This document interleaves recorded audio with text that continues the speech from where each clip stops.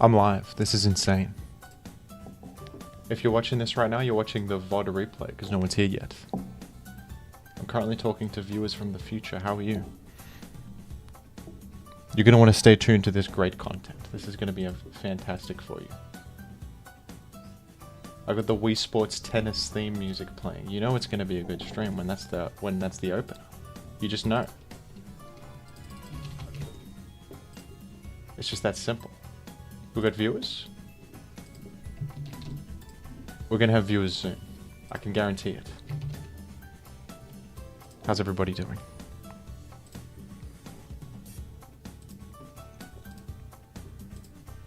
You guys enjoy Pokemon? I play Pokemon on this YouTube channel in various different circumstances. It's hard to believe, I know.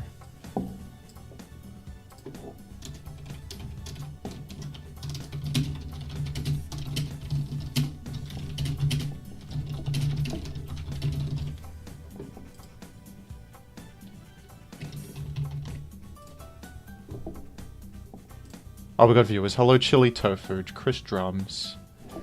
All the fans are here. Jim, do you like Mapo Tofu? I think I do.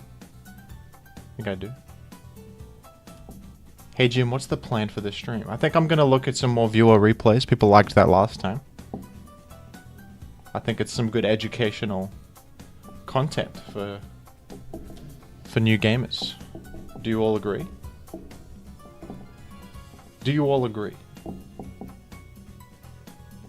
Thanks for getting me into Gen 3 OU. It's easily the best format I've played. I agree. It's the best format. It's not even close. You don't like the lack of physical special split? I'm neutral on it. I think it's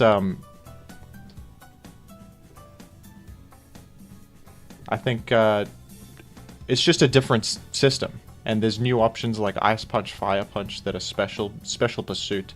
There's a different set of options. But what's more important is that, you know, Gen 3 doesn't have a huge amounts of power creep in it.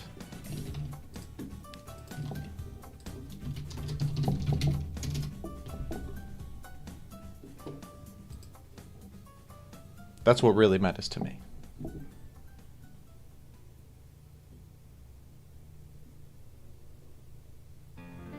Everybody's in the chat. Absolutely everyone on Earth is in the chat right now. How did you all get here?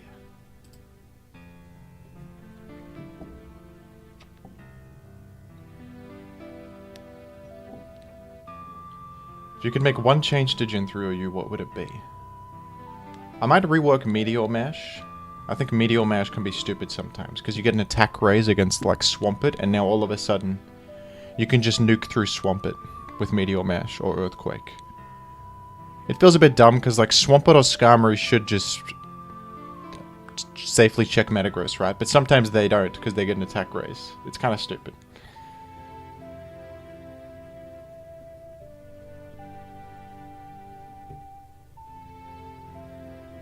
I was watching your Goldengo video and now I'm here. Well, welcome. Goldengo sure is a Pokemon. By the way, folks, check this out. I've created some new emotes. Have I got my own emotes? Look at this. That's the Iron Mugulus emote. Can you believe? Look at this. We got the Iron Fellow emote. And of course the old money. They've infiltrated my channel, and the only way to gain access to these emotes is to become a member. And you can use these on my comments too, folks. You could say like, nice video, Jim. Great analysis. And then chuck an Iron Mugulus at the end. It's beautiful. You know, for example, that's an example of a comment you might leave. Isn't that great? Look at that. So, and then in the chat you can say like, great stream, Jim. Nice gameplay. And then you just put in like an Iron Fellow, you know?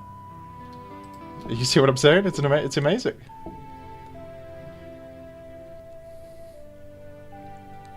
Oh, we've already got a member. Thank you, Better Metal Snake. Look at that. And look next to your name, you've got a little Iron Fellow badge, folks. Isn't that beautiful? Iron Brian when? I've only got 4 emote slots. One of the emotes is me as a child making a face of concern. But I've only got 4 emote slots right now, but as I get more members, I can actually get more emotes. So if you guys become a member, I can add like Iron Brian and everybody.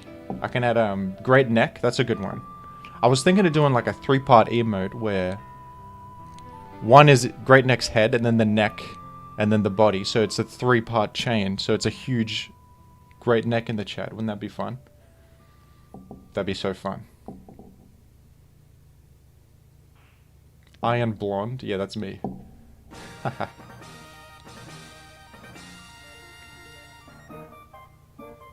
Do you go outside? I do go outside, but... I understand you might think otherwise.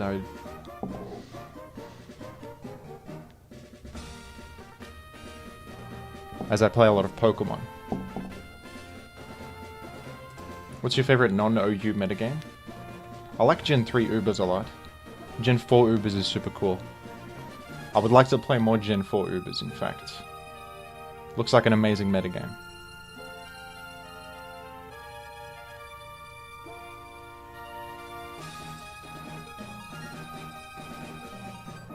I did do the Gen 3 draft. Let me turn down my mic a bit. I think I saw myself clipping. I did do the Gen 3 draft league. And I lost to Pokology. And some dude who used Piloswine as a Tyranitar check destroyed me. I got destroyed in the Gen 3 draft league. Didn't make it out of pools. Last time I got top 8 though, in the one before that. I got an amazing draft. But yeah, I was playing Gen 3 Ubers on the ladder, yeah. Where do I send the replays? Send them on my Discord, folks. There's no way I can get through all the replays that you will send me, but I'll just pick them at random, I guess. If that's alright. Let me send a link to my Discord here. Just send me a replay and at me, and then also tell me which player you are. And, maybe a brief description of the replay as well.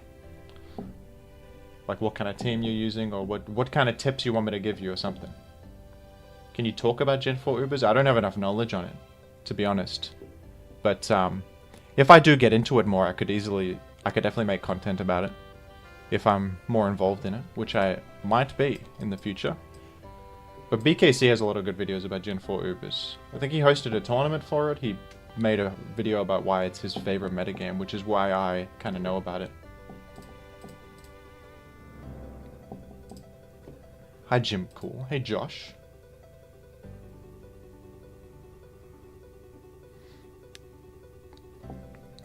How about Gen 9 UU?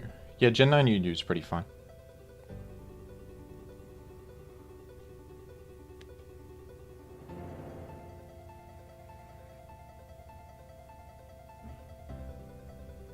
I haven't played Gen 9 OU in a while, but Alolan Muck was pretty good in my experience, because you can actually poison touch stuff. And you're a decent check to the ghosts and the fairies. I think like AV Muckalola is pretty good in Gen 9. Send it in the ADV, or in the general's fine too, I guess. But there's this channel called ADVOU. That would be more convenient.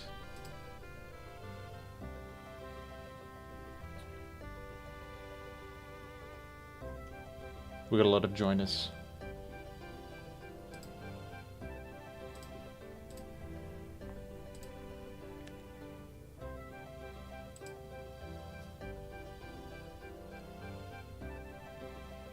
You got great neck evidence. I did see that. That's helpful to the greater population. That's going to be very helpful.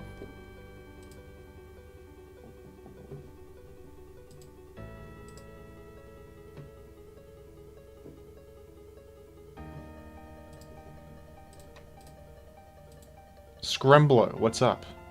You've become a Jimothy member. Welcome to the Jimothy Superfan Club. Look at this. Look at all these great emotes you have access to now. If you guys become a member, you too can have access to these incredible chat emotes and YouTube comment emotes. We've got 0. with the Gengar.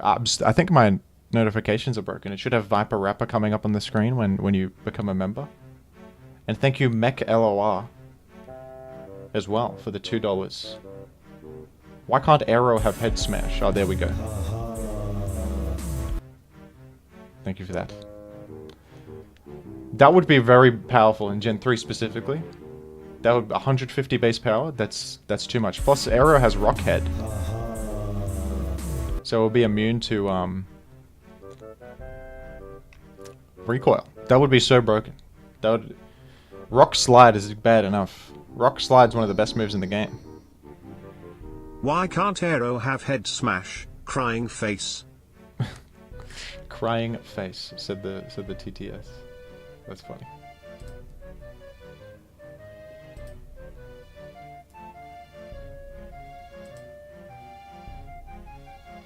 I thought Rampardos did have Rock Head. Who's the guy with Rock Head then? Like Bastiodon or something? One of those rock types has Rock Head, right?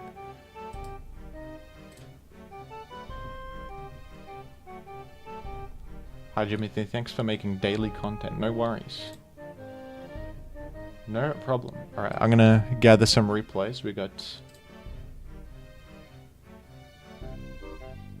some replays here.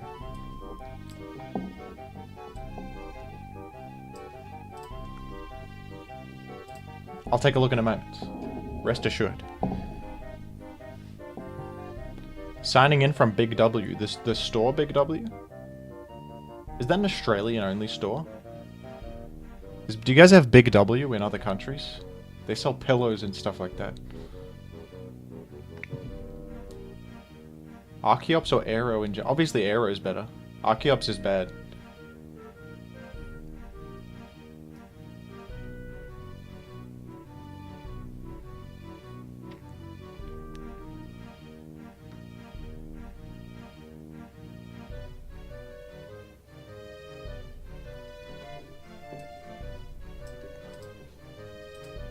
I've got 4 replays lined up, folks. Thank you. Will we ever get a sequel for Borat Chess? That's a deep cut. I don't think we're ever getting Borat Chess ever again. That's a bygone era. No, we've got Walmart and Target. Australia does not have Walmart, but we do have Target. I feel like Walmart, whatever company owns Walmart, probably owns a store that is in Australia. It must be, but I don't know if that's... or it's been localized somehow.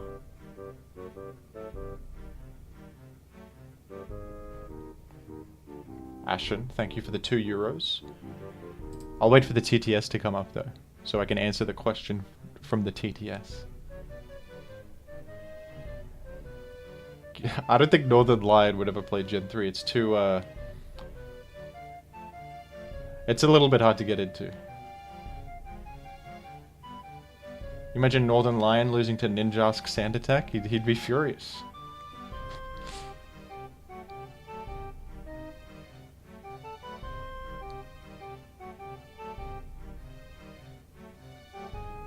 I love those emotes, Zero. Do you say screeny or screenshot? I've never said screeny, but that's pretty funny. I might start saying that now. Screeny. Send me a screeny, real quick.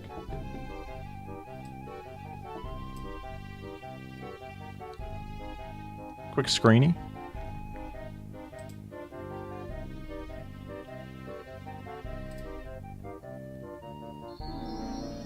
There's the TTS. Sorry for the delay there. HP fight over HP fly plus ace over DH on Aero.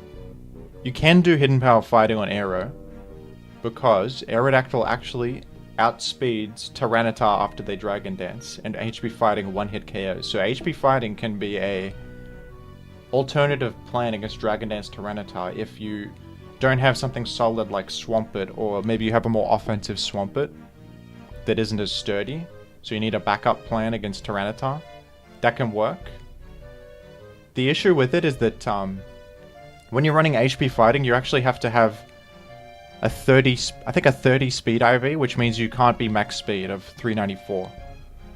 Which kind of sucks, because then you can't speed tie with enemy Aero or Jolteon, so you have to speed creep down a little bit and not be in the maximum speed bench speed tier, but it is worth it actually on some teams. It's a really, really good way to cover Tyranitar on teams that can't afford to run something sturdy against it. Aerial Ace, I think it sucks.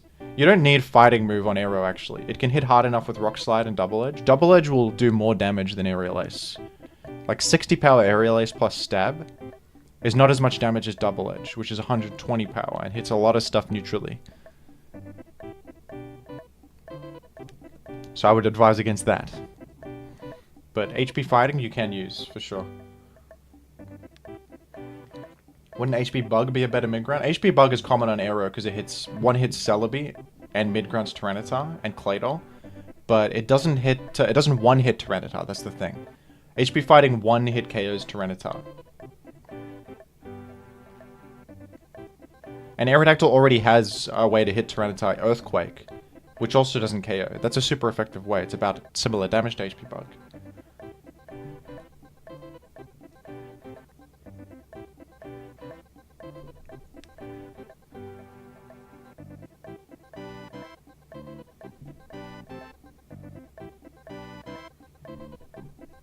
Hey Mega Kirby, how's it going?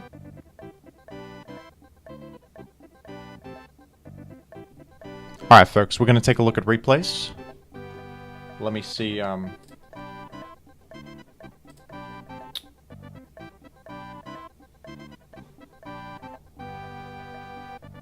assuming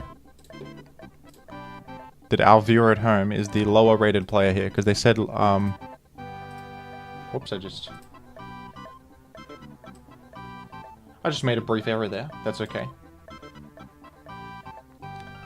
I'm assuming this Ramboed is the viewer at home. Let's take a look at what they've cooked up.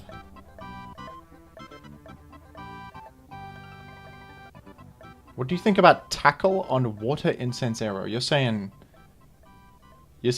random words. I think it sounds great. I think that sounds smart. Okay, let's take a look at this replay, folks. We've got a good old Skarmory lead versus Zap. And a switch out to Bliss. I feel like I'm seeing a lot more Light Screen Zap. And this is what Light Screen Zap enables, is the Doug Blissey trap. Because now Doug can live an Ice Beam. From Blissey. Blissey often runs Modest to one-hit Doug.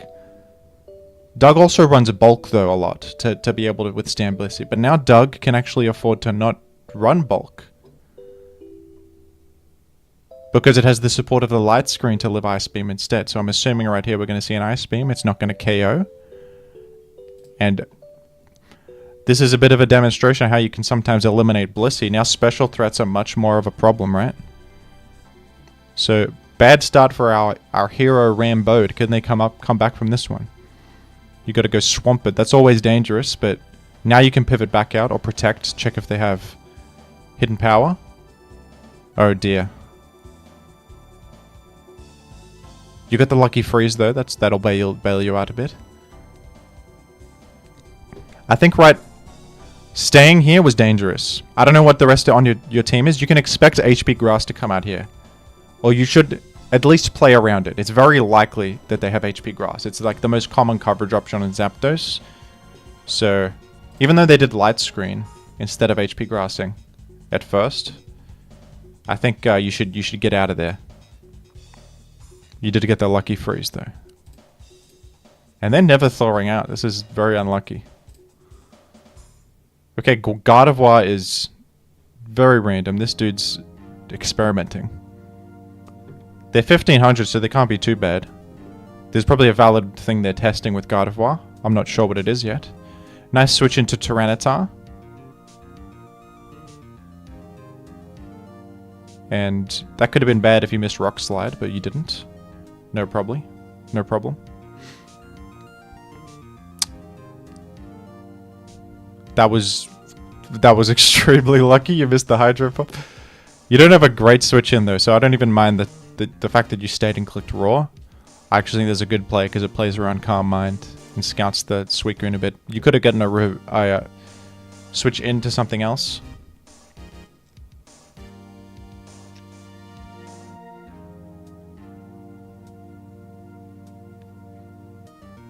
And Suicune's back. You probably just have to sack Tyranitar once again.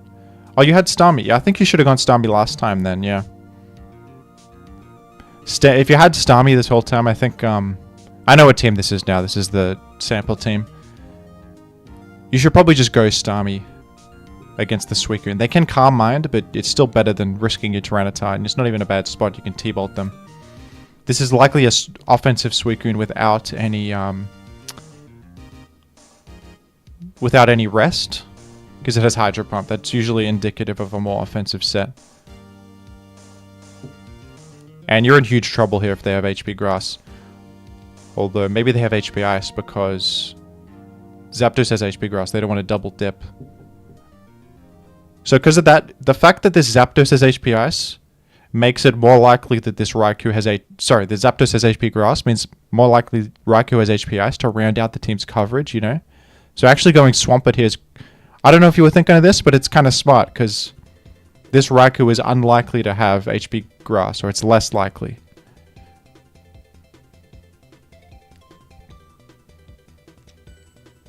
It could still have HP Grass though. It does.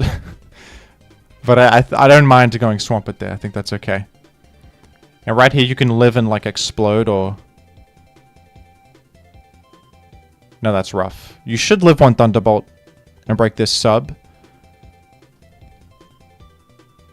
Calm Mind is so greedy from them. But actually that might win them the game. I think they've won now with Raikou. Unless a miracle happens. I don't think you can live this T-Bolt. No. Starmie speed ties with Raikou. That's the only chance. You can maybe finish it off with Hydro Pump. Might still be enough damage. Yep. You should have done that first. There's no reason to go Tyranitar first, because this just kills you in one hit. There's zero reason to not go Starmie immediately and go for the speed tie. So that was a misplay by you. You should definitely do this first, because you have to do this anyway. Tyranitar never lives that. And Tyranitar could have been useful against, like, the Zapdos. Or just as a sack or something. Oh, you've modified the team to have Hidden Power Ground on it. Now that's funny. So that actually allowed you to... Funnily enough, that won you the game, because it allowed you to chip down the Metagross enough for Starmie to finish it off. And also, in a way, played around Explosion, because if you stay in Hydro Pump, Metagross could just Explosion. But if you go Skarmory, chip it down that way.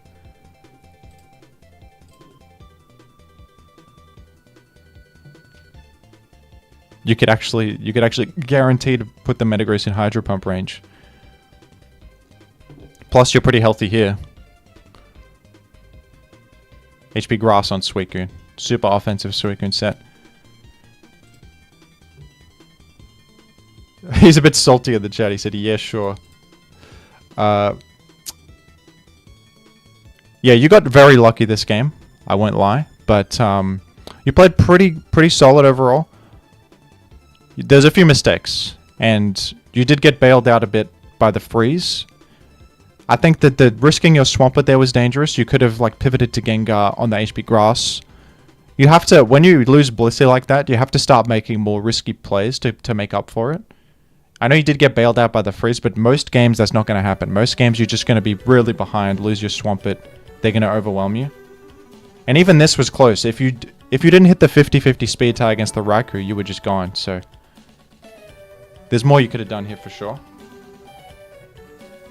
Back here, when the Raikou comes in, you can actually go straight to Tyranitar and click Roar. Because they're going to sub, they lose health, and then they Calm Mind. Worst they can do is Thunderbolt you, which you live. You can actually Roar them out. Next time they're coming in, taking Spike and stuff. Tyranitar can be a decent... I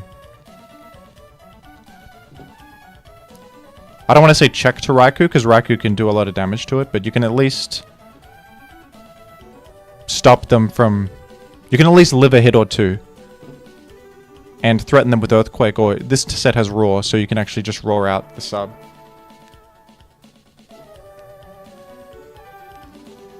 Ashen asks, are replay reviews only for patrons? No, I'm just doing them at random. Maybe I should make it a patron thing. But I want to just for sure have replays on hand, you know? In the past when I've done stuff like this, people just don't send replays, so... Or teams.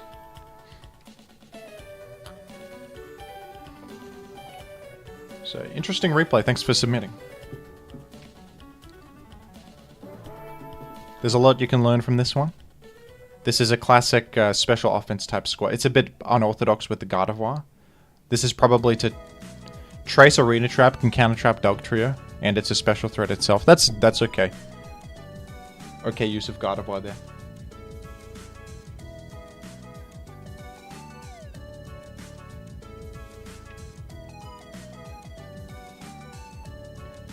Do you ever think you'd do a Guess the ELO series like they do in chess? That's a good idea.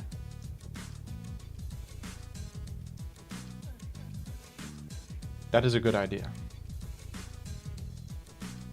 If I knew you were doing replays, I would have saved one. Well, this just goes to show, folks, you should always save your replays and look back at them. Are replay reviews only for Patreons? Yeah, I answered that before. Thank you for the donation. Thank you very much. If you'd like to send a replay, I'll take a look. Yeah, you should always save your replays and look back at them. It's the best way to learn, is just to look back at your gameplay and see what you're doing wrong. Don't save every match you ever do, but save like important ones where you lose and you're not sure why. Save the replay and look back at it. Alright. Let's take a look at this one. Who's the gamer though? Circadian TH up against Stretch and Smash. You've hit 1429, not bad. Not bad. One sec, folks, let me modify this text.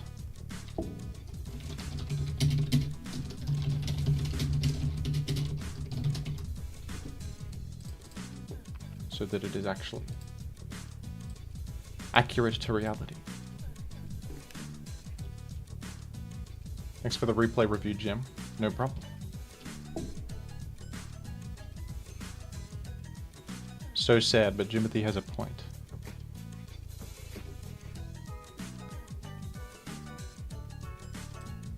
I always have a point. I'm smart. I always make great points. I'm one of the smartest people.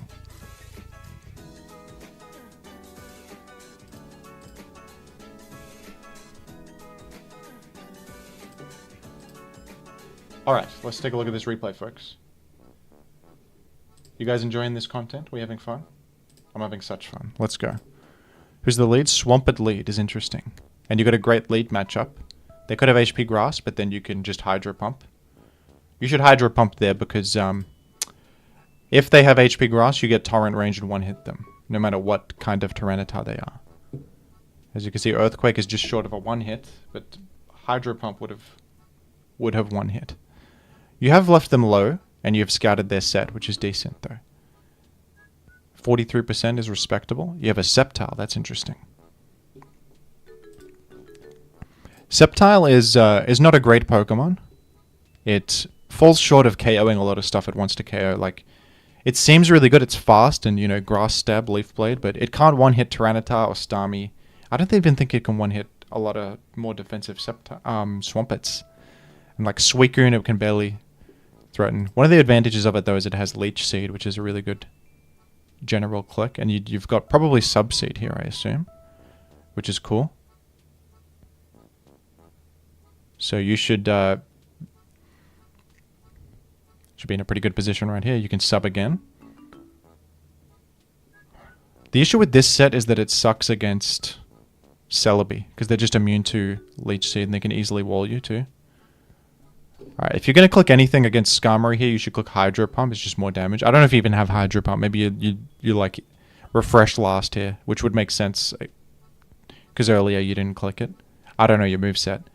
But I will say, if you have Refresh here, it might make more sense that you're staying. I was about to say Toxic is a huge threat to your Swampert right now. If Swampert gets Toxic, it's kind of a disaster, because then Swampert can't check like an Aerodactyl or a Tyranitar or a Metagross or a Salamence they might have. It's always dangerous. But nice switch to Skarmory there. Oh, Thief Skarmory is cool. This is an interesting set. You run no item on Skarmory and you run Thief to steal leftovers from something important. You steal leftovers from Moltres, now they're taking Sand Chip, see? Pretty useful. Or you imagine doing that to Blissey or an enemy Skarmory, now they can't chip heal. It's always pretty nice. It's a pretty nice set. I like it.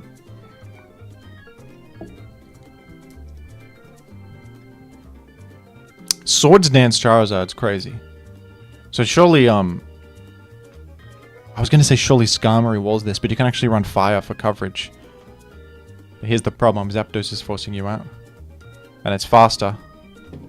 Oh, they went for the greedy agility though. So you can tell folks by Sandstorm order who's faster. I'm actually clipping the battle chat here, but in the battle chat it says like Zapdos is hit by the Sandstorm and then Charizard's hit by the Sandstorm. Because they get hit by the Sandstorm first, you know they're faster. That's whoever gets hit first is faster. That's same with leftovers. Whoever heals from leftovers first is faster. So a huge throw by the enemy. What are you agilitying? Insane throw. One of the most insane throws I've ever seen. Oh, and that sucks. Skarm would have absolutely lived. That's an unlucky... It might have even been a high roll. This Skarmory takes about 40 from most Swampert Hydro Pump.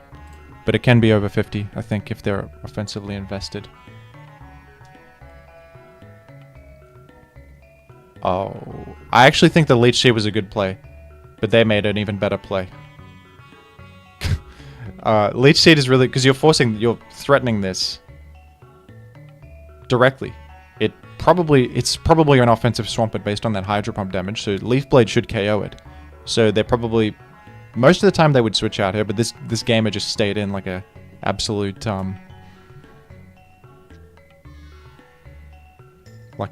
fearless entity. You got the Carmine Suicune, and they have the perfect response, the Celebi. This is unfortunate, plus it's faster, as most Celebis are.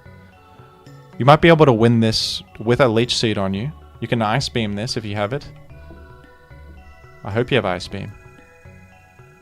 You do, but Skarmory intelligently came in to tank it. I would say Carmine is not advisable there because they can roar. You might have been playing around Protect actually. That's smart potentially to pressure this a bit. And now I imagine you rest. Rest right now for the fans. Insane rest for 1 HP. You're all the way back. This Suicune is looking great. The problem is Skarmory or Moltres come in for free and can roll you out.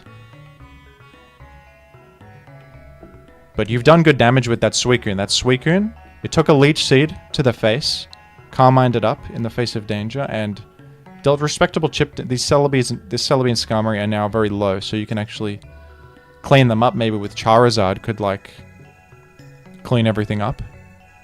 Or something. Maybe your Suicune comes back in later. We'll see how this goes. You might have been trying to nail the Moltres coming in there, but they know you're set now, so Swampert simply walls that Charizard.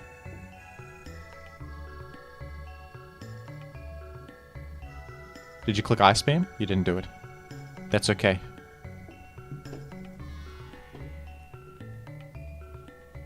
And you have a Jirachi. That's a great thing to have right now.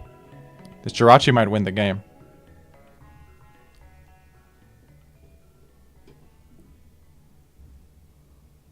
Oh. It's probably a defensive Jirachi based on the fact that you just selected Wish. And you can heal this up. If he clicks Giga Drain though. Oh. Psychic also KOs. Do you win this? If you win this, that would be remarkable.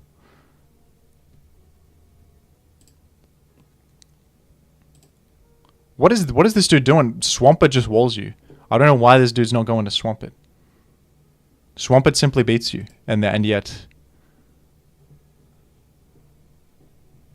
the enemy has failed to. Now they're going Swampert. That was a weird sequence.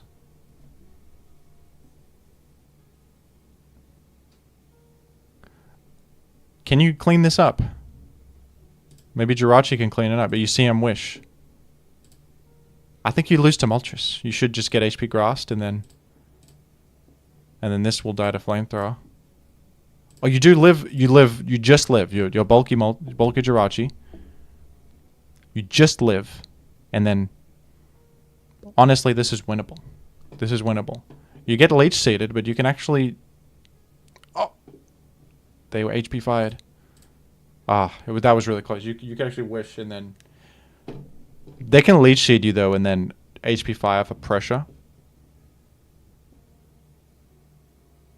That was almost winnable. That was a close one. Alright, I'm going to be honest and say that the team is kind of all over the place. You got... I would not advise a physical Charizard set. Charizard's greatest advantage is it's the ability to threaten a wide portion of the metagame with Fire, Grass, and either substitute Focus Punch to hit, Blissey and Tyranitar, or Beat Up to directly hit Blissey. This set doesn't really do that. It gets completely walled by Swampert. So if you're insistent on running a physical Charizard set, you need support for it to enable it. So you would need some way to lure in Swampert, which could be like, I don't know, mixed Metagross with HP Grass, something like that. You can run some crazy team around physical Charizard, but the advantage of Charizard is that it's self-sufficient, right? Charizard on its own doesn't need any support with a mixed set to actually threaten a lot of things. This set requires support.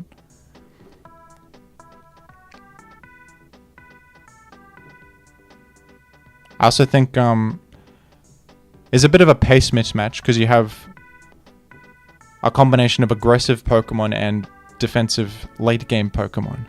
But you should go in more one direction or the other direction. Maybe like you can support a Carmine Suicune game plan. Skarmory fits.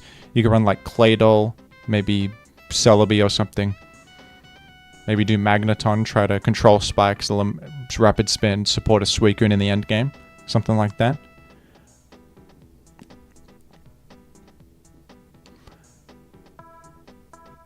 The team was surprisingly not as bad as it looks though. It was actually this could have been winnable. This is a pretty standard team and you're in a reasonably winnable position. And if you made a couple different decisions, it could have gone a different way.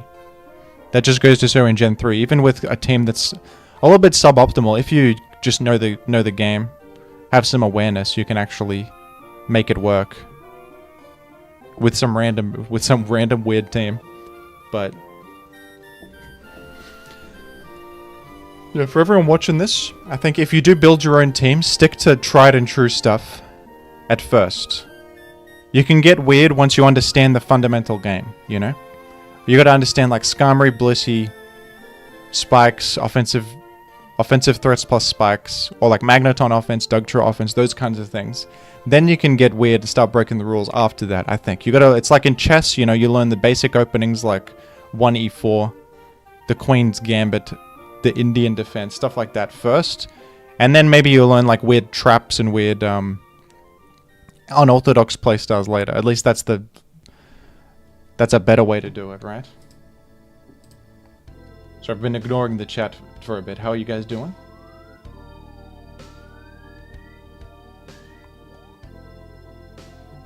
Any Vienna Gambit gamers? You gotta learn the conventions before you can break them. Exactly. Exactly. That's a good way to put it.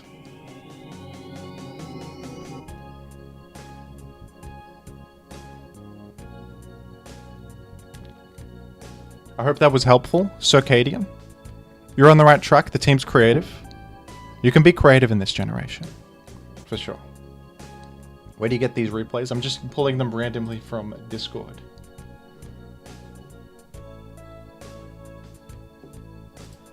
Team is lacking Butterfree. That's true. That's really true. If there was Butterfree here, I think it would really round out the team.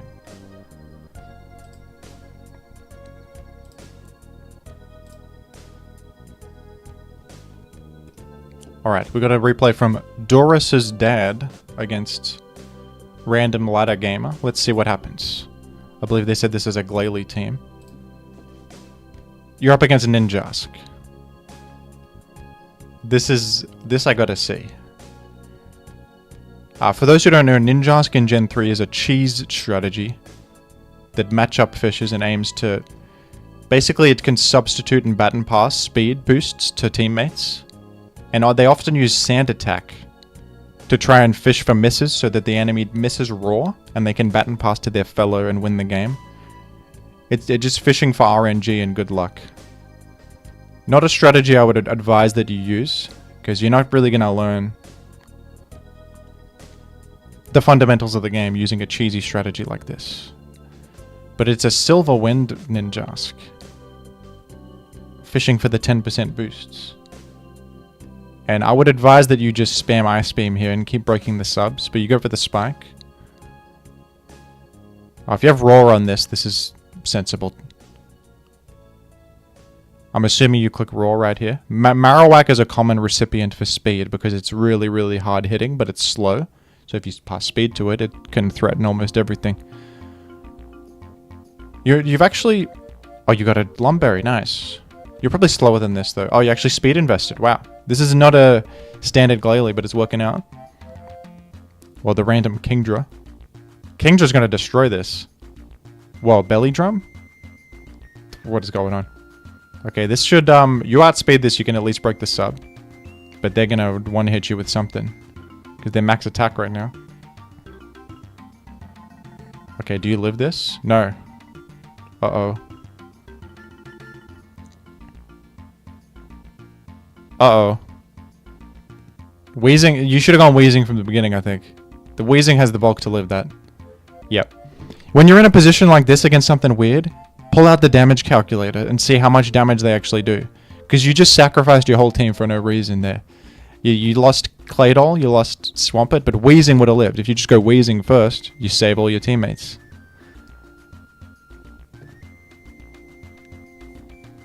And right here you can explode, or Pain Split's also great. Look at that. Pain Split's really good on Wheezing against high health targets like Snorlax and Blissey. And Wheezing, one of the advantages of it is it's great against Snorlax. Because it has Will-O-Wisp and high defense.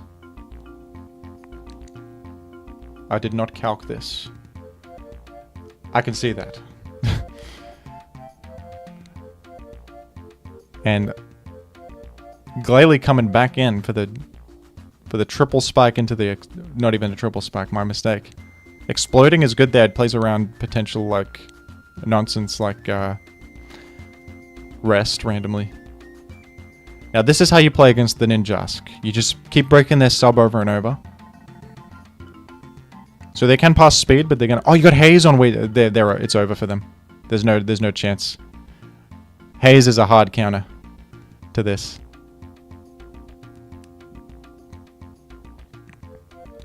They can resist... I think Wheezing should 1v1 this Marowak, but it actually... It's got flinch chance. Oh, no. Uh-oh. Oh, God. Don't flinch down the Wheezing. Don't Pain Split here. It doesn't work. Okay, you should live a Rock Slide. Ah, you dodged one. That's karma. They deserve it. Okay. Now do you Pain Split? Haze. Insane. Absolutely insane. Ninjask gamers are in shambles right now. This is incredible.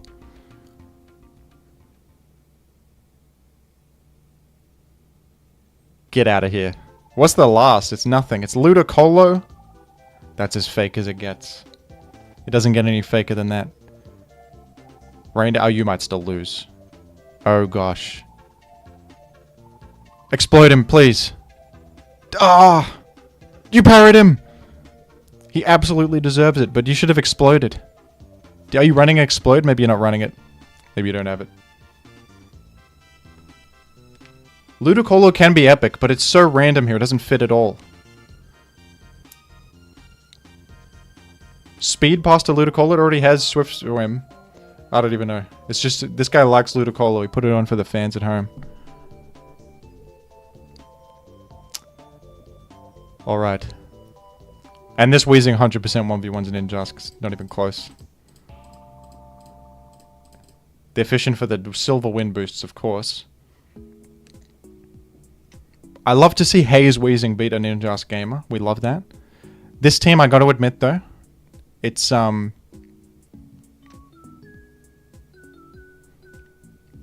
think with Glalie, the advantage of Glalie, it gets spikes up very early in the game, which is something that not a lot of Pokemon can do. It matches up pretty well against common leads, and it can make spikes and actually threaten them, get some momentum going. And you want your whole team to take advantage of that. So you want stuff like Aerodactyl, who is just immediate offensive pressure, faster than everything, keeps pressure up, forces switches with spikes. I think Aerodactyl is almost required on Glalie teams, because it's just that good with Glalie. The synergy is so good. Kingdra can work, but the problem with Kingdra is you just invite in Blissey. They didn't have Blissey here, so you tore them apart with the Kingdra. But it's kind of a good matchup, right? You want things that can threaten like all the common cores at once. Like, I don't know, Mixed Salamence, for example, can threaten Skarmory, Blissey, Swampert, Tyranitar, and force them in, rack up spikes, chip damage, stuff like that. Kingdra actually just gets walled by Blissey, which means it's limited in that way. Yeah, so on a spikes offense team, you want things that threaten a large portion of the metagame at once, forcing spikes, chip damage. I would say Kingdra doesn't really fit with that, nor does Claydol. Claydol is sort of a mid-game to late-game Pokemon, because it's trying to rapid spin, which stabilizes you, and it benefits defensive Pokemon like Suicune, Celebi, Blissey.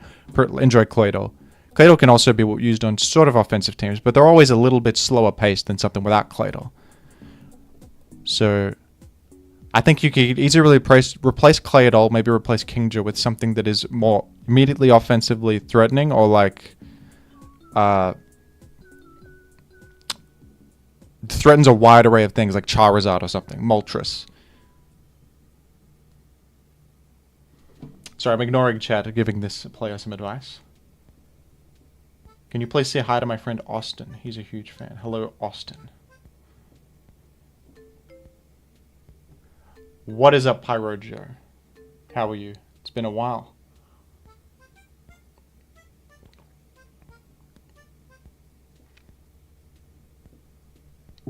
Pyrojo has a net worth of $1 million in TF2 hats. That's a fact.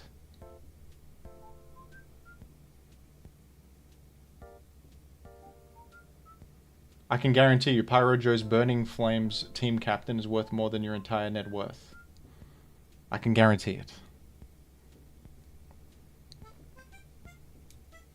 That might not be accurate. I'm making things up, folks. I'm being funny. I'm being a jokester.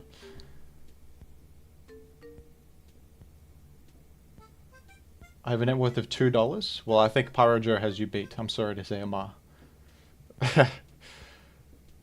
I just brought this replay because Weezing popped up. Weezing could fit on this kind of team, honestly, because it has like explosion and a lot of coverage and good defense. It's like it can turn defense into offense because of explosion and the coverage and stuff like that. It could work. You could chuck Weezing on a Glalie team, maybe. I could see that. This team, by the way, can be used in the BL challenge because you got Glalie, Kingdra, Weezing. They're all BL or lower.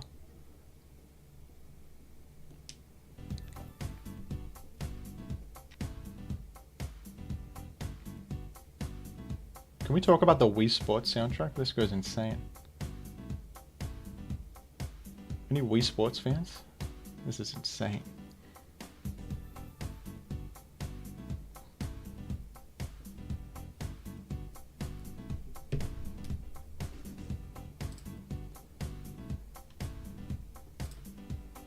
Do you think Rain teams can work in Gen 3?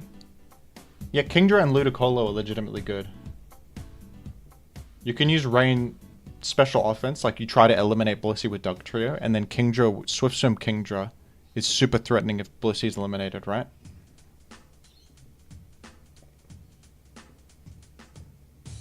What's the best weather in Gen 3? I mean, obviously sand, right? Because it's instant and permanent. Other than sand, it would be probably rain. Sun is not... Like, sun Pokemon... Sun can be used purely to clear weather, which can enable, like, Snorlax and Suicune and stuff to chip heal. just use Sunny Day to remove Sandstorm. But actual, like, Exeggutor's not bad, but it's not as good as Kingdra. Kingdra's way better than Exeggutor. What's the best weather in Ubers? I mean, rain and sun are both great. It's actually kind of, it's like really close between rain and sun in Gen 3 Ubers. I think I prefer sun, personally, because what's nice about sun in Gen 3 Ubers, it nerfs Thunder's accuracy to 50. So I really like preventing the enemy from spamming Thunder, because Thunder is just so strong and it has that 30% power chance. It's really nice to nerf Thunder.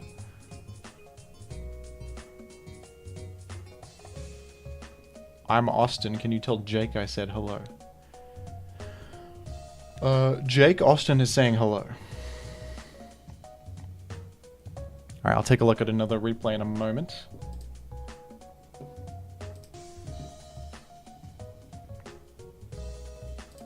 I actually have to be right back for a second, folks. But the Discord is not only for patrons. You can just join. I'll put the link in here again. I'm probably not going to get to all these replays, folks. Let's be real. Otra could have an exclamation command. I've never set up any bots on YouTube streaming before. I had them on Twitch. I should probably do that. That's smart. What's up, I'm a Blissy? I was watching your video earlier. You might have seen my tweet. I was kind of just passively listening. You're talking about, you know, RNG manipulation and all this stuff and the odds of encountering certain Pokemon. And then out of nowhere you said that you had to create a prosciutto sandwich to increase the odds of Iron Hands having a 0 speed IV. And then that pulled me out of my trance and I said, what is this person talking about? You have to make a prosciutto sandwich in this game to get a competitive team for VGC? Am I hearing this correctly? Okay, well you gotta stop saying balls in the chat. We're gonna... you gotta cut that out. Thank you for coming to the stream, but you can't be saying balls all the time. Don't be doing that.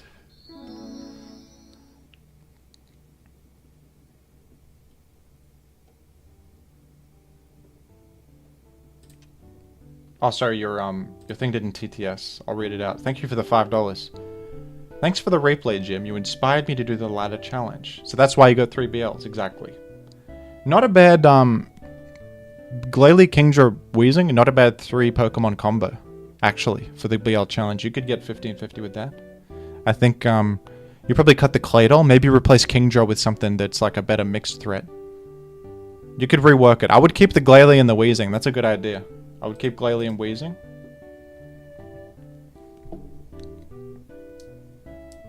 Can we say balls some of the time? Yeah, you can, but don't be saying balls back to back constantly. That's I can't say that's allowed.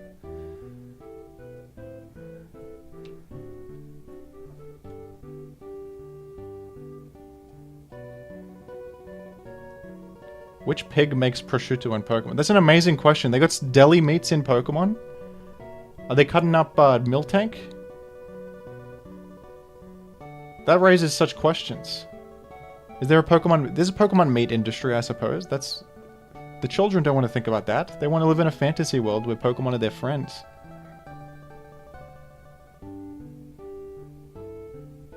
Everyone's always talking about the reason they don't allow genning in VGC is because you have to have a strong bond with your Pokemon that you trained up to reach the Pokemon World Championship, and that's inspirational. Well, no one talks about all the Miltanks that were killed to create the beef sandwiches to feed my Iron Hands to get him the IVs. No one talks about the Miltanks that have to suffer.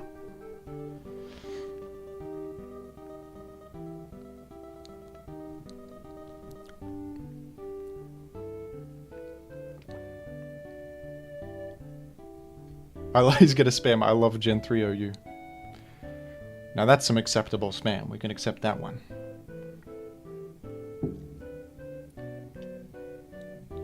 Don't forget the Pokemon slaughtered in Terra raids. Exactly.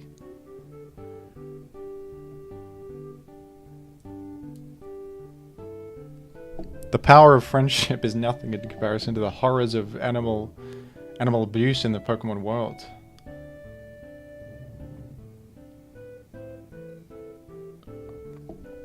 Oh yeah, Kara was saying something. What's going on?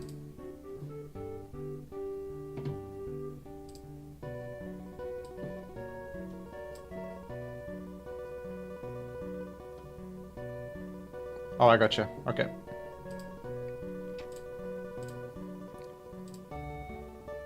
I just know Gyarados would go hard in a stew. You can't say that. That's messed up. Do you think it's hard to be a vegan in Pokemon? It's probably the same as... They probably got tofu and stuff in there. In, like, beans. You can live off rice and beans. But then, aren't Pokemon integrated into society where, like... Would veganism extend to then you can't use, like, a Machamp for manual labor? Or you can't use, like... I don't know. You can't... You know, there's more questions. There's more moral quandaries in the Pokemon world.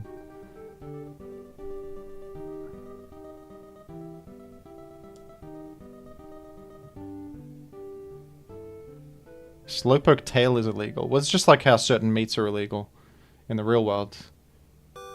I guess. Maybe Slowpoke is like an endangered species or something. I don't know.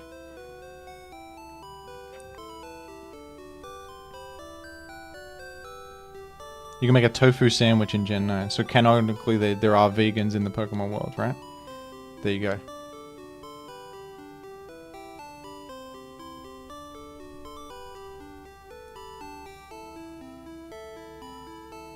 I got muted from Showdown after causing a major Pokemon milk discussion. Oh dear. That's terrible. The Pokemon... Not that you got banned. I agree with you getting banned. Don't be starting Pokemon milk discussions anywhere, please. That sounds yucky.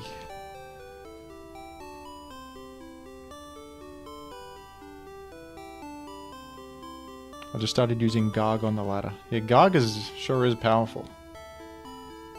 I don't know how they got Donkey Kong inside of that pyramid, but... we made the same joke at the same moment, Pyro Joe. Who is the Garg of Gen 3? I don't think there is one. That's the beauty of Gen 3. I don't know if you can... You could say there's a Garganical of Gen 3. Maybe Celebi? Because Leech Seed is kind of like Salt Cure, I guess. Not really.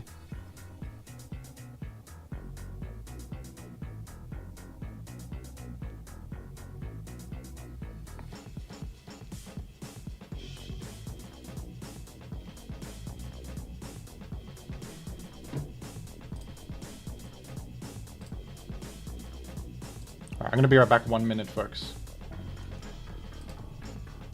Just a moment.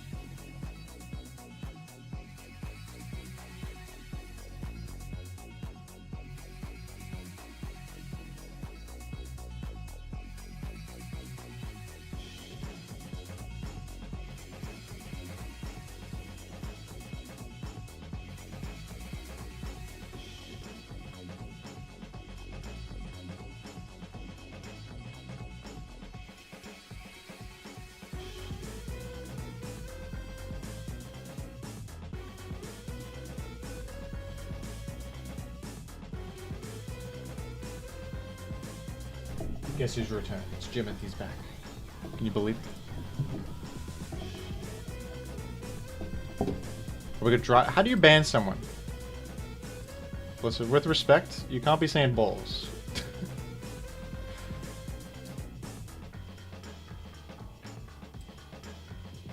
As if there's no ban button here. I can put you in timeout. That's not what I want.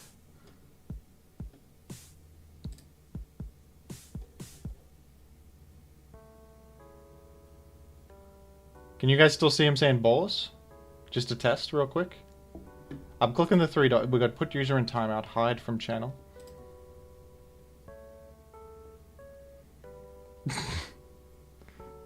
There it is. That'll work, I hope. Okay.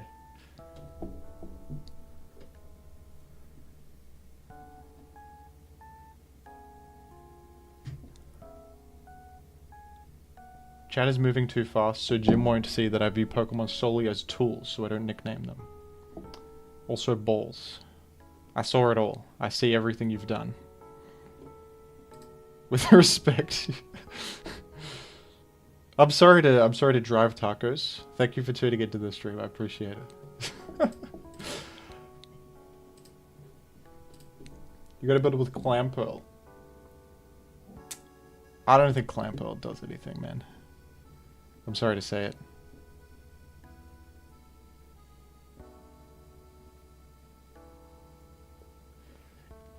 It's got the deep sea tooth. That's great.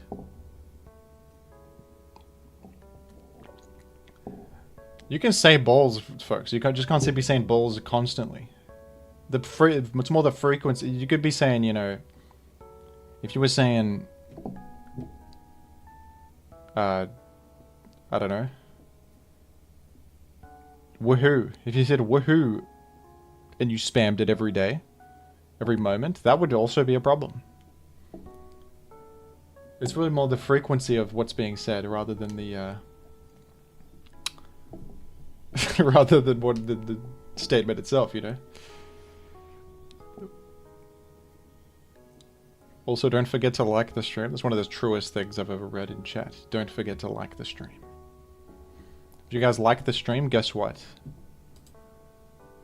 You're going to shield yourself from Iron Mugulus here. Iron Mugulus is a villain. They hate people who aren't subscribed. They hate people who don't like the stream. Plus, if you become a member, you can get this great Iron Mugulus emote and also these emotes. You know what I mean? Hi, Mega Scizor 32. What's up? Alright, next replay. Let's take a look at a replay from a new Gen 3 player called Egabubu8E, who has reached a 1259 rating. Not bad. Good work. You got Aero Lead. I like Aero Lead. It's unorthodox, but I think it's pretty good. It forces out Zapdos. Probably forces out Salamence too. And can even sometimes force out Tyranitar if you're threatening HP fighting. If they play safe, they will switch out. Most good players would switch out. Okay, Aerial Ace. What is this turn? What is this turn 1? You just used Aerial Ace and they used Hidden Power what? I think Hidden Power Rock? For accuracy? You shouldn't be using Aerial Ace on Aerodactyl. Double Edge is going to do more damage than Aerial Ace. HP Flying is usable, but often you want like a coverage HP Flying. You want Hidden Power Bug as a common one to hit one-hit Celebi, and mid-ground T-Tar and Aerodactyl and Claydol and Starmie. HP Bug is really useful, but HP Flying is good for stab that also hits Celebi and fighting types. Aerial Ace, I don't think there's any real reason to use it. Double Edge is more neutral damage. And that crit did heaps of damage though. Not the end of the world though. This arrow is still going to be very threatening. Aerial Ace is still doing good damage. It's just a slight optimization. Now that's unfortunate. That was an unfortunate sequence. They went Gengar on the Breloom. And it was all over. I hope you have spikes on this team to take advantage of Aerodactyl. Spikes plus Aerodactyl would apply a lot of pressure here. The enemy has done one of the worst focus punches I've seen. You surely have Hydro Pump or Ice Beam. You must.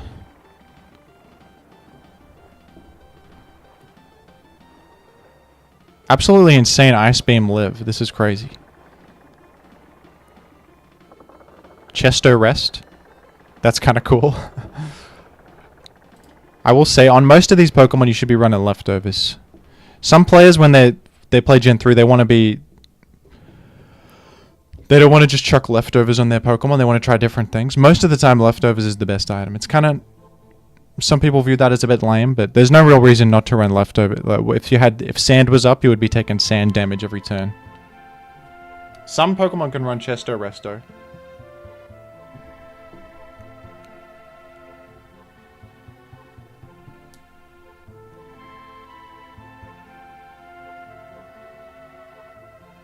And you could go for the speed tie there. Aerialis will finish that off.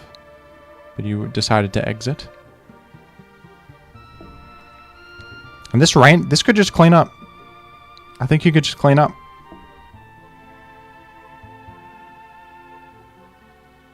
The enemy also hates leftovers. They don't have leftovers on anything.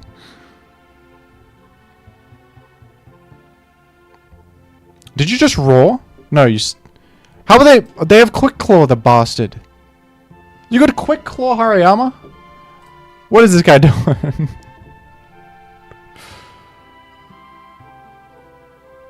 Quick Claw Rest, I can't believe it. It didn't even do it. Of all things... This... They just Quick Claw hidden powered you. This is... I hope you have HP Grass. Of course, you focus punching for no reason whatsoever.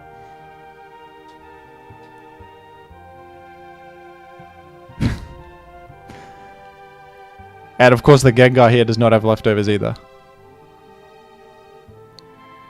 I hope I don't sound... everything here is ridiculous. Every single set is crazy. I don't even know what to... I can't provide any real analysis. This is just all...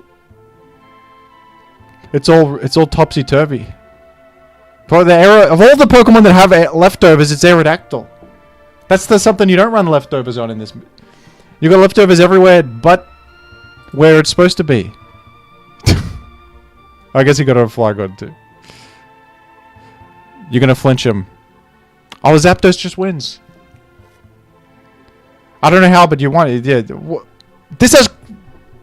Okay, your Zapdos are just really slow. But you lived Dragon Breath.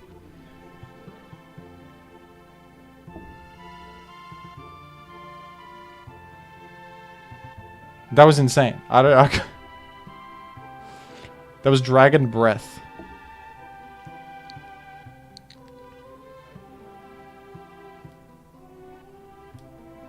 I don't know what to say about that one. You're on 1 health. All I can do is take a sip of this water.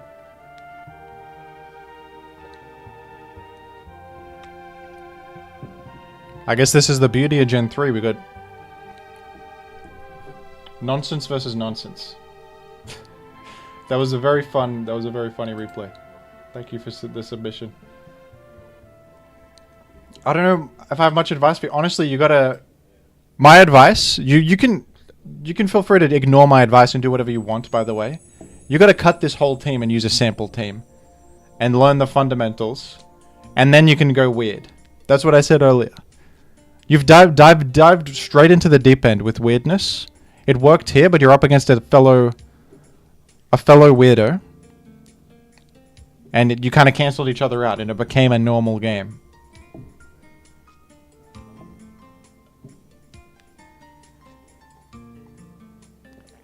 But you will likely ignore what I'm saying, and just do whatever you want, which is valid. But my advice is use a sample team. Learn the metagame. That's my advice.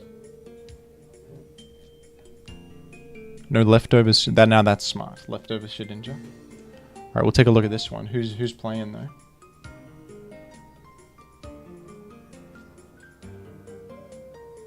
One sec. I gotta reverse engineer who. Oh, someone has a replay against a Mead in here. I'll look at that one. Mead is a known player. That's fun. Regirock lead destruction. Okay, whoever has the Regirock lead is our gamer. There it is. Regirock lead is pretty cool. It matches up well versus Zapdos. And it has an advantage over Tyranitar. It's not times 4 weak to fighting. And it has a lot more defense. It also has access to Explosion and Super Power. And I guess Tyranitar also has Thunder Wave, but it has Thunder Wave. So Regirock has some merit. Most of the time, Tyranitar's going to outclass it, but it's a pretty good lead, actually. It has a lot more bulk than Tyranitar. It can live more things and do a lot. And the Focus Punch from the enemy, I'd sort of respect it, but that was a poor choice. And Dug Trio is not the way to go. Regirock is going to live this very easily. So Regirock is already putting the enemy in shambles a little bit. They don't know what to do. Aerodactyl is not KOing. You can Thunder Wave this. It's so over. This is Regirock is going perfectly here. It's the hard Dugs. Yeah, hard Dug. If you see Regirock, I would not advise going straight to Dug Trio. That's inadvisable. This is a lesson in how not to play against Regirock. Look at what Regirock just did. It killed 2 Pokemon for 1, plus it damaged Tyranitar. Yeah, Regirock is better than it looks. Regirock is decent. And that's a nice trade. Just like in chess, folks, if you're up on material, it's good to trade. It's better for you to trade. The enemy has less Pokemon, you got more Pokemon. Trade your Snorlax for their Salamence. Go for it.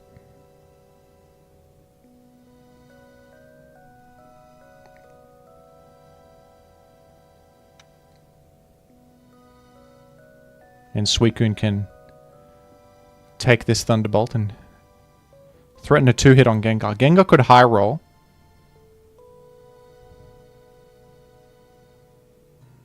Though. I don't know what to say about this one at this point. You've won for sure. You just explode again. And then you should very easily just finish off this low Tyranitar. Just explode. Alright, now you've... there's now a chance you lose. You did it. Because Metagross is faster. That was kind of cool. That's a little bit of a showcase of what Regirock lead can do. It matches up well against an enemy physical Tyranitar. It's one of the few rock types that is not that threatened by Dogtrio. Earthquake's doing nothing. And even the subsequent Aerodactyl can't finish it off. The enemy did have Celebi, though. Maybe they should have gone Celebi, right? Or even Gengar. Honestly, terrible matchup for them against Regirock. I think the Regirock looks great in this matchup. Alright, thanks for the submission. Pretty cool team, like a boom spam type thing. I imagine maybe Magneton last would make sense here. You can go somewhere with this. You might need to tweak it a bit in your own testing and whatever, but the structure is pretty solid. Like, these Pokemon work well together. They're commonly used together. Snorlax, Suicune, Metagross, Salamence. Regirock, like, often this is a Tyranitar instead, but Regirock can be used. It has its little advantages. And what's cool is it doesn't make sand, which usually is bad, but for this team, sand is actually bad for Snorlax and Suicune, right? Suicune and Snorlax don't want to be sand chipped, so in that sense, it's your team, Jim. I totally forgot. It's my own team. It's my own Regirock team, folks. Yeah, it is Magneton. I was critiquing my own team. No, wasn't I calling it good? I called it good. And I was right. Because I'm smart. I didn't know it was my team. I totally forgot. I totally forgot I made this. Okay. So Mead is a good player, folks. Mead is the person responsible for getting multiple things banned. It's kind of funny. Cacturne used to be allowed in Gen 3. It had Sand Veil. It wasn't banned for years, but then Mead came along. I remember him on the ladder spamming Cacturne. Got an absurdly high rating. Because Cacturne just has evasion in the sand. And it's immune to sand, and it can just spike up. And It just dodges rapid spin and it dodges like ice beam and stuff that hits it. It was stupid. Cacturne was broken. So this Mead is partly responsible for Cacturne being banned and for the Baton Pass restrictions. Mead was using like Mr. Mime Baton Pass, which could create an infinite Baton Pass chain because you can't raw Mr. Mime, it has soundproof. And then when Mr. Mime got banned, Mead said, alright, let's use Hypno. Because Hypno has Baton Pass plus Reflect Light Screen plus Hypnosis plus Taunt. That can also keep the Baton Pass chain going by taunting the enemy from roaring you. So you just speed pass to Hypno, Baton Pass to something else to get defensive boosts, Baton Pass to like Marowak and win. So Mead has broken the game multiple times. And the reason like so many stupid things are banned is partially because of this dude, which is kind of funny.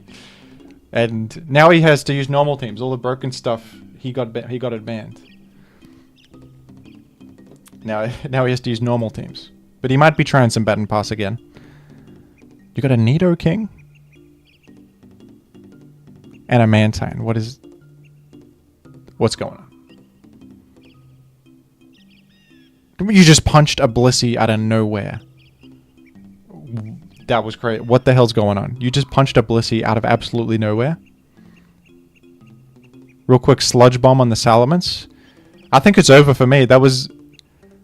Mead has never seen Nidoking in their life, and... that is... Wait, what does even happen? How did that even just happen? Why did he... I can't explain to you why he went to Blissey there in particular. Or why you clicked Focus Punch. Like, I'm not even sure.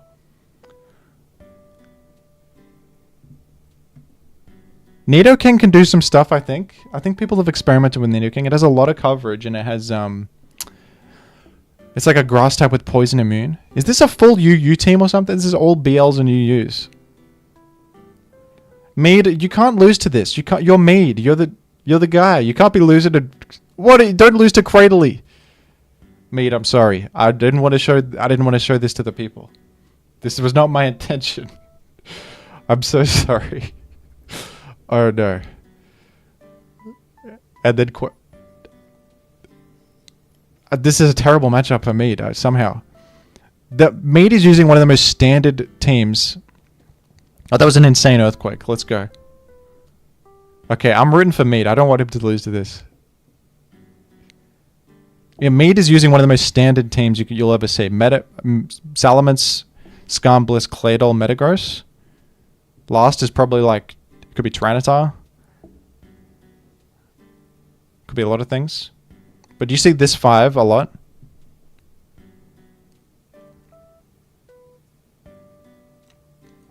Okay, this meta just got an attack raise. And then it missed. This is a disaster. It's going to blow up, of course, but you still have the insane Cradley. How's Mead getting through that? Camerupt for...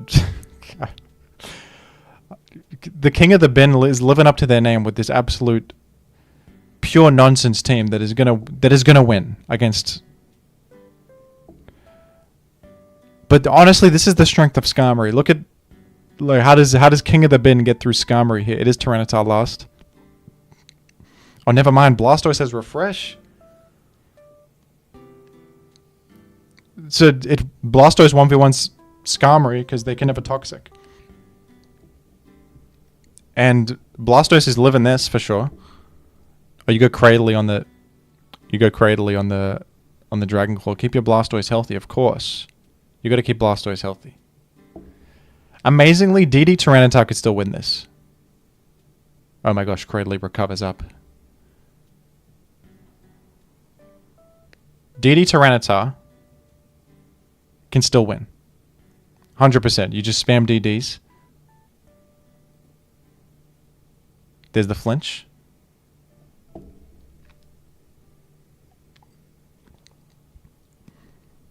This is the moment of truth. You have to flinch this Blastoise. And it didn't happen. Now you just lose because... Mead, how did this happen? How did you lose to this, Mead? I don't even know how you punched that Blissey, but that won you the game on the spot. How did you make this? Let's analyze this situation. Like, why would you just punch here? You probably just wanted to chip the Skarmory down. You probably weren't even thinking of Blissey's coming in. You're probably just like, okay, I'll do a bit of damage to the Skarmory. And then for some reason, Mead went to Blissey.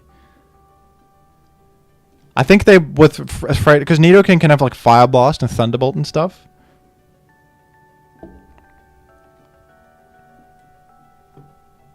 I guess you just going for the... Just check if they go Blissey. If I scare him into going Blissey. Absolutely absurd. But Focus Punch. Oh my gosh. This is ridiculous. And then you this is such an insane follow-up, is poisoning the Salamence. They just destroyed the Salamence. And you weren't even, you 100% weren't even thinking that Salamence is coming in and this is what you want. You would just wanted to finish off Blissey. But then... it all lined up perfectly. It all lined up perfectly. Alright. So crazy. Thank you for the submission. And I apologize to Mead for showcasing that to the world.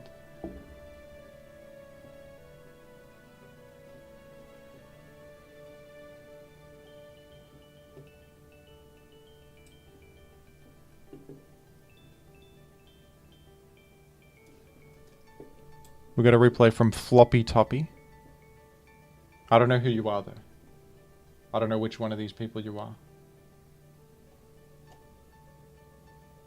I guess we'll find out. Okay, well, we'll spoil the replay real quick, because you win. Okay, you're OTK Gleezy, then.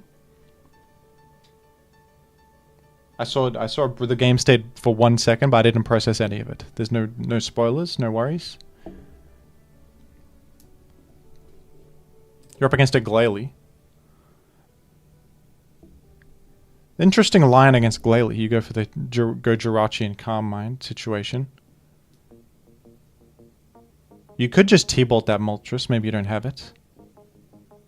They went for Roar, amazingly. No fire move. But this one Spike is applying a lot of pressure. They did the insane HP Grass. That was a good play. And they just roared. Horrible play. This is my team they're using. They're using my Glalie.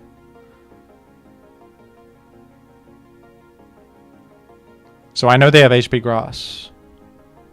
And you know it too when you go Gengar. Great play. Great play. Well done. Mean look. Mean look Gengar's nice here. It will eliminate Blissey, right? Nice taunt. And they have to click Ice Beam, so you can go Jirachi for free. They don't have Blissey. I know the team. They don't have Blissey. So this Jirachi could clean. HP Grass will probably one-hit that. You probably don't have it, I guess. You got. I wonder what the Jirachi even is. You got a mean look perish this Gengar. Oh, you got frozen. That sucks. You can probably still just stay in and take these hits. To be honest. Mean Look Perish isn't going to get much better than this. Against an aggro team like this. Mean Look Perish, you're usually targeting something like Blissey or something slow, like maybe Snorlax. But... And they went for the Explode. I thought they'd do that. You should... If they're going to Perish next turn anyway, usually they're going to click Explode just to beat a potential... to beat a potential switch out on the last turn. And them clicking an attack or you staying in is equal because you're going to perish next turn anyway. And this is frozen. You should 100% sack Gengar here and not switch out. Absolutely. Because they could explode and right here you just lost a Swampert. And all you saved was a frozen Gengar. So you should definitely not preserve that Gengar there. But still winnable. Okay, I think you should definitely go to Jirachi here. Taking this Ice Beam is rough. Celebi is important. It walls Jolteon.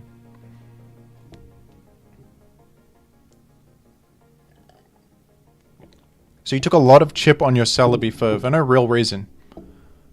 And Celebi is super important. It walls not only Jolteon, it threatens Swampert. It's a really important Pokemon here. You should 100% preserve its health. That was a nice Psychic though. They went for the Ice Beam Predict on Celebi, trying to finish it off. But you stayed and clicked Psychic. That was good. It's Tyranitar. This is rough for you. You don't have Swampert up.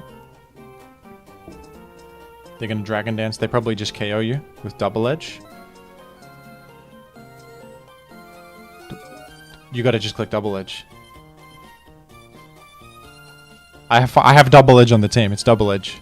That'll KO Suicune, right? It's offensive Suicune. It's Hydro Pump. They don't have the bulk. The enemy has misplayed. They do get Jolteon, but they've now opened up an avenue for defeat. They've gone with Hidden Power Ice to hit Celebi. Even though Celebi would have died to the subsequent Hidden Power Ice anyway, you outrun it. There's zero reason to click HP Ice there. That was a bad play from the enemy. You just click T-Bolt. If they go Celebi, you just click HP Ice then. You know what I mean?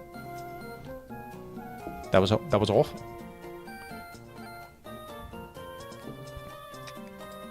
Sorry, I'm being a bit rude. That was a misplay. It was a mistake. I won't call it awful. You're clearly a fan. You're using my team. Oh, the Raikou cleans this. You can't mind here. They have to explode. They don't even they don't even explode. They have to explode, and they didn't do it. Claire has no idea. That's not a statement, that's their username, but honestly, it goes both ways. If they explode and they Dragon Dance, they still win. +1 Jolly DD-tar outruns Raikou. You still win if you Dragon Dance. You explode, you Dragon Dance, it's over. Because then, look, you clean everything. Double Edge, Earthquake, Earthquake, Double Edge.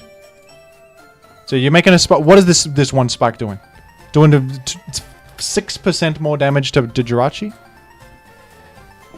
Claire, I'm so sorry. Now you Dragon Dance. You didn't Dragon Dance. You had to Dragon Dance. And now it's over. Amazingly, you still could have won. Amazingly.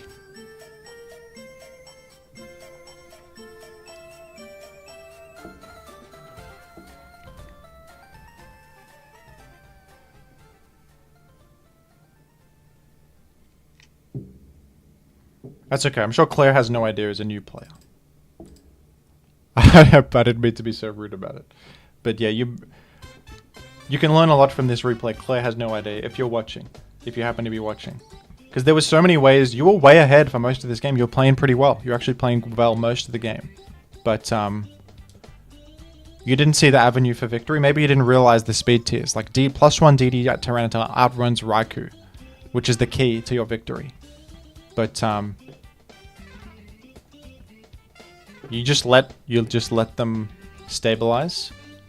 With Glalie, you got to be putting the pressure. You're putting the pedal down at all times, applying pressure at all times, because Glalie makes spikes instantly, blows up, and then it's all offense, all the time. And then you got to keep it going all the time. Jim, what's your opinion on using Shuckle? I don't think I would ever use Shuckle, but people have used it. Zach PZ is always talking about Shuckle. I think he won a ADV League game with it somehow. I don't know how that happened, but that did happen.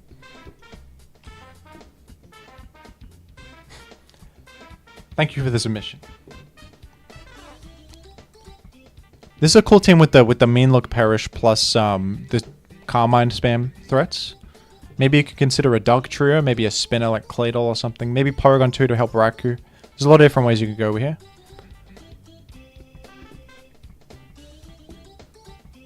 But this plan could work, for sure. What's the best way to play Hariyama? There's a few different ways you can use Hariyama. Hariyama's good, because it,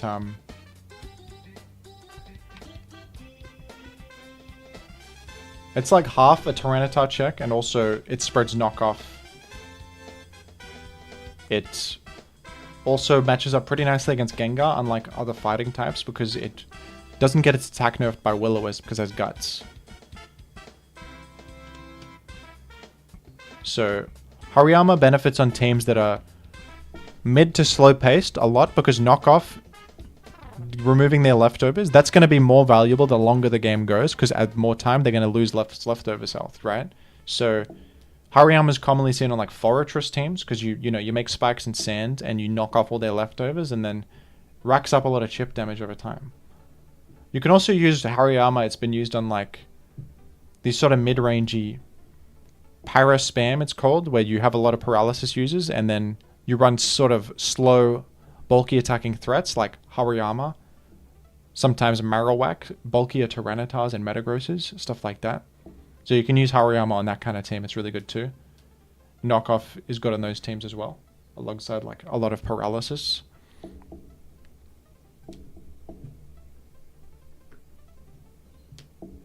There's a sample team with Hariyama, I think. The Star Master team. And you can probably find Fortress Hariyama teams too.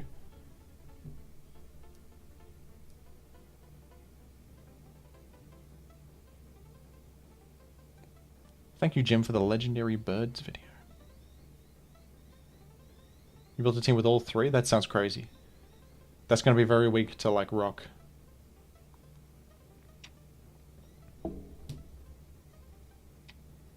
But you can definitely do like 2 of them on a team. I think 3 on a team's too much, but Superman often uses the birds, obviously, because they're spike immune. I think the best way to use Articuno in particular is probably Superman. Or like some sort of stall that is weak to... There's a player called Arctic Breeze. Really good player who uses Articuno quite a bit on a lot of different teams. Maybe you could look at his replays in CI for some inspiration. I haven't personally built with Articuno much myself. Something I should do, but...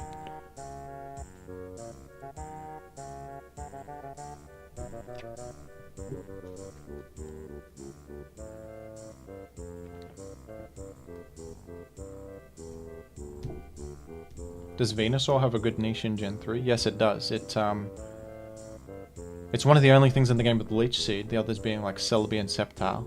And it also has Sleep Powder, so it's a good combo to sleep the enemy and then click Leech Seed on their switch out, or if they stay in even. Leech Seed's a really safe move in competitive. It's good on like Spikes teams too, because not only you sleep them and leech them, you can also use Fire Grass coverage, Giga Drain HP Fire, or Razor Leaf HP Fire, which is a good coverage combo. It threatens a lot of stuff. There was like I think an Eden team with Venusaur Spikes. Venusaur is one of the better BL Pokemon, to be honest. It's good. I've used it in tournament a couple times. Served me pretty well.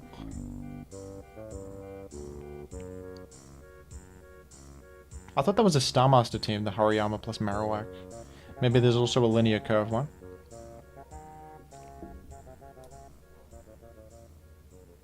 Do you just go onto Smogon for sample teams? Yeah, I'll show you. You can just go... The Smogon farms are a bit, it's a bit hard to see what the hell's happening, but you just go here to ADV, and then sample teams is like right here. Sample teams, and then here's a bunch of teams you can try. Some of them are outdated, but most of them are good. I actually have recorded a gameplay video that's going to go up soon, where I use these sample teams. I just straight up used the sample teams. I used this one, Moltres TSS by Eden, and I used this one, Mixment's Error by Star Master.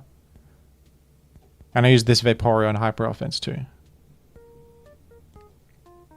And there's like a lot of different team styles. Physical Offense, Calm Mind, Special Offense, Spikes, Hyper Offense. Heaps of stuff. A lot of different variety there.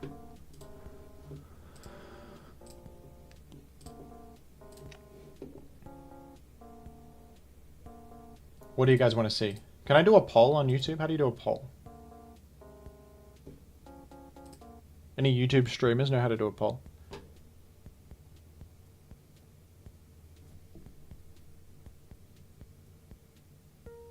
Really? There's no Gen 3 Venusaur content. I guess who would make it but Jim? I'll have to do a Gen 3 Venusaur video.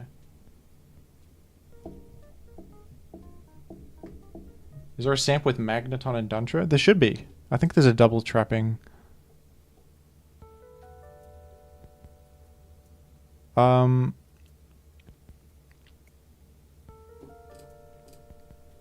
guess they removed it. I think there used to be one. When I started Gen 3, there was a Mag plus Doug team in the sample teams. Maybe they removed it. Do we donate to get a game reviewed? Maybe I should start doing that, earn some money from it. Right now I'm just picking replays at random.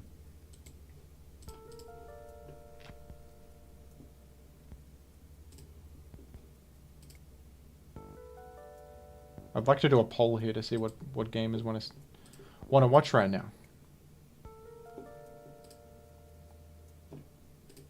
Hey Jim, it's me, King of the Bin. Oh, Shevanka, I know you. An old fan, thank you for the submission. Oh, you're Koga the Imposter. I've seen you heaps on the ladder. That's you? Alright. You've been playing for a while.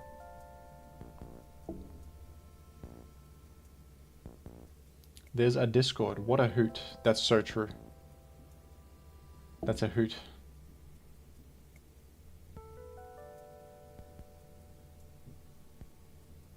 Oh, I thought you were responding to someone whose name is What a Hoot. I thought you were saying that that's just such a hoot. That's just great that there's a Discord.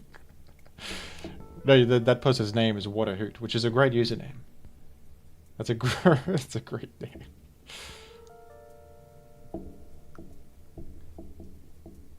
Okay, now that I know it's you, the insane focus punch makes sense. You're not a bad player. You've got some experience.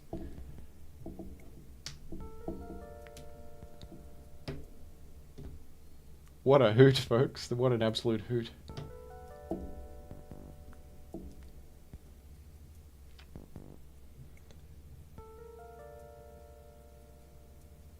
Fellas, do you want to see me play on the ladder, or would you like to see more replay reviews? I don't know how to do a poll, so I'm just going to gauge it off the chat. Oh, I can start a poll. I've done it. Alright.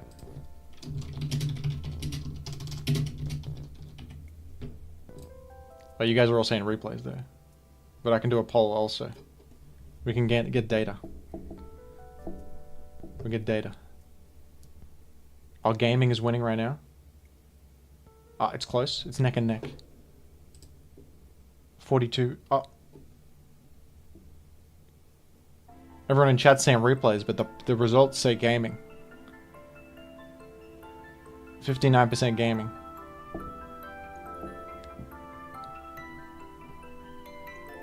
Our replays is getting left in the damn dust. Gaming is going to the moon.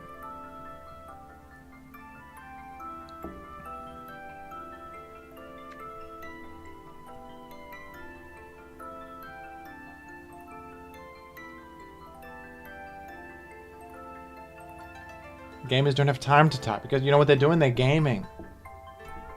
That's what they don't type in chat. They're gamers. That's so true. That's about as true as it gets. I'll let it get to 100 votes, but gaming wins. It's not even close. We're ending the poll, folks.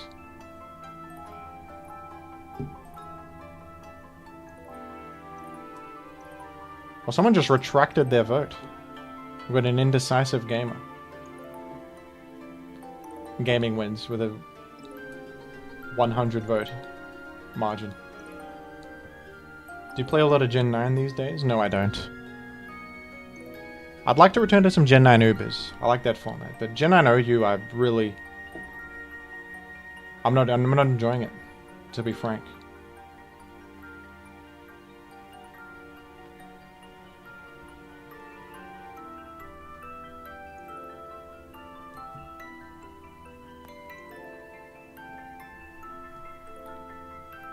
I'm sick of the Terra, I'm sick of the King Gambits.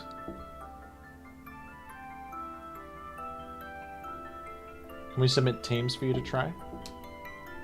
Alright, if you donate $5, folks, you can send me a team to try. Sure. I'll play it for a game.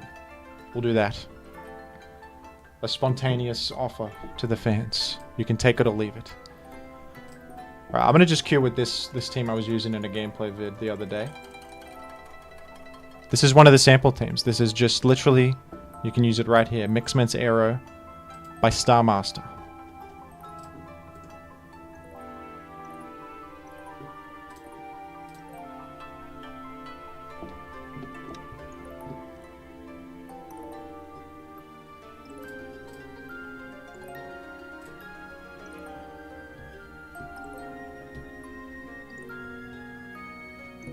What's up, Calavate?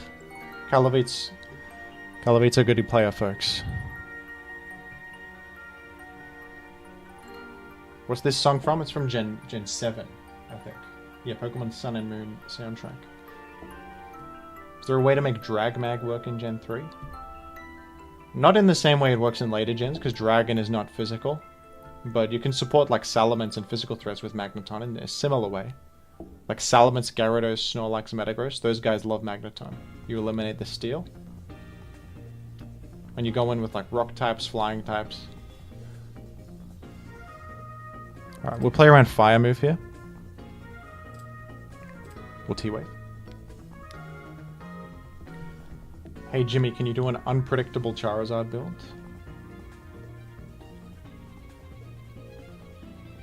like what?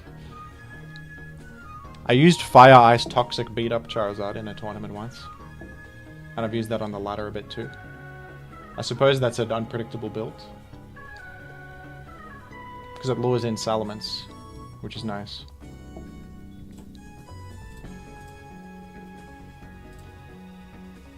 Hydro Pump Charizard, no, that's crazy.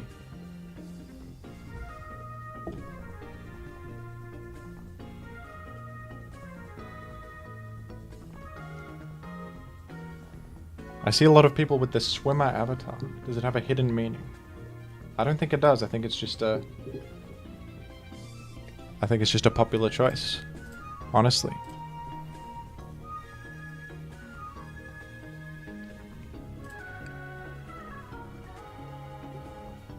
We're getting pecked. Does the enemy have Gengar? We'll find out right now.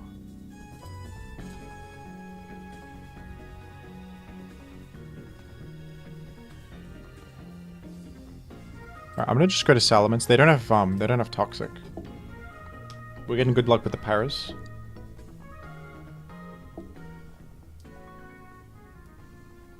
It's Gyarados. How does this team handle Gyarados?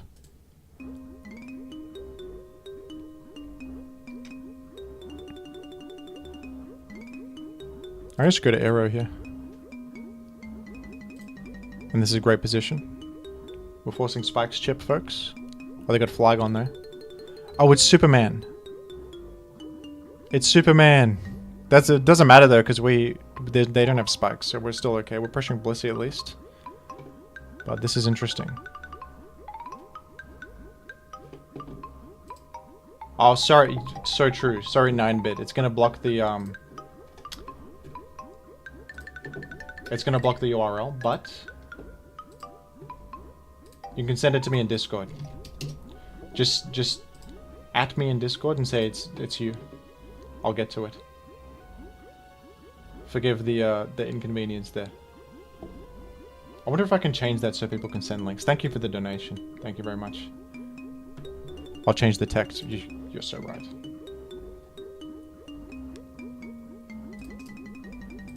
I'll change it to "This is insane." Now that's a good thing to put in the top.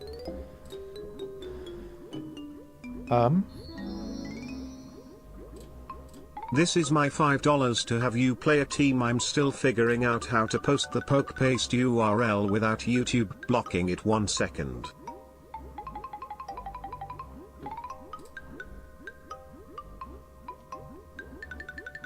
Yeah, I saw you talking about Superman Gyarados, Calavite, which is an idea I've had too, because it actually it's good versus Swampert and fighters and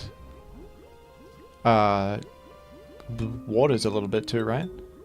It's actually pretty nice for Superman. I think it's a pretty good idea. Now let's see what status this Blissey has. Oh, it's aroma. That makes sense. Is it going to be a long game, folks? I don't know if I even want to make sand, actually. I think I want to keep sand for my fellas. For my Blissey in particular. Alright, we can pretty confidently say that they don't have Gengar, right? I mean, Gengar could actually be last here.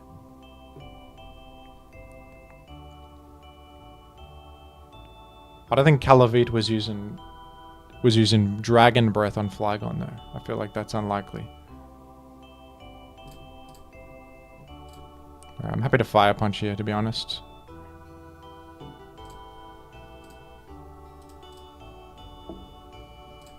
We'll go Furry now on the Protect or the Spike.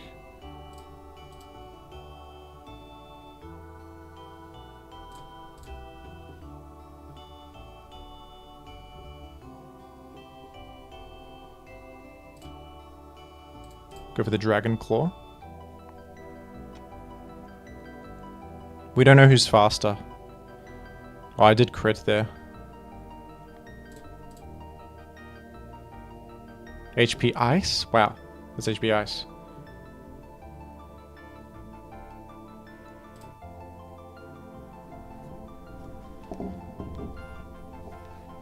It is Rest Zap. That's good intel. That's good to know. Can't be Talk, I don't think. Because there's not enough... You gotta have T-Bolt Roar. You can't have T-Bolt Talk, that would suck. That would not be good. The Mixed Immense is really threatening. That's probably going to be our avenue to victory, folks.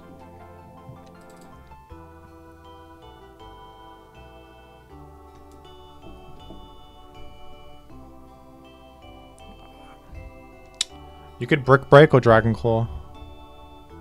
Should have Dragon Clawed, I suppose. Oh, never mind. I'm talented. I'll Dragon Claw now. It's Rest, okay. Now this is an annoying team, to be honest. Actually, we hit the Brick Break on the Blissey. Incredible.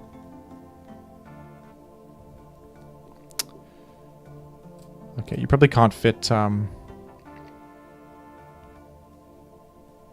status move at this point. Probably Ice Beam last, if anything.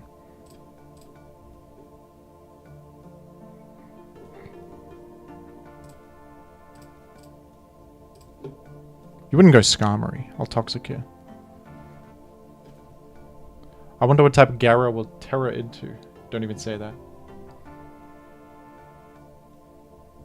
Oh, as if you go Skarmory. Oh gosh. Why am I getting so lucky in this game? It's kind of weird.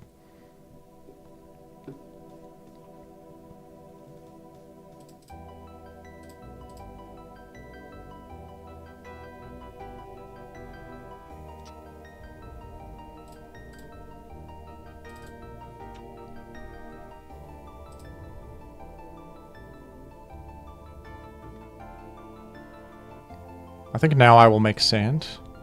The Rest Skarmory. This is Arctic or someone, man. The Rest spam. Arctic is always putting Rest on random stuff like Flygon and Skarmory and Gengar.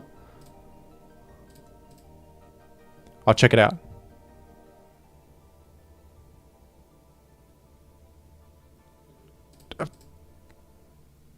Who the hell does an Earthquake there? Ice Beam, you playing around. Ice Beam, playing around Ice Beam.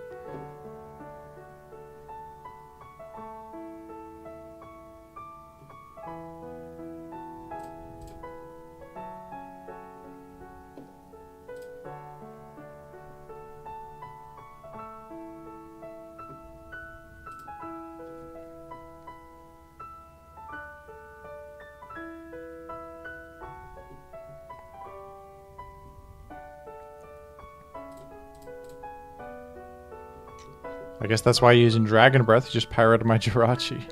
Oh my gosh.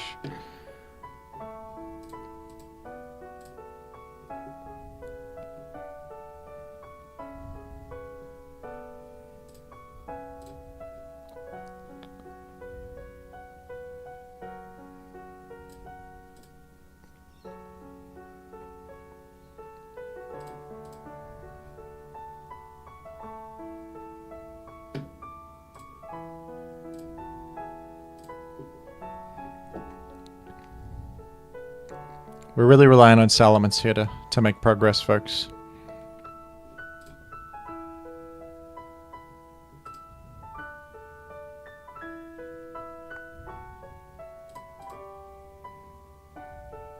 Running out of fire blasts.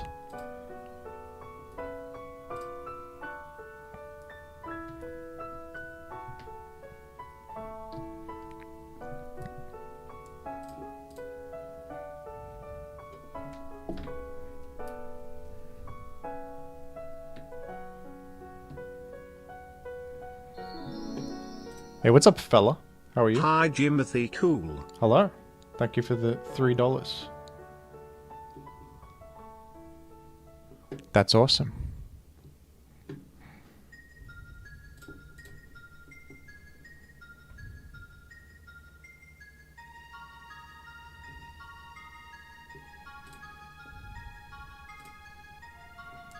Alright, I've applied a lot of pressure to that Blissey with HP fighting.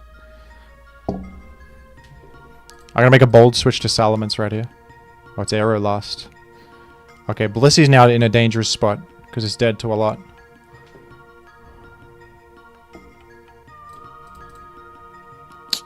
Wow, insane earthquake, but now I can just go Mence.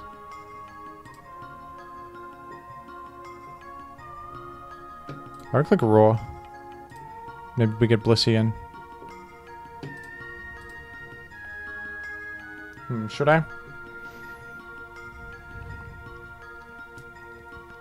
Why not just go Arrow?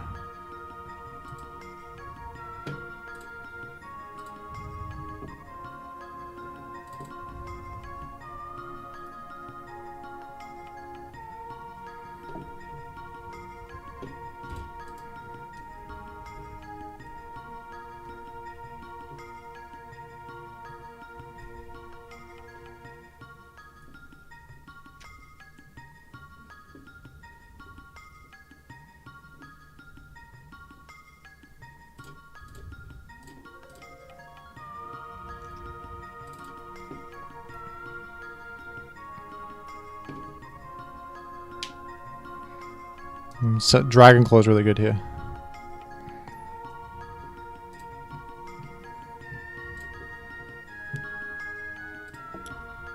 I mean, we can threaten a 3-hit and we live a T-Bolt. I think I go for it, right? It might not 3-hit, because...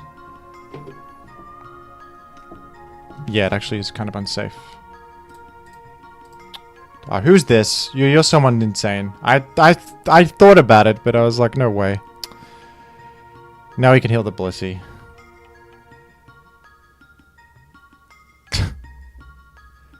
Who is this? Why are you gaming against me? Stop gaming. You gotta stop gaming with such a switch. They fought you. Why'd you forfeit? What's going on? You had me with that. That won you the game right there. Were they snipe? Maybe they were sniping. Maybe it was a sniper. Because that's a high level play to go Blissey there.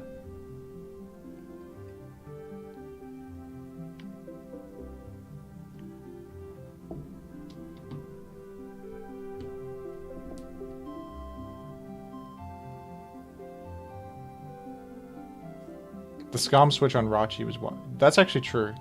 Wasn't Rachi unrevealed? It's true. Maybe it was a sniper. Okay. I could have imagined all these plays being real though, if it was a good player. I don't know what to think, folks. I think it might have been a sniper. The fact that they forfeited out of nowhere means it's more likely, right?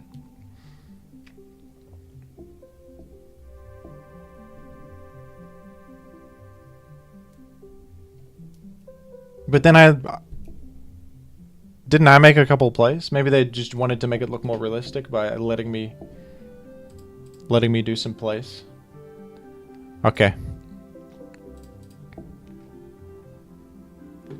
Oh, sorry, the team.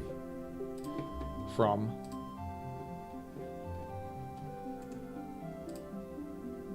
9bit9. What do we got? Oh, yeah? This looks alright.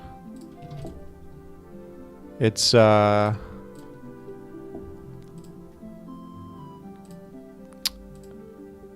it's a mag team with no physical threats on it.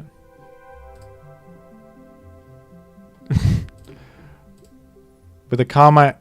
Whoa, HP Water. So it's actually built around the Celebi and Jirachi win condition. It's a mag special offense, which is a real thing, believe it or not, even though it sounds counterintuitive. Because Skarmory has Raw. It's the most common Raw user. Adverb stands for a dog trio's vacation.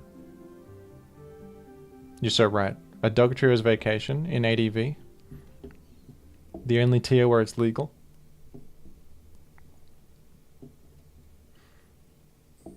Is Endeavor on Swampert viable? Yeah, it is. This is like a super hyper offense Swampert set. You sub it down to your Salackberry, and then you Endeavor to basically trade with them, put them on 1 health. Swampert has so many sets. Look at all these sets. And then there's even more that aren't listed. These are just the sample sets. You go like defensive, offensive with mixed attacking with Focus Punch, Endeavor. And then variations on all of those that mix and match options.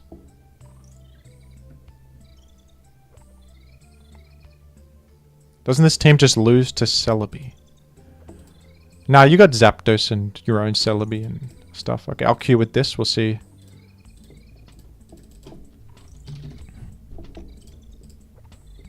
I'll play it with 1 game and then maybe I'll make edits afterward if I think anything needs to be edited.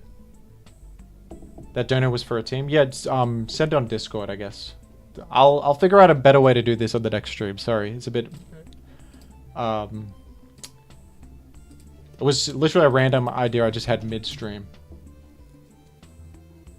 But yeah, just join the Discord and add me. And just say, it's me missing no, here's the team. And that's all good. Thank you for the $5. Oh my gosh. ADV Jimothy Cool just said, I am you. Oh, that's frightening. We're going to block PMs. ADV Jimothy Cool. Thank you for the message. Alright, amazing lead matchup right here. I am you. It's pretty funny. I just click T-ball. Or should I button pass? You can either button pass, T-ball. It doesn't really matter. It's turn 1, you know. It's turn 1. So what's my plan here? I want to eliminate Skarm if they have it, and then go in with the Calm Minds, Celebi, and Jirachi.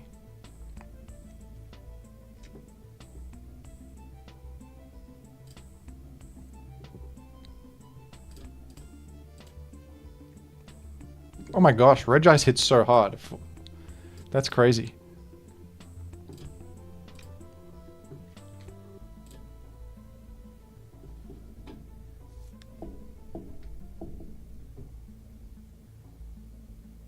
Don't freeze, don't freeze.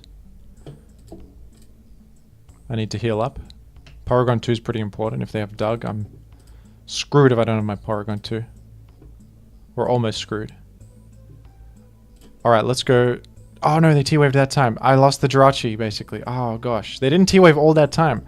For sure you T-wave earlier, or you should, at least. That caught me off guard. This is bad. I now can't really sweep with Jirachi anymore. HP Water the Charizard for the viewers? Insane. Absolutely insane. Dodge the Fire Blast like it's nothing at all. Baton Pass on the Regice, and then you go where?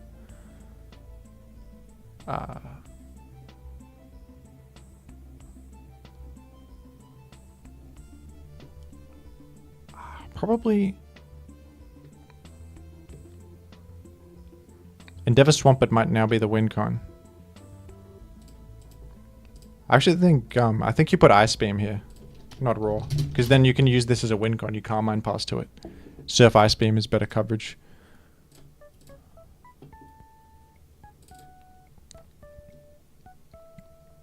How common is Regice? It's pretty fringe, but it's definitely viable. It's like a more offensive version of Blissey. It's a special wall, but it has like Ice Beam, Stab, and Explosion and stuff. And like superpower, like random coverage. It can hit Skarmory. It's kind of like Snorlax too, but Snorlax totally sucks against Skarmory, but Regice can Thunderbolt it and stuff.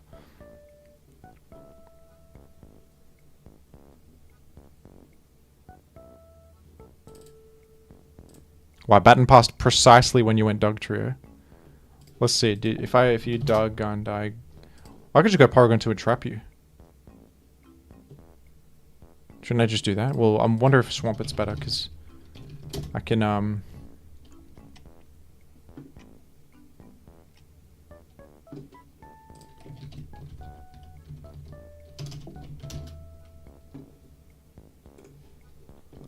I think if I go Swampert, I can always sub.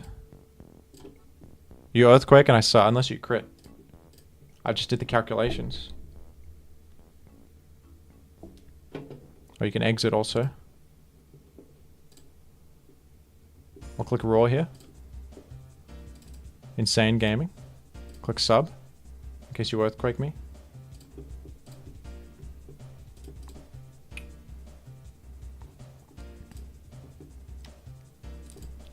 This is weird. The enemy can actually play around this pretty well. Whoa, I just crit you? Okay. I am ×2. I'm doing decent damage. I really, really hope you don't have Raw. That would suck. Okay, Swampert's going insane. There's no switch in. And there it is, gamers. And there it is.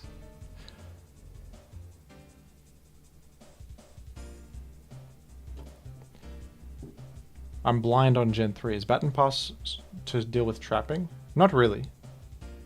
It's more to pivot, to pass boosts.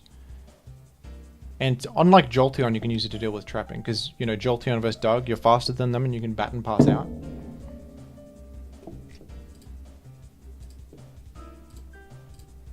Let's get down to our Salakberry. And then it's officially over. Oh, we don't outspeed Doug, but it's okay because we outspeed the subsequent everything. This was still the better way to play.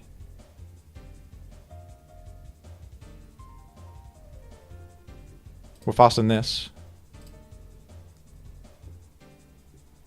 Can we KO Regice? So we have the beauty of this is we have Torrent as well. Increased damage. Does Regice just die? No. So we have to Endeavor.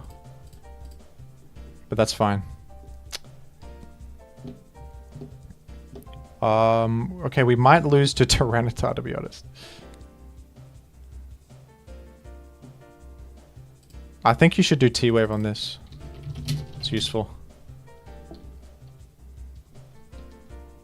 And, like, protect in case they lock in with Arrow. To punish Arrow locks or something. What's my...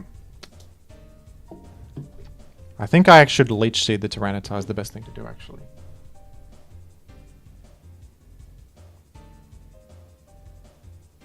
So I assume this match is going well. It is, but I gotta be careful with Dragoness Tyranitar.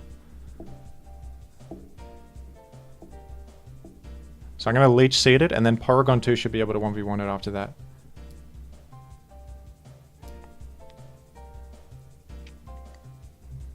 Here's Metagross. I'll Leech Seed this too.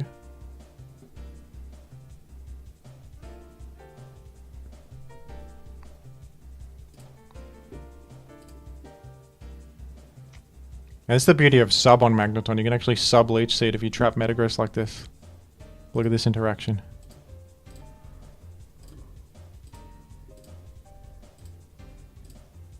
I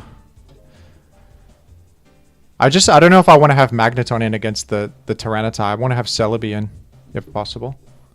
So, what if I like HP Fire? No, that just KOs. Whoops, I thought it wouldn't KO. That might be a throw, folks. Sorry, I'll T-Bolt. I should live in HP fighting with the Pori too. Oh, we got a Para anyway. But the only way is if they flinch me. That's the only way they win.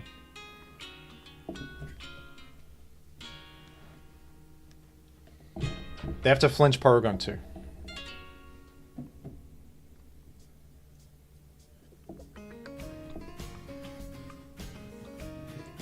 This is insane.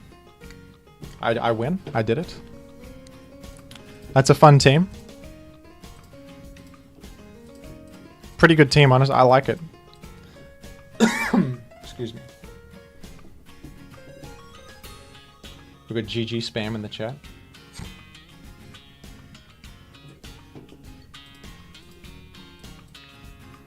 Yeah, I don't know if I would change anything else. Maybe it's up to you to change stuff.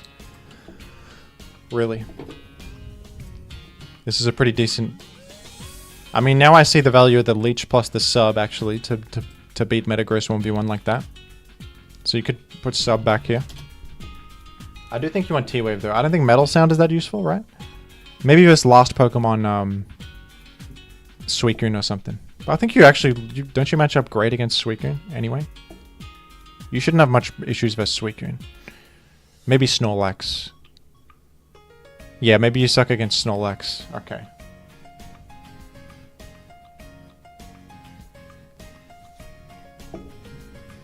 That's true.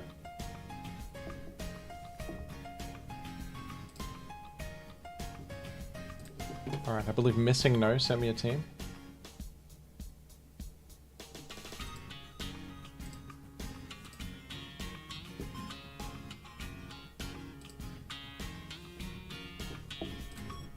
I haven't seen your team Missing No if it's here. That's awesome. Just at me. And we'll load it up any moment. How are you guys doing?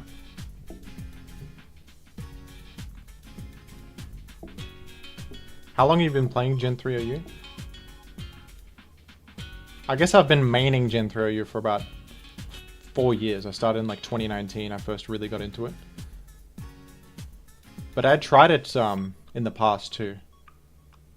I always did like it, but it became my main format in 2019.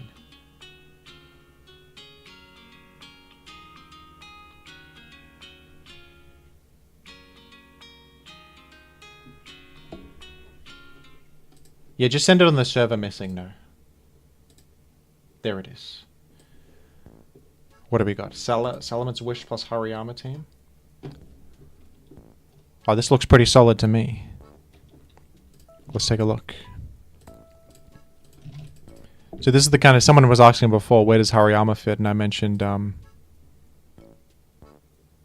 what, Pokebase is lagging? What's up with that? You can use... on Fortress teams, it works. And...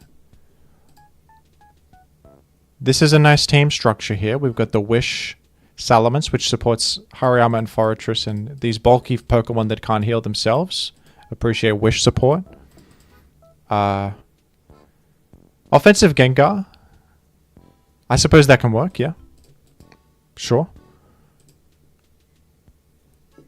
I'll have to try it out. This is something I might switch out, the Gengar. You could switch it for like a bulkier Gengar set or even a different Pokemon. The thing is, you don't actually have a good Rock Resist. You don't have like Metagross Swampert. You have Hariyama. Do you mind me making an edit? Maybe I'll just play with the team once and edit it afterwards. We'll play with it once. And if we lose to Tyranitar, that's a proof of concept that you need a solid rock resistance. I was debating whether I wanted Swamp over Starmie. You can definitely use Starmie. Oh wait, but don't you have multiple spinners then? You got Furry plus... oh no, you have Starmie's the spinner, Furry's the... what you could do is just go Rapid Spin over Earthquake here. And do Swampert over Starmie. That's a quick fix. That looks fine.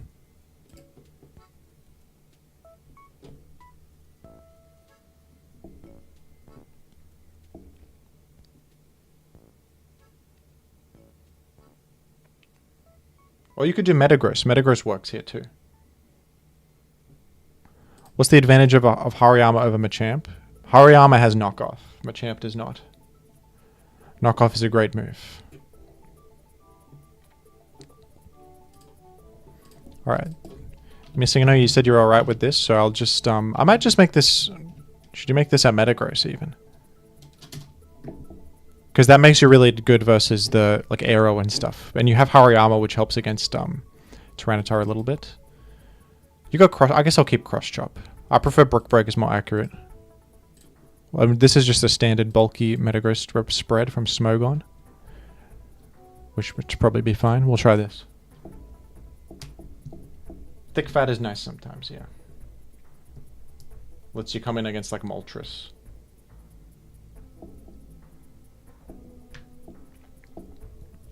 Oh, Medicam lead. We got one of the most ideal Medicam lead responses. This the bulky Salamence. This is great.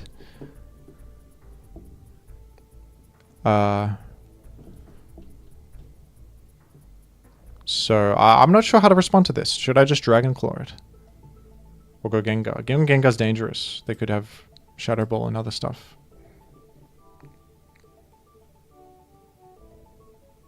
Why would you lead with the Metacam? It's a good offensive lead. It threatens, like... Forces out Tyranitar. You can live Zapdos and kill Rock Slide. Outrun, like, Smeargle. Random stuff like that.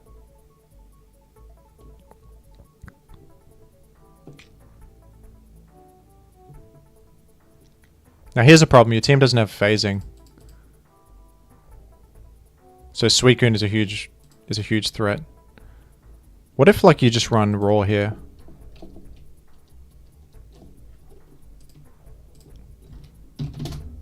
Like that. Or on this the Tyranitar even. I like Earthquake on Tyranitar. It's good versus Jirachi.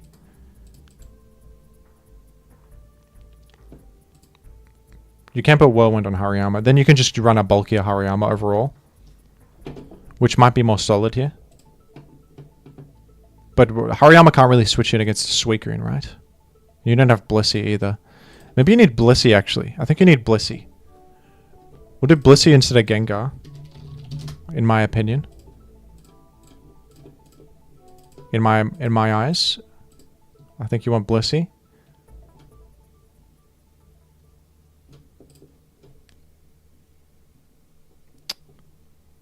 Alright. So... This is rough. I'm going to go Metagross. Okay, I think Meteor Mash will just KO this. And we can live a Brick Break.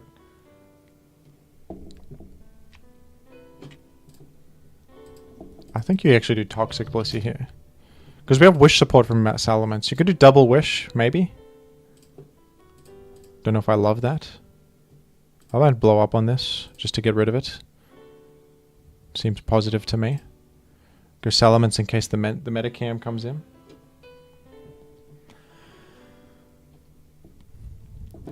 This is also good.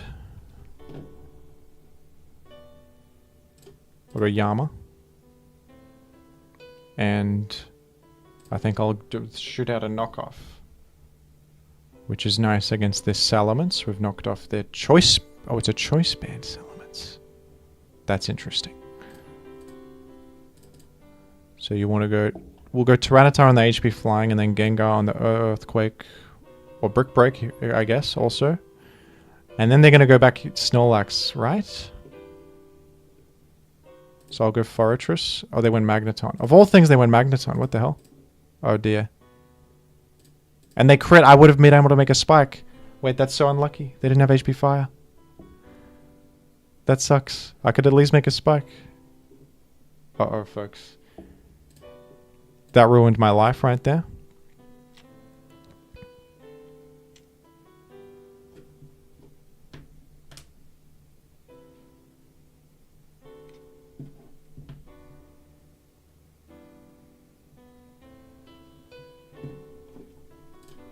I don't think they were trying to catch me going Forretress there. I think they were trying to just switch in on Ice Punch with Magneton and like T-Ball to Gengar back. I thought they would go to Snorlax. But I guess it makes sense you go Magneton. That makes sense. And they Rock Slided.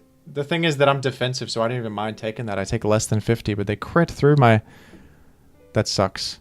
Crit ignores the minus attack, so that's crit with base attack.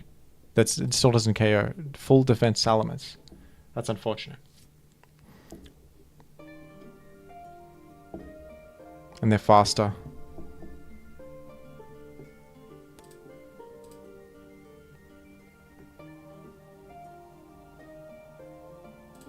Maybe we live the -1 Shadow Ball. Actually, don't even think we do. We do. Okay.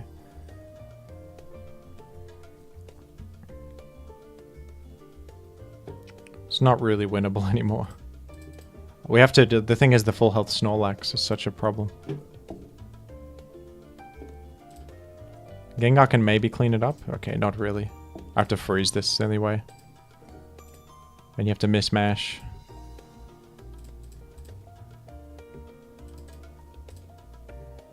Yeah, GG. That was just bad luck, to be honest. But I will say that you probably want Raw here. You probably want a Blissey. This is maybe a better team to. And this ice doesn't need to be Ice Beam necessarily.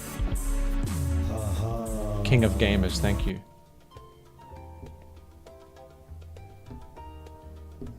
Thank you for becoming a member. Guess what you have now? You got the Iron Mugulus emote. And you know what else you got? You got the Iron Fellow emote. And even the old money. Can you believe it? What an advantage to have in life. What an incredible advantage.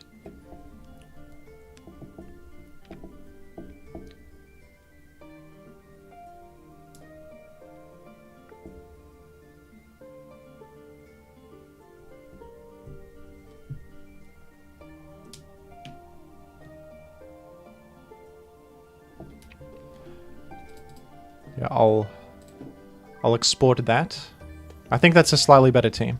And you can tweak it as you like. I mean, this is kind of the core parts of this type of team are all here. You know, Wish Salamence, Hariyama, Fori, Pursuit Tyranitar. But you can tweak a lot of the other stuff. You can even run Snorlax if you like. Snorlax can work on teams like this. This could be Swampert, could be Starmie, and then you go bulkier Hariyama with Whirlwind on it. You can mix and match a lot of different things.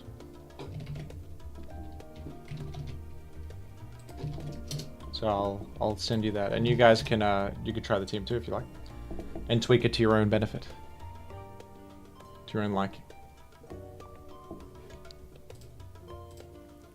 Now, what should I run?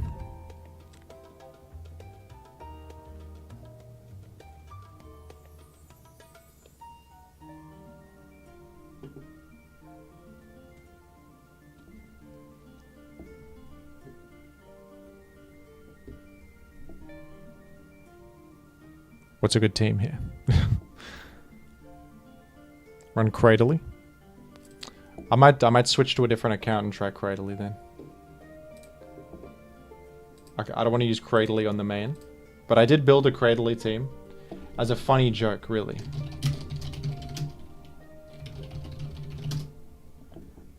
I do not want to throw away my points, I'll be honest, but we'll try some Cradily. Let's see how far we can take Cradily. On this account here.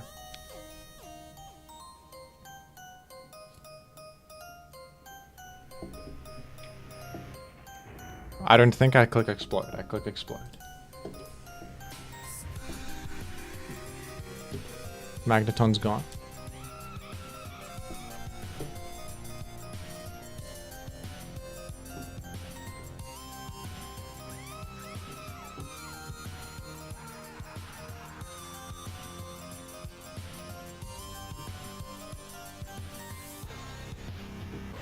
What's my course of action now? I don't know. Hope it doesn't wake up.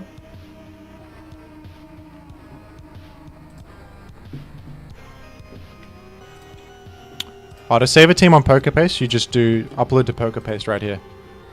Just at the bottom of the team builder. Oh, they explode? Why are you exploding? You don't have to explode.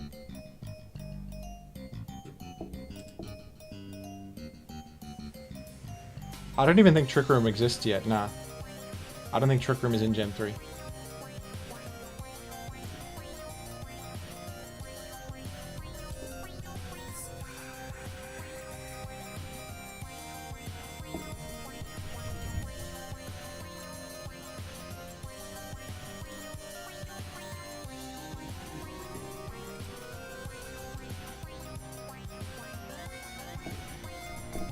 This probably has leech seed. If you leech seed to Cradley, I think it's still seeded. It doesn't. The grass immunity doesn't matter.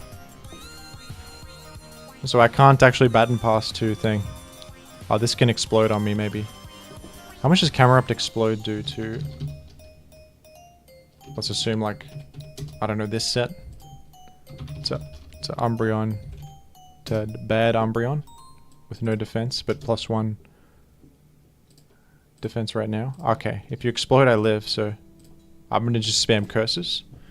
And I think it's over for the enemy. I think it's over. I think we're gonna curse past to Cradley and it's over.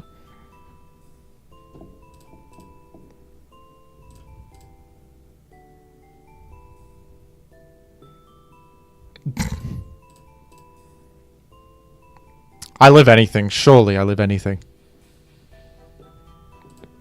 Oh, Gyarados? Interesting strategy. Let's go Cradley. Really interesting strategy. I might go Cradley and Rock Slide. Nice taunt. This is my Camera Up team, I think. Oh, no. Oh, sorry, Callus's superior team that fixed my other team. It's Jove.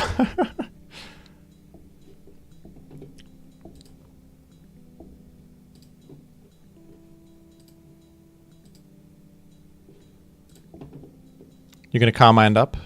That's fair. I could lose. I could lose to this Celebi. Oh yeah, as if I dodged. You dodged Rock Slide. That's cheating.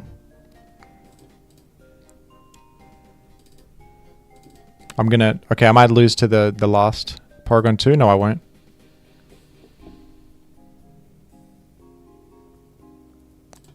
Oh, it does KO. Okay, no worries though, because we can just explode right here and we win. No problem. Cradley gets a victory. It's not even difficult. It's not even difficult. Cradley. For the fans at home, of course. So what just happened? We... I don't know, series of random explodes and traps, and then Umbreon curse passes to Cradley, and then the rest is history. Let's queue again for just for a bit of fun, honestly, if nothing else. Wait, actually, someone wants to send me a team. King of Gamers. Just in my Discord, just at me and send the PokePaste link in the gym cord. Wherever, the general chat, the ADVOU section.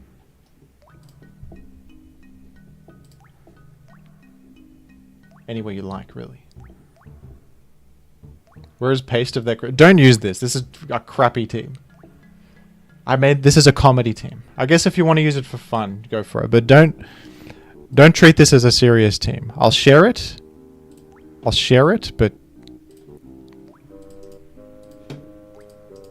But don't,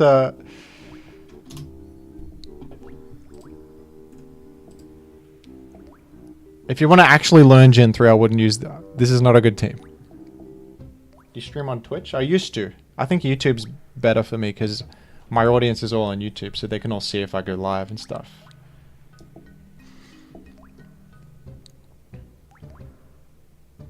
Another thing I like about YouTube streaming is your stream actually shows up on the YouTube homepage. So people can actually discover it. On Twitch, you can't discover anyone's streams. You just have to like go to the Pokemon section and scroll down, which no one's going to do. But on YouTube, it's like, here's this guy's stream, and you can actually click on it. Twitch has like no discoverability.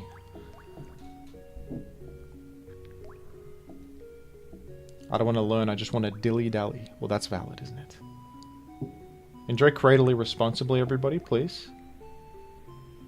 Please. I ended up seeing this stream that way. Exactly. Exactly.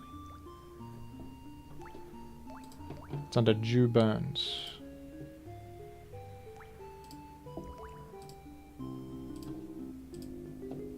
Got it. Let me re-enable streamer mode.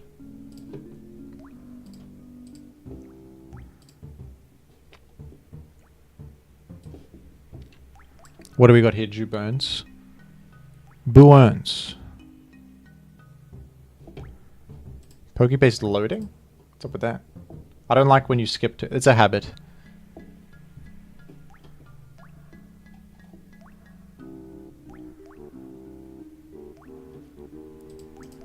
I don't even think... Like, Twitch has good features. I like the emotes, rating, bits and stuff, but... I feel like YouTube has quality of life too. Like, you can backtrack through the stream while it's happening. You can't do that on Twitch.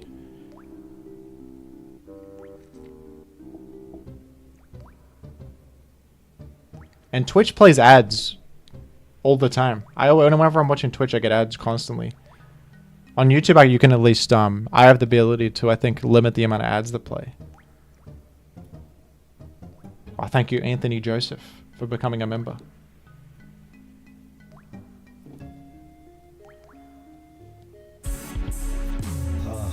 You can now use the Iron Mugulus emote, as well as these great emotes, including myself as a child.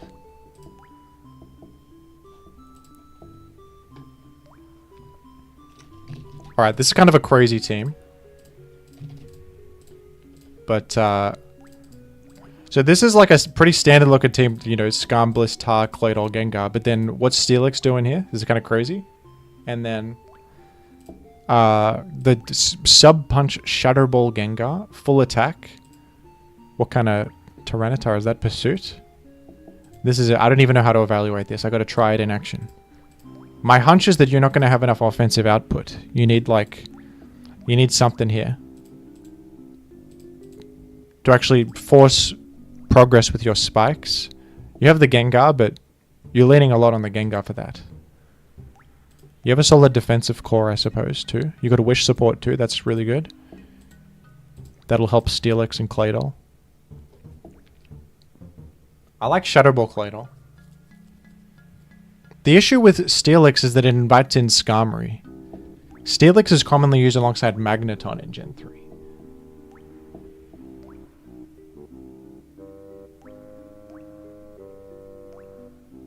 Because, like, Skarmory goes straight into... Like, what does this do to Skarmory? Nothing. Literally can't even hit Skarmory. So if it's alright with you, King of Gamers, I might replace this Steelix. Steelix is an epic Pokemon. It can be great, but I don't know if right here it fits.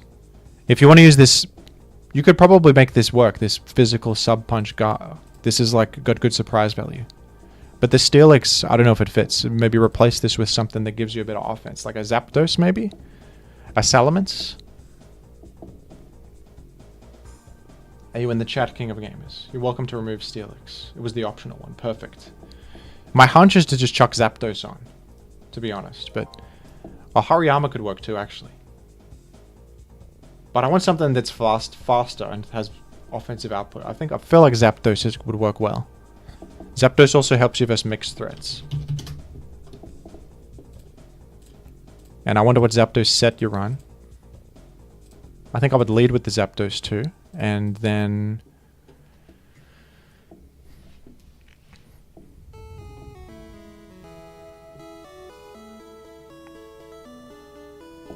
Another issue you have is that you're a bit weak to... rock types. If Claydol's your only rock resist, it's rough. You lean on Claydol, because Tyranitar has Hidden Power Bug to pressure Claydol. And it doesn't... Like, Swampert threatens to just one-hit Tyranitar. Claydol can't do that. Claydol can very easily get overwhelmed by Tyranitar. Maybe you do Aerodactyl. Aerodactyl could work.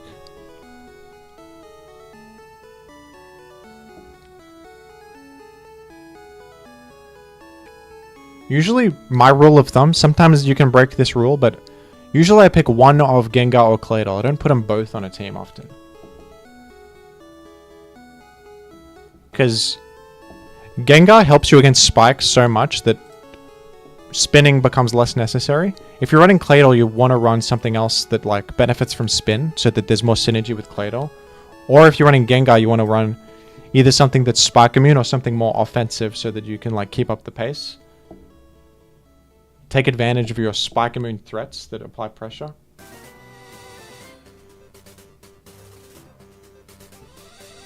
So I honestly might even just replace this Claydol with like Swampert. Or Metagross. Maybe Metagross.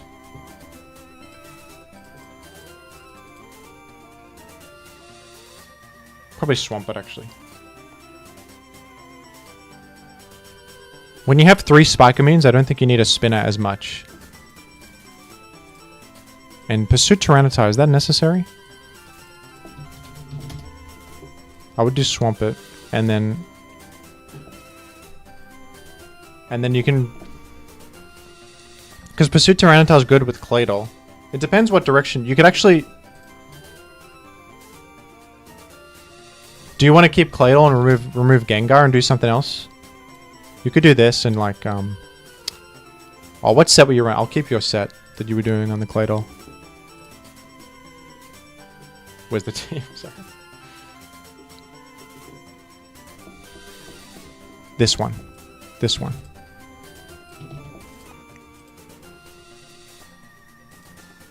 And then you can keep the Pursuit Claydol, and then this can be something else that helps against... It could be Metagross. Gengar is the star of the team. Okay.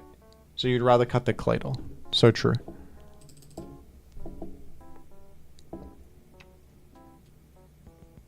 This is like the end of The Breakfast Club, where they take the goth girl and put her in a dress and ruin her individuality. Well, I think with the Gen 3 team, you just got to have a focus on one idea, right? You can't...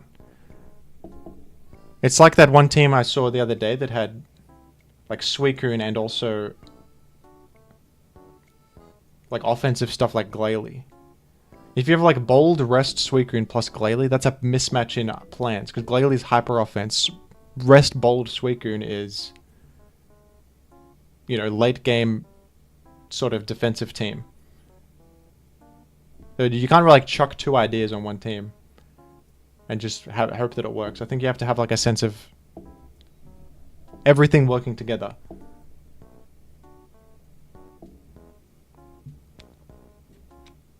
So what would help here? Gengar does lure in Tyranitar, that's cool. And Blissey. So you could just chuck another offensive... You could chuck like a...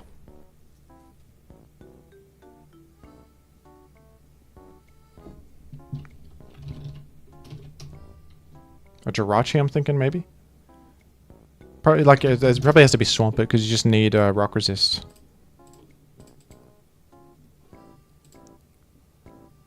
Sorry, I'm changing this one a lot. This is now just Big 5 Zapdos. But...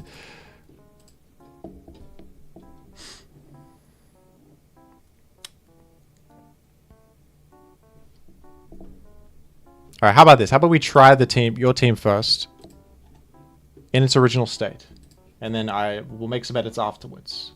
I feel like a bastard here, destroying your team. We'll just use your team, and we'll see how it goes. How about that? We'll do that first. Literally just the team in its default state with Steelix on it. It's got Steelix on it for the fans at home. And immediately there's a Skarmory, and now you see my problem. What do I do now?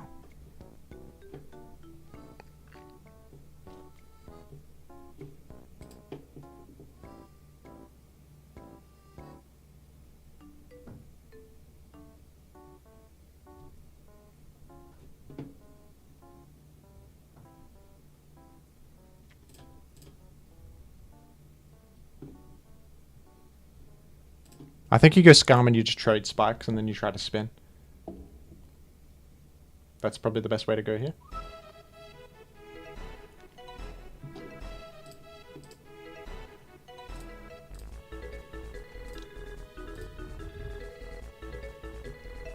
Hopefully no taunt.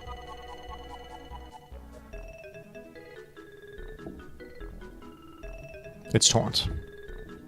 And now you see my problem. What the hell does this team do now? This is... Oh dear. You go Gengar and then you substitute.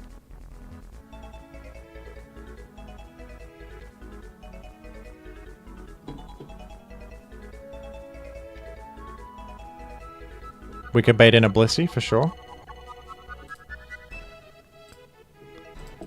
That's why I think Zapdos is a good idea. Because baiting in Blissey is really good for Gengar. I mean, sorry, for Zapdos. You bait in Blissey and you punch it. Zapdos now gets a lot better because it doesn't have Blissey to deal with as much.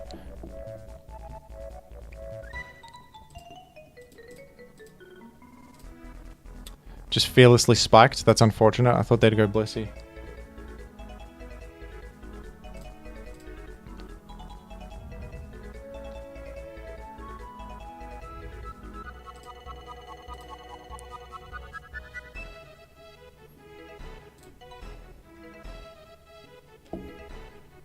This sucks because they're going to just raw spam.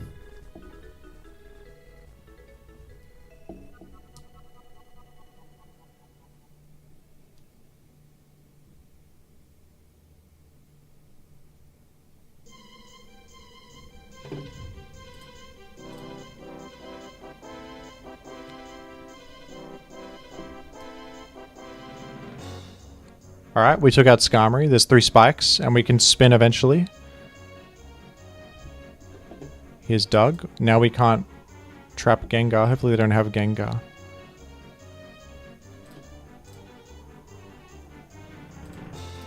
You reckon they have Gengar? Let's gamble. Skarm Doug, maybe less likely they have Gengar. They are all in on spikes though, so if they're all in on spikes, could be that they have Gengar.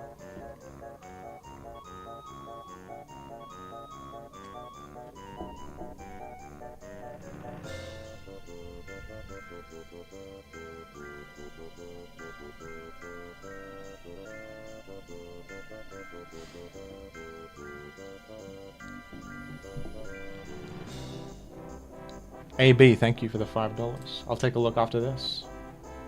Thank you very much.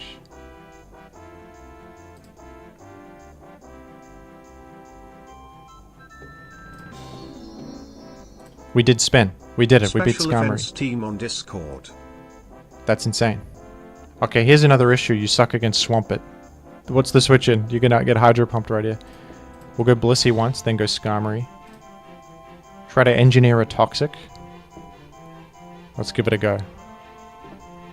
Favorite Gen 4 Pokemon? I like Mamoswine.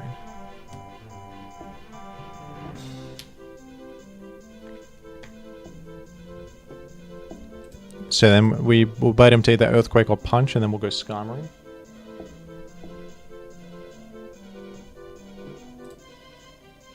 And I'll Toxic. I'll just Toxic here. No Skarm means less likely to have a Poison Immune, plus there's no Gengar, we know.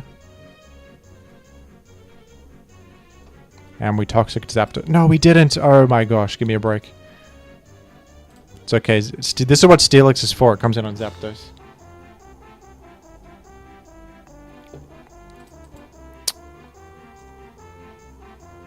Now this stinks. This is unfortunate as hell. We were overcoming the terrible matchup, and then it all turned into something. I thought maybe they Earthquake that time. Damn it, damn it.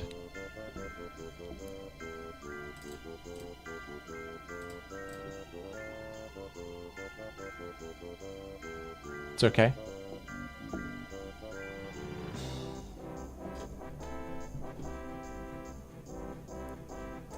Now that is not the switch at all. That's a throw. I can now spike up.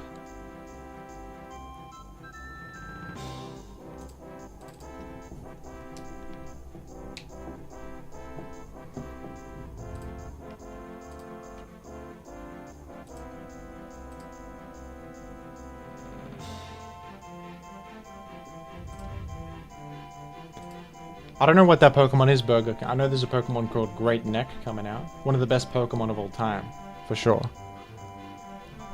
It's interesting what they did. Like, they took Raikou and they just extended its neck. It's one of the smarter things they've ever done, for sure.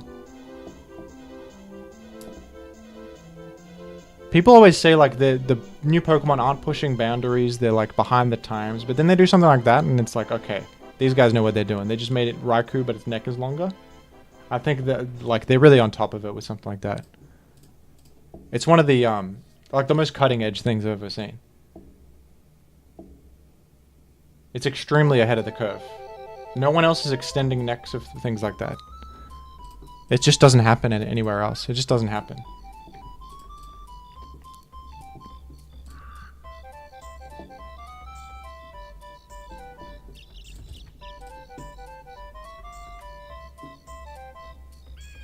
I guess I don't need Steelix.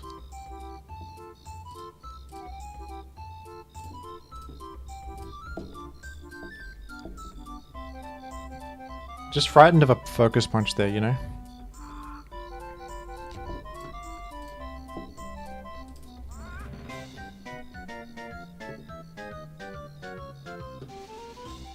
What's happening here?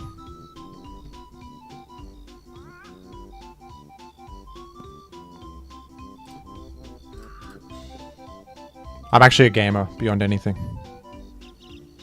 I knew it. I knew you would go Zapdos.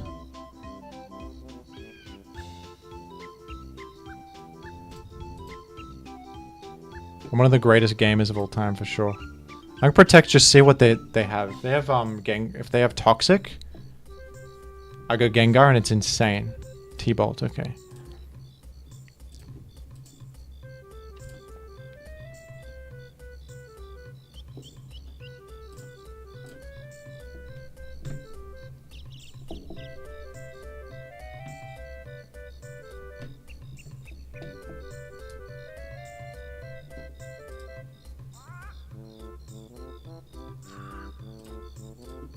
Now this is effed up.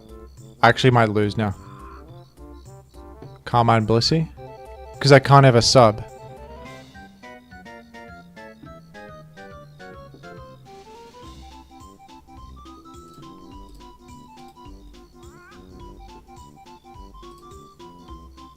They can just keep attacking.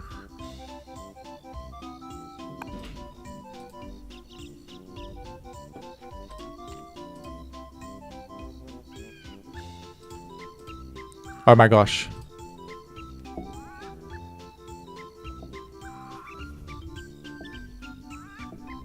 Why did you do that?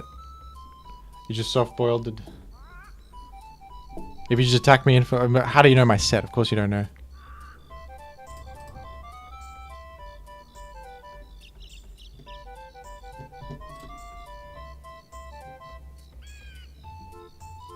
Focus Punch Gengar, what? Said the... They said in the chat. I agree. What? What's the deal with that?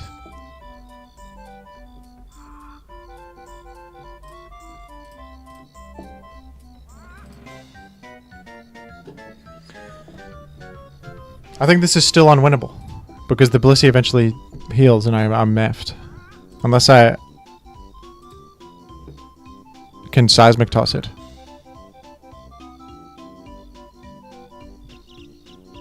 This is, I think this is over.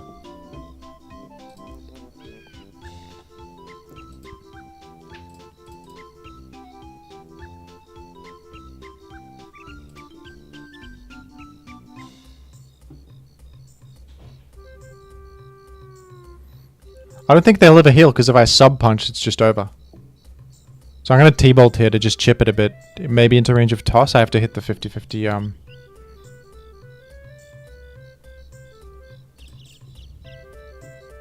Toss doesn't even do 21.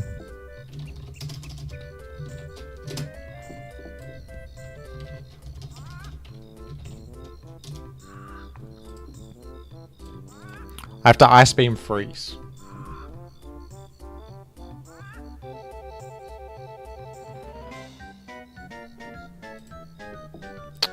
Yeah, that doesn't even beat Blissey. Doesn't even beat Blissey. You can do one Focus Punch to them, but then they can recover easily. You can't subsequently defeat them. Maybe do Brick Break instead to actually hit them afterwards. And also hit Tyranitas that are unsuspecting. I don't know.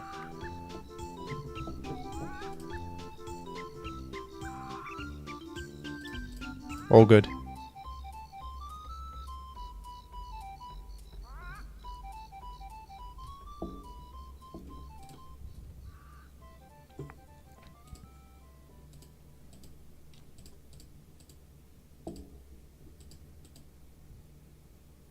And then this actually synergizes with the Pursuit Tar. It's just weird. You like look at the the thing about this is that Claydol doesn't really work here because you have 3 Spike Immune Pokemon. Claydol is only supporting Blissey. With you when you're in Claydol, you want more Pokemon that benefit from Spin. So I do think honestly you should just cut this and put Swampert. Even though it's literally Big 5, there's a reason it's Big 5. Because Claydol doesn't really add anything that Swampert doesn't do better. No need to like reinvent the wheel on that and run Claydol. You don't really need a spinner on this team. You have 3 Spike Immune Pokemon. And Tyranitar doesn't really need spin support. Its job is just to trap Gengar. And once it does that, it's expendable.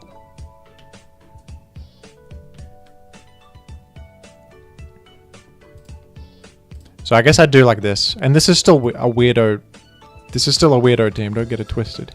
Because you're running the crazy Gengar, which actually does support Zapdos. It's a decent game plan. And you could tweak the Zapdos set. You could do HP Ice or Baton Pass and other stuff. I would just advise this. Because this is better for Skarmory too. You have the Zapdos, and I'd probably lead with the Zapdos too. I would do it like that. I'll link it in the chat if you want to try it, folks. And I can send it to you as well. And AB sent me a team to use. Let me see.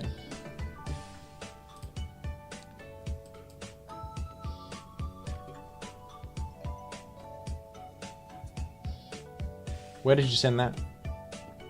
Forgive me, I can't find it.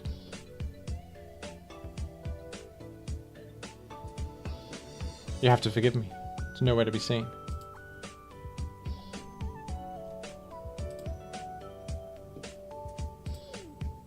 On Discord.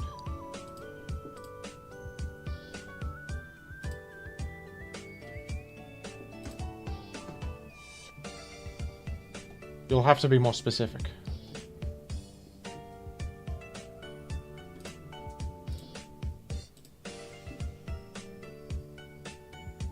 Special offense plus raw.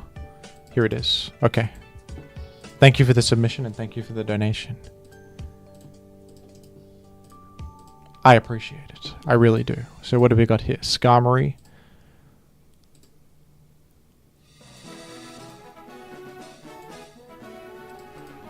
Just absolutely spamming special threats.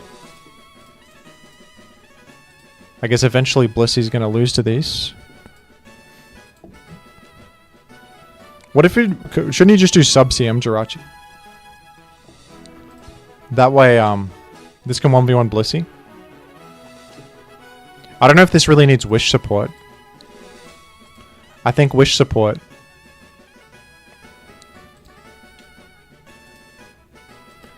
is better for teams that have... You probably want a spinner, you want like... better defensive Pokemon. You have the Rest Zap as well. You could Toxic Blissey to wear it down. A quick change I'd make is just making this sub-CM. Literally same coverage too. Because this can actually 1v1 Blissey.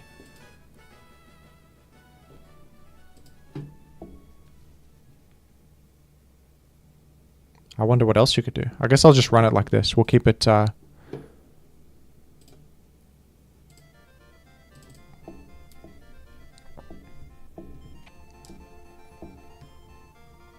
see if this game plan works here. Was this supposed to lead with...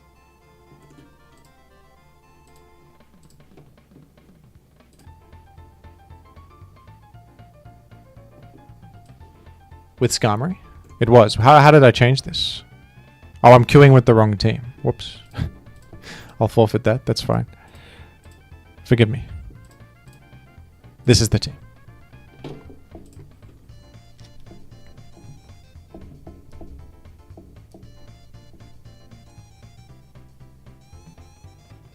Let's give it a spin. Let's see how it goes. Maybe I'll be surprised.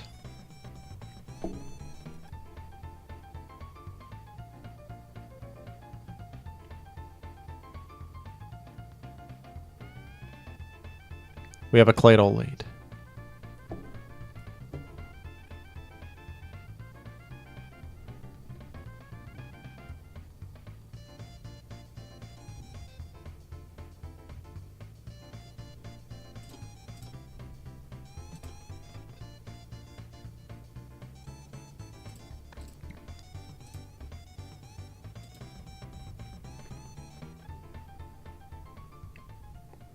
And we're lacking a bit of a defensive backbone without like Blissey or anything.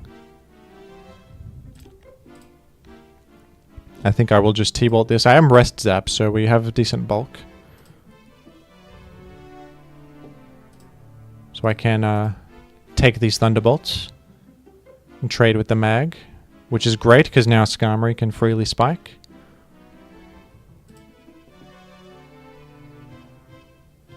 Let's go here against the Rock Slide. We'll Carmine up.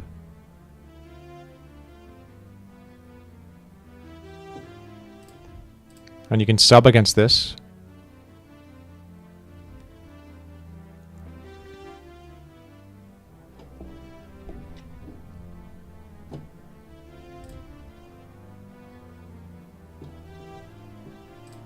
Let me just check if I one-hit this.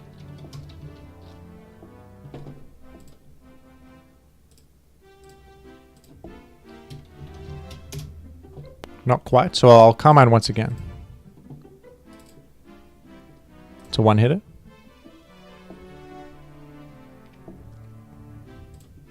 Oh, this just walls me, oh dear. We get walled by Houndoom. That's pretty funny. I'm gonna just do this to chip heal up.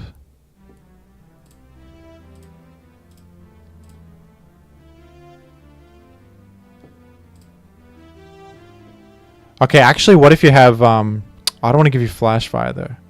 What if you have... What if I just bluff and you exit?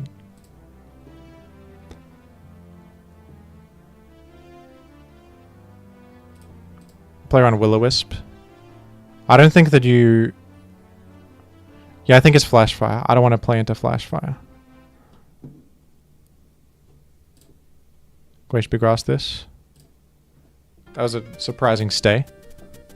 I maybe could have PP stalled that Houndoom. I'm not going to do that though. There's no way I'm doing that.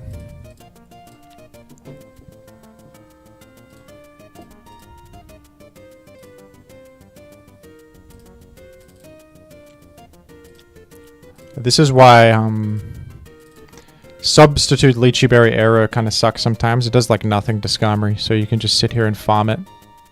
Chip heal every time they attack and then make 3 spikes. I'm gonna protect. I think chip heal is important, and I'll go Zapdos on the Spore. We can Toxic, and I'll just rest. I can pretty safely rest right there. I'll go Suicune.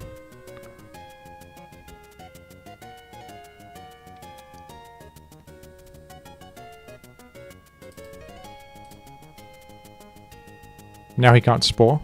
That's kind of funny.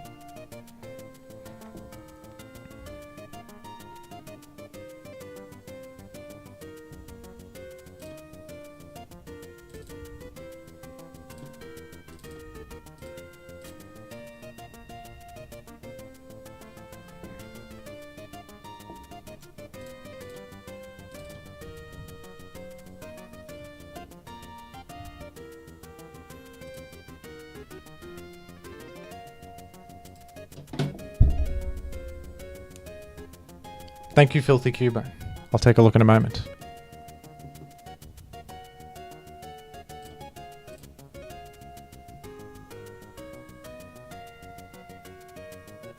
Might as well use Jirachi to just spam Psychic.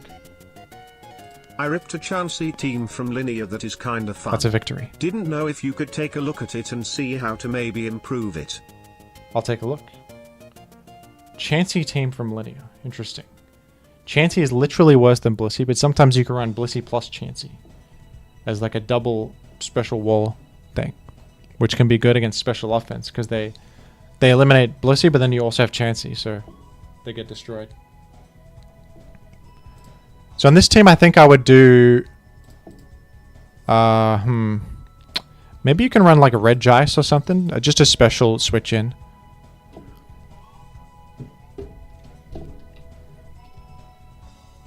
I think like... Okay, Moltres probably is best with... Oh, it is spikes though. This is weird. Okay. I think I want to put a red Jice here. I think red Jice fits. And you want like red Jice plus Suicune's a good call because Suicune helps against the fire types.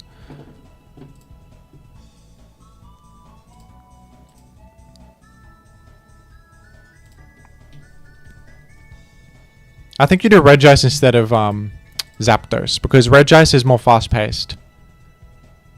Red Jice can actually, like Rest Zapdos is pretty slow paced. This looks like an aggressive team. So you want to be going in. And then I would probably do either this Suicune, Carmine Rest Talk, or Sub-CM. You can choose which one you want.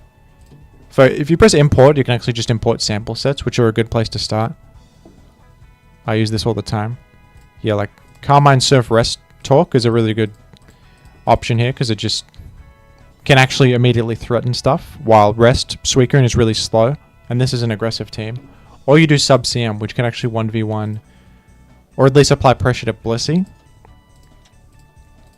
That's what I would recommend here. Probably Modest Rest Talk, to be honest, because this can actually heal up and still be threatening. Just some quick edits that I think would be good. I'll send you that.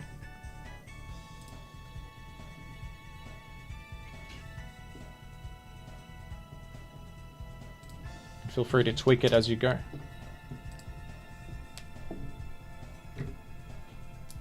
Filthy Cubone. I added Zap because of mixed vents. That's valid, yeah.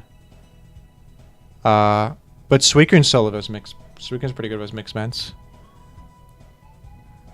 Regis should be okay too. Like they can brick break the data ice beam. You can even T-wave them. You could also do Zap instead of Moltres easily. And Zap is really solid against mixed vents too. Just an offensive Zap, to be honest. You could just do an offensive one. But Moltres rounds things out. It helps you versus Metagross a little bit, which is nice.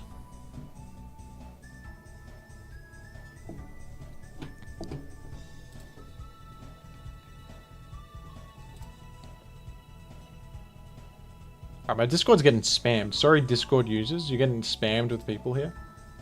Where's Filthy Cubone at? I think I'll do like... I'll do 2 more teams, folks. If you want to send a team, I'll do 2 more. For a $5 donation. Thank you everyone for the support. This has been fantastic. I do appreciate it greatly. We're all loving Gen 3. Look at all the Gen 3 gamers existing on Earth right now. It's beautiful. It's a beautiful thing.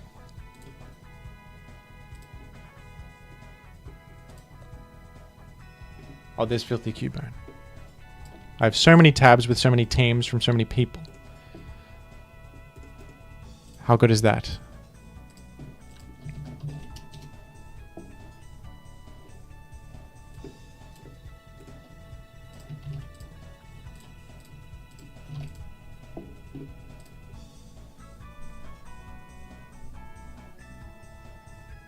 I think it would be interesting if you made teams using weird and oddball Pokemon. I guess that's what I just did with Crodley. I could do that. We could do some wacko stuff. This is literally a linear curve team.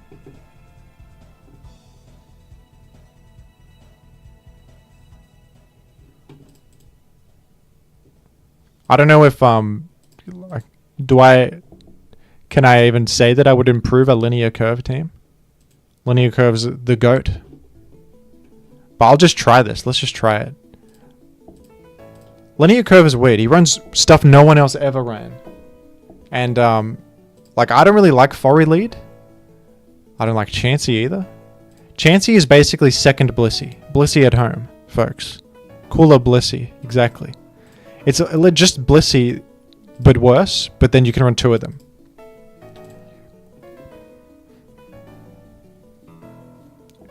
And he has a hidden power flying Fortress. Wow. What is up with that? I'm going to spike up.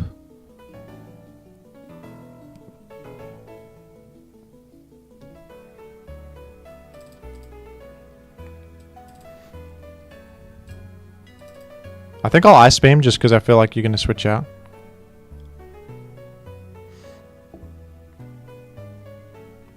And you could go like Salamence randomly or Celebi. You go Metagross. That's so fair.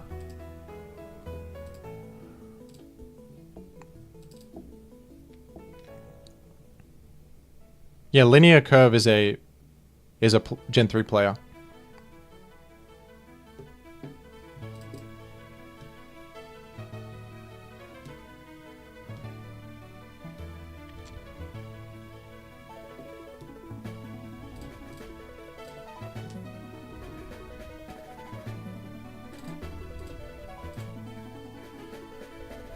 I might bait them to spin here, and I would KO with the Thunderbolt.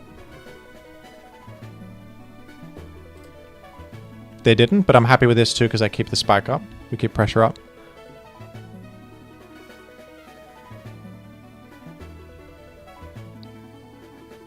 I want to see the look on this dude's face when I go to Chansey.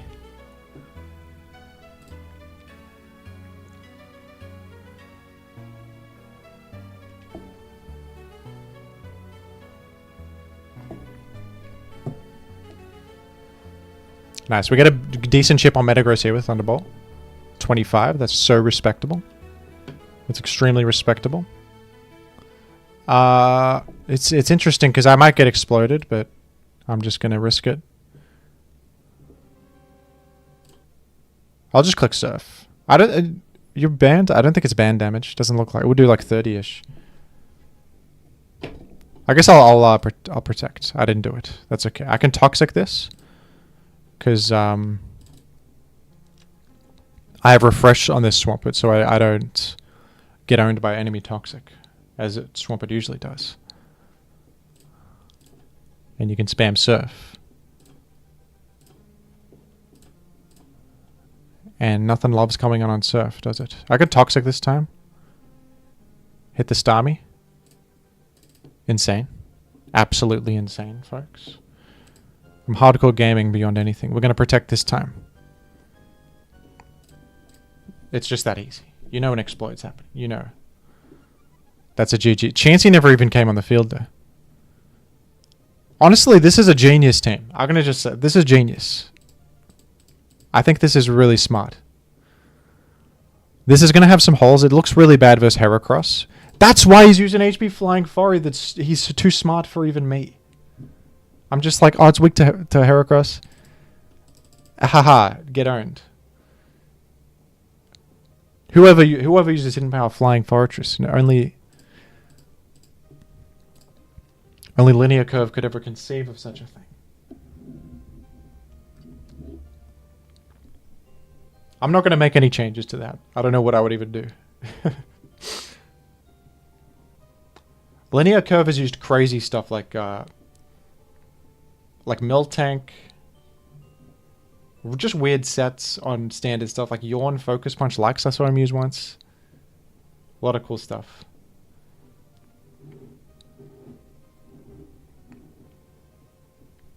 I'll be right back 1 minute, folks. Thank you all for tuning in. You're great. I'll be right back just a moment.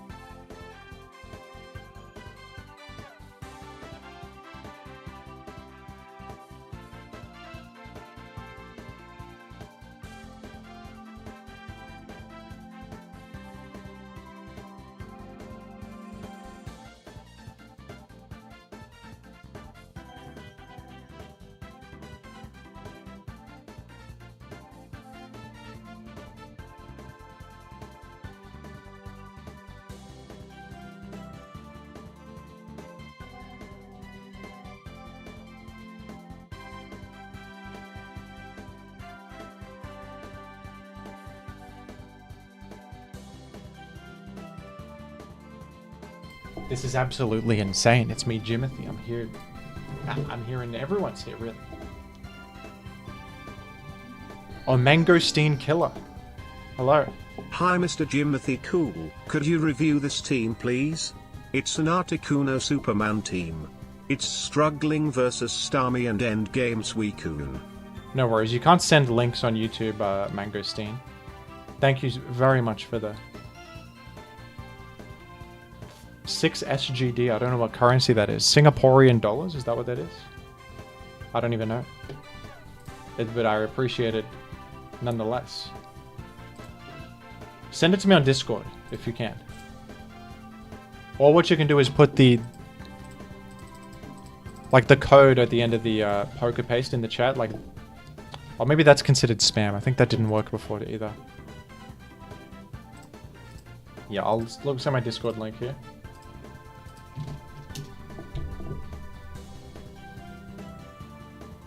Jimothy, look out! Iron Mugulus is right behind. What the? Whoa, he is here! What's up with this? What's going on? Everyone become a member right now, or I'm gonna... Iron Mugulus are gonna get me. Oh, what's up with that? You gotta become a member right now. Or it's all gonna go down. It's all gonna go to... Who's gonna make informative videos? Who's gonna do it? No one else has the ability. If not for Jimothy.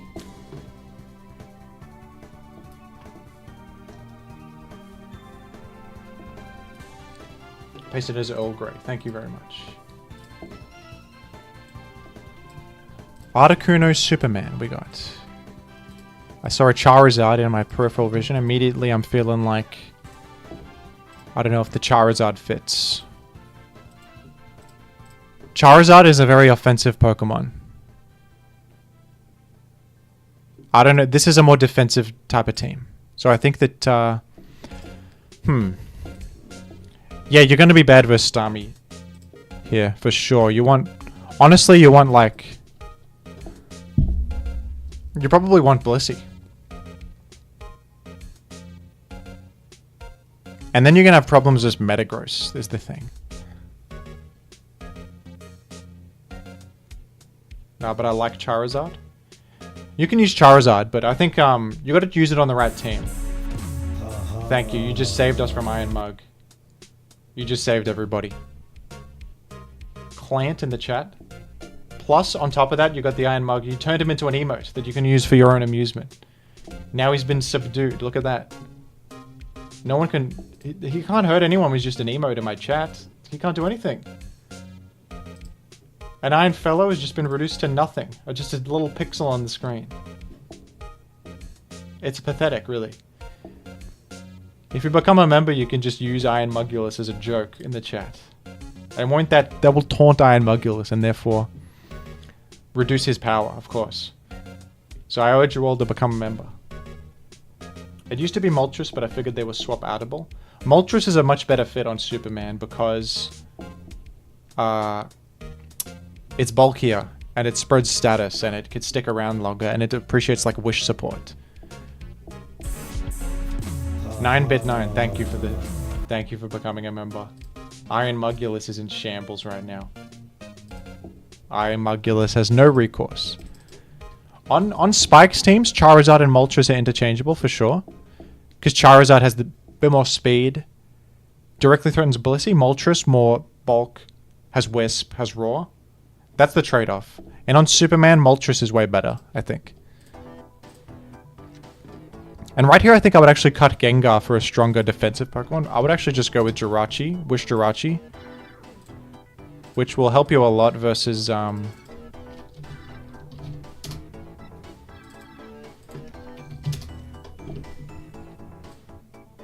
One sec, I'll explain all this in a moment. I might do some theory crafting here in a second. Like, Wish support helps everything. Helps you heal stuff up. And helps you versus Starmie. You said you sucked versus Starmie? This can actually do great versus Starmie. It's got the special bulk. It can heal up. I'm going to put Overheat on Moltres. Because I think that versus Gengar, you can have issues with your Jirachi. So here's a line you can use, is when Gengar's threatening you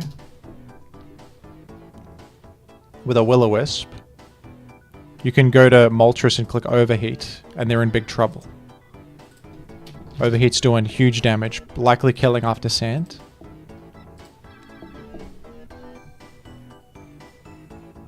This is going to be a good line, because one issue of Jirachi as a special ball, it's vulnerable to Will-O-Wisp from Gengar. But if you pivot Moltres on the Will-O-Wisp and Overheat, that's a good line. Because they're often tempted to Thunderbolt you. But you can just get him. And I'll creep down to 270 speed, put a bit more in special defense so you can take Thunderbolts a little bit nicer. 270 is just our on Adam and Heracross.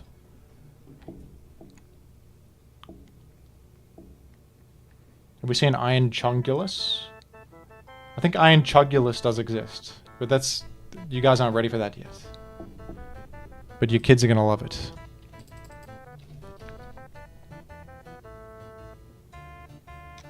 I think you should do Rest here. HP Grass, you don't really need it to beat Swamp, but you can just Ice Beam Swamp it and you're fine. Should Kuno be gone? You can use Articuno. Articuno is good here. It helps versus, like Swampert and Suicune. Which can be terrible matchups, which is really useful for Superman. Doesn't this get goobed by a Zap? You're actually kind of right. You're kind of right. Nice opinion. Okay, maybe this has to be Blissey then. I just feel like you're so Sand weak when you run no Spinner, Blissey, and Sand on the same team. It's rough. How do you not suck versus Zapdos? I think it has to be Jirachi.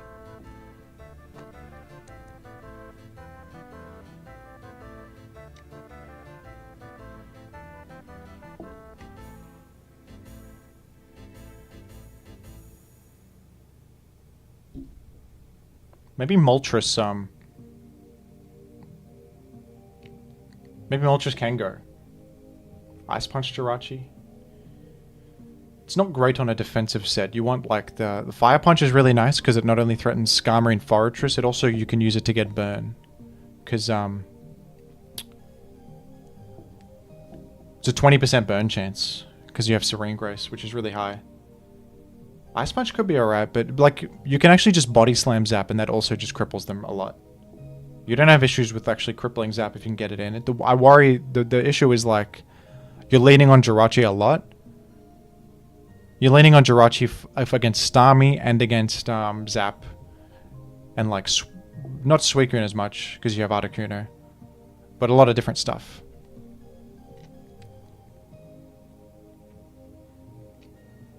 Jolteon has Volt Absorb. That's true, but Jolteon doesn't really fit on Superman because it's frail and it doesn't last very long.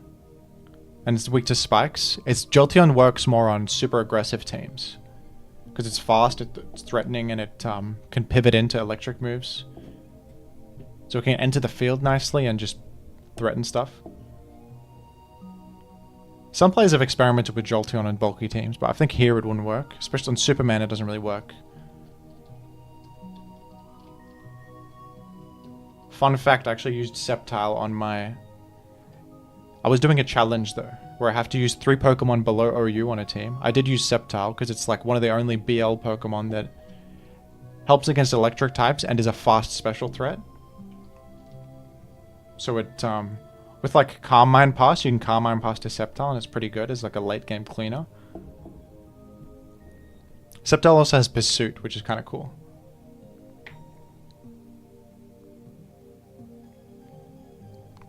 Tara is able to handle Zapdos with Ice Beam. The issue is you can't really switch Tyranitar into Zapdos. You don't have like a solid Zapdos. Like Flygon helps a lot, actually. Flygon helps a lot. But if they have HP Ice, you're kind of effed. But then you can pivot around. You go like Flygon on the HP Ice. Sorry, Flygon on the T-Bolt, Jirachi on the HP Ice, and then you can put in Body Slam. I think it's workable. Let me try the team.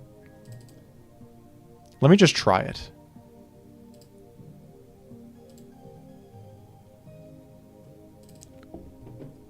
Also, I think I'm right here. You run a bit of speed creep to be able to outrun Blissey. Go like 149. Should be enough to outrun standard Blissey. Because then you can do faster Earthquake on him, which is kind of nice.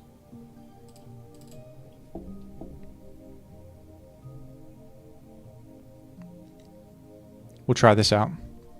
So here's Zapdos right here. I'll just go for Ice Beam. Doug? Were you about to eliminate Doug? Were you BPing to? Probably Swampert. Or Skarmory. Those are the most common. But some crazy people go Doug here. Sometimes people just go straight to Doug. Very dangerous, but some do it. It was simply Swampert. The EV spreads, they're a little bit complex in Gen 3, but they're simpler than they look. For the most part. Like, this is literally just a speed benchmark. Of outrunning Heracross. That's all it is.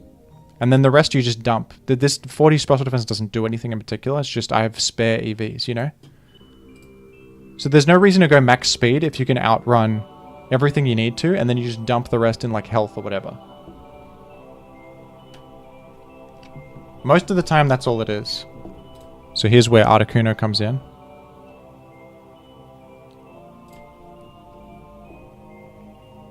The Gengar EVs are complex, I'll give you that. And Jirachi. There are some Pokemon that have complex EVs, like Snorlax too. Look at the default Snorlax EV spreads. It's crazy. Might be the most elaborate EVs ever. Like, look at this. Like, what is that? 92, 116, 144, 144, 12? What's up with that? And then there's a different one for Curse Lax.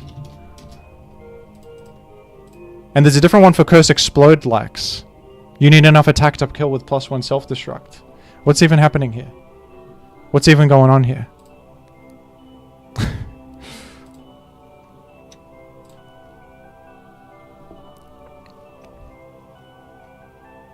Most normal jet. Well, all of those EVs do stuff. Because you need some special bulk to not die to Suicune Hydro Pump and Starmie Hydro Pump. But you need some defense to get some out of Curse. Or like live... Like 2 Meteor Mashes or something like that? I forget what it is. Or like 2 Earthquakes from Doug. Some important thing. And you need that speed because then you outrun Aerodactyl after they're paralyzed by Body Slam.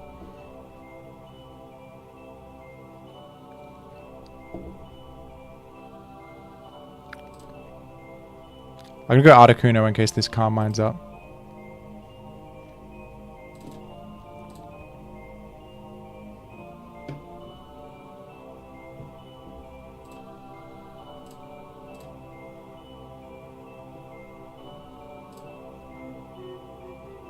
What's up, Andrea De Luca?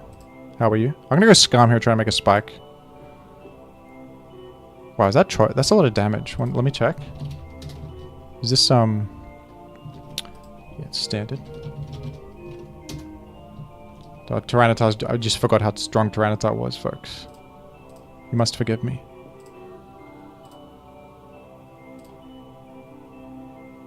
I'm gonna just spike up.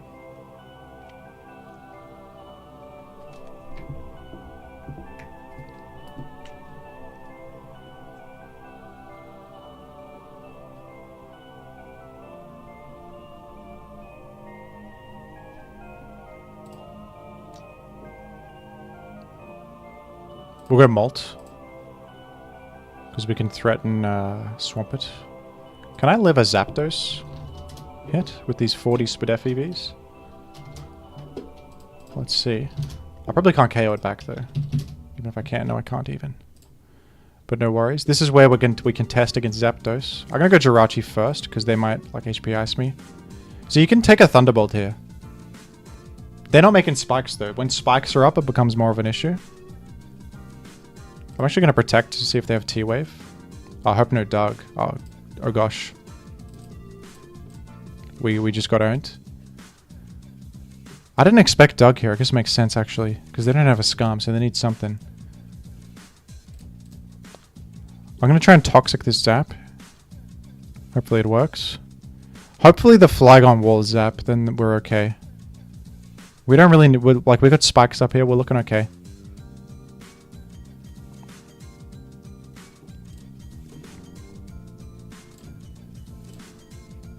Toxic the Zap this time? Or you just... Okay.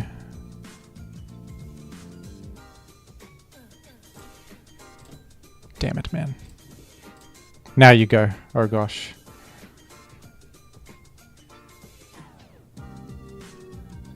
Oh dear. It's also a slight disaster if Zapdos has Toxic. That could be a slight disaster. You could punch me here. I didn't get punched. I'm good. Easy Toxic.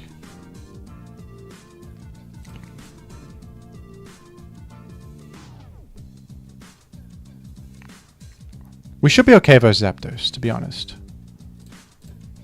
I'm surprised by the... Well, I'm just going to overheat. Easy KO on Celebi. We got punched this time. This is dangerous now. I'm going to protect up. We need to keep Flagon healthy. It has to handle Zapdos. Oh, they have a Starmie. Disaster. Disaster. And now Jirachi's eliminated. This is a weird team, but it counters us.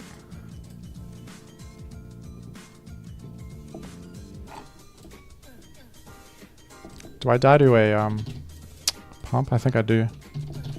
Yeah, I definitely do because I've... Oh, it's a roll. I'll take the roll. I think. What else can I do? I think I have to take it.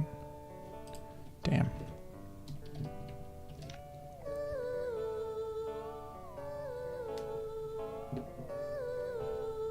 Maybe Molt dodges one?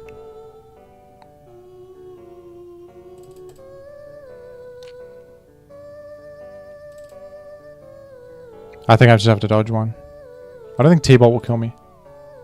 Yeah, I don't dodge one. Damn. This is a weird team with Doug randomly. Like Doug, Starmie, Zap. This is just a terrible matchup because it just eliminates Jirachi. And I happen to protect on that turn, so Jirachi can actually beat Doug 1v1. Often. But I'd happen to protect there to scout for Thunder Wave, and then it allowed Doug in. I might play another one. That was a weird game. I don't think that's a typical team you're going to face.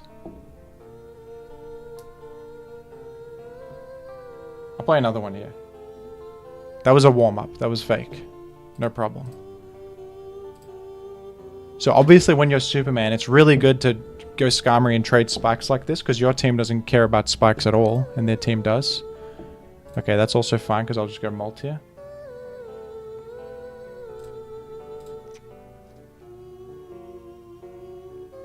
How useful is Serene Grace for Jirachi? It's useful.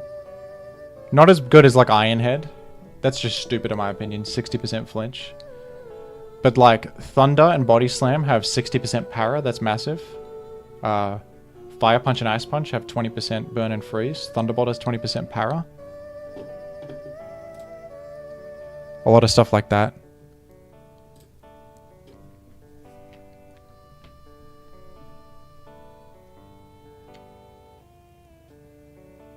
Oh, that's a net battle team. Salamence, Claydol, Rachi, Raikou, Suicune. That's probably was good back in 2006. I think, like, you're kind of bad versus Spikes and Doug, though. Because Raikou and Jirachi get Dugged. And then... Oh, you have Claydol. And you have Salamence to punish Doug as well. Not a bad team, I guess. And maybe like Sub-CM Rachi can pressure Bliss, let you break with Raikou maybe, and Suicune. That's workable, maybe. I think you could optimize it, like put Program 2 or... You probably were going crazy with that back in 2006 though. Sounds alright. So the Articuno checks Suicune super well. One of the better Pokemon at it. We're gonna go Skarm versus the... Usually if you see Sand Chip on Salamence, it means Choice Band, but... People at low ladder also just randomly don't run leftovers, so it could be mixed.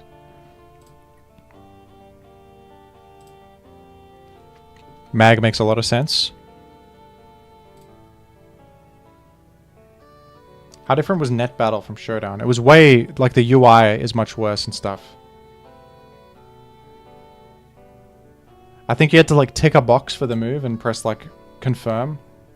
And they didn't have like all this stuff like showing the stats here and the nice team builder and all this. Like your team was a file on your computer, I think. In Pokemon Online, that's how it was. Even Pokemon Online was not the greatest, but that's what I played when I first started. Battle.net and Shoddy Battle were even... The UI wasn't the strong suit of them. But they were ahead of the curve in terms of actually simulating Pokemon. I think they were like the first thing to ever do that. But Pokemon Showdown has done great with the UI over the years, learning from the mistakes of others. This is a beautiful team builder and everything.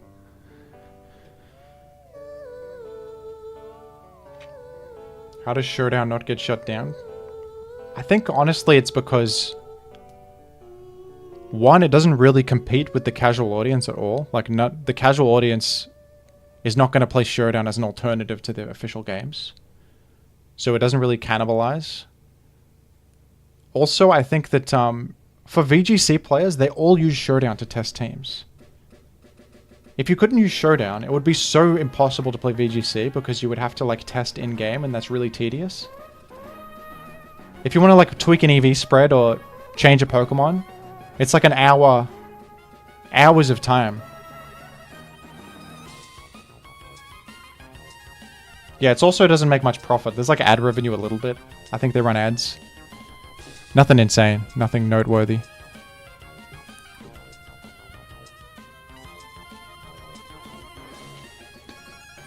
I guess I'll Earthquake in case they go mad. Yeah, that I'm a Blissey video was great. About making the competitive teams. That stuff is so insane. I can't believe to get Ursaluna all the stuff you have to do. And people say like, oh, you don't need a 0 speed IV, that's just extra. Yes, you do. If you're running Trick Room, you do. It's a disadvantage if you don't have it. Like, you're going to lose to an enemy that has it. I don't know, it's kind of stupid. Like, to get 0 speed IV Ursaluna is an insane process that I was... and there's other stuff like Enamorus and... anything from Pokemon Legends Arceus and anything from... Gen 8.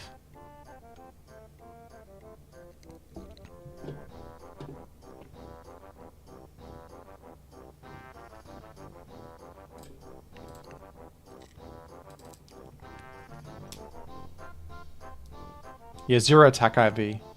That's one that you can probably go without. It's not hugely impactful.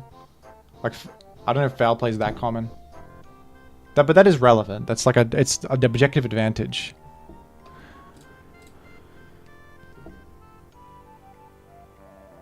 But depending on the Pokemon, that could matter. Like a Ghost type could die to foul play with attack, but then live it with 0. There's probably some situations where it's very relevant.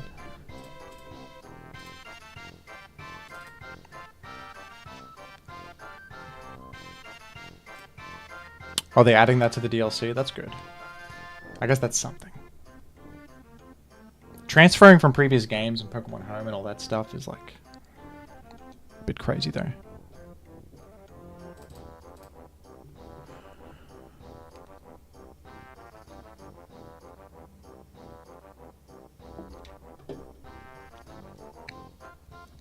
I just called out the switch to Skarmory there, folks. That's something you can do sometimes. If you invite in Skarmory, just make a double switch to something that threatens it. Like this. And I click Flamethrower, because I think Spike plus Flamethrower put you in range of HP Grass almost. What's the, I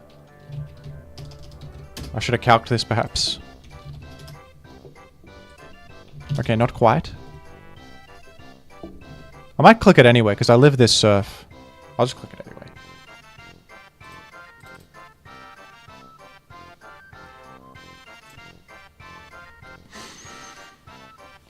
So we got Suicune down. We're low on Moltres though, it could be bad. Moltres doesn't live many hits from these guys anyway. Like everything can kill it in one hit anyway. Pursuit Tyranitar can't. That's valid, but I think eliminating Suicune's worth it here.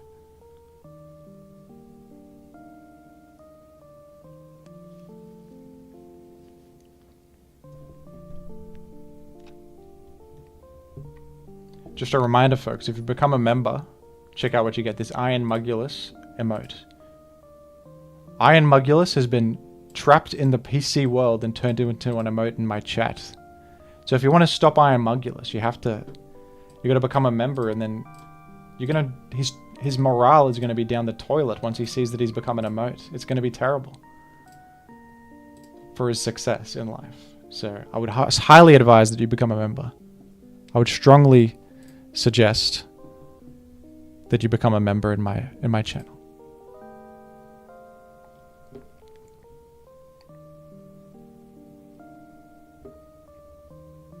Of course, the decision is yours. I don't control anybody.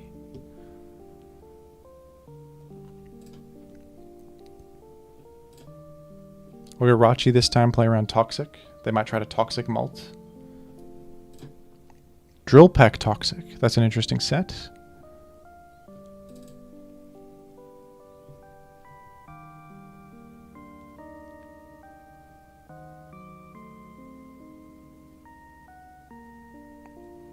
Jimothy, have you had any interest in VGC or doubles? I did play doubles in like 2019, I believe it was. Pokemon Ultra Sun. I gotta be honest, that's one of the worst metagames I've ever experienced. Just being honest. Every team had Incineroar, Xerneas, Groudon. It was just hellish. And then games came down to like, oh, do you have an answer to Smeagol's Lovely Kiss? Oh, you don't? Okay, they just sleep you and you're dead. It's like a coin flip at the start, like a rock, paper, scissors at the team preview. And then Incineroar just... I remember there was a situation in that tournament where I crit this dude's Kyogre. And I said, oh, my bad, dude. And then he was like, actually, I think that's good for me because that lets me pivot back into Incineroar and get another fake out. And I was like, this metagame is so messed up. The fact that Kyogre dying to a crit was better for my enemy because it let them get Incineroar back in to fake me out. What is going on? I thought that was so crazy.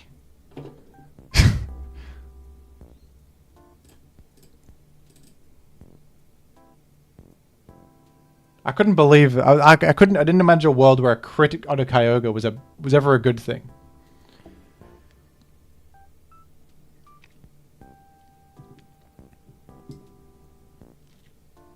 I could have wished here, but I was worried about I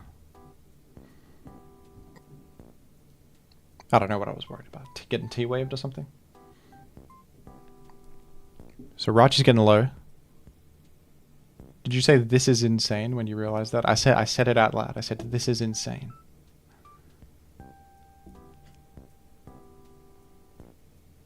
Well, just Incineroar in that format was so nuts because you have that I think they nerfed the berry that heals you 75%.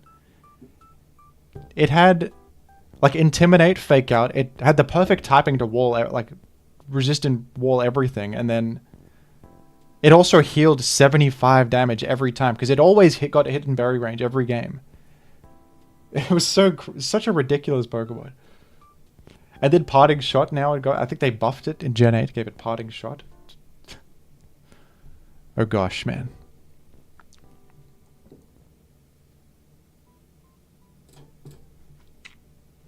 Oh dear, I'm in trouble. We're going to use the natural bulk of Articuno to save our lives here. To roar this out. I think they're going to Earthquake if they click anything. It's likely. I was 50?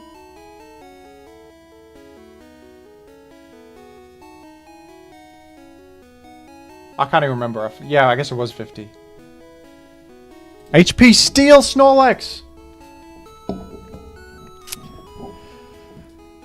I haven't seen that in a long time. That's an old tech. Because it middle grounds Gengar and Tyranitar. Apparently also Articuno. That's messed up. You give Articuno a break. HP Steel. Oh my gosh.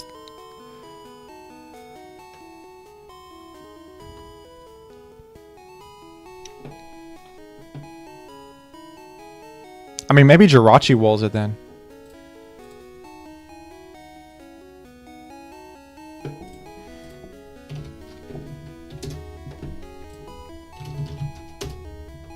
+1 return.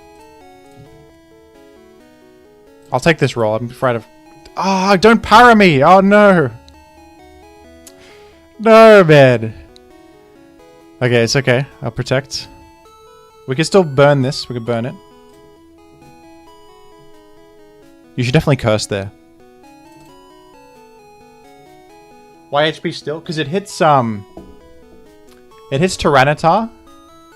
But then, if you use Earthquake for Tyranitar, you can't hit Gengar. But HP still can at least hit Gengar too.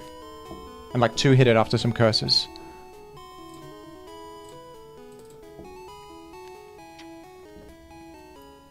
It's not a very common option, but that's why.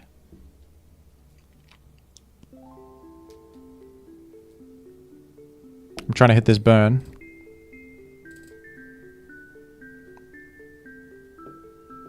We should, like, our typing's great here. We just need to hit a burn. Why is it not that common? It doesn't hit very hard. It's only 70 power, non-stab, right? So, on a team where, like, you have no way to eliminate Gengar nicely. Oh, of course we get full parried, man. It at least can hit Gengar and Tyranitar at the same time. Usually you have to choose one or the other with Snorlax. So like you run Shadow Ball to hit Gengar, but then you can't hit Tyranitar that well. Or you have like Earthquake, but then you can't hit Gengar that well. But it's easy to cover that with teammates. Like you run... you can run Pursue Tyranitar, and then you run Return Earthquake, and it's all good.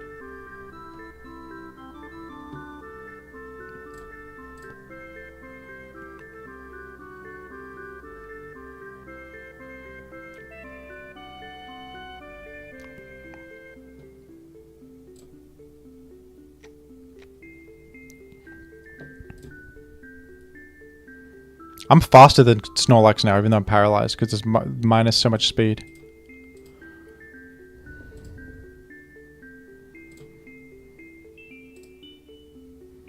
HP Poison? I don't think Poison's a very good offensive type. So nah, I don't think so.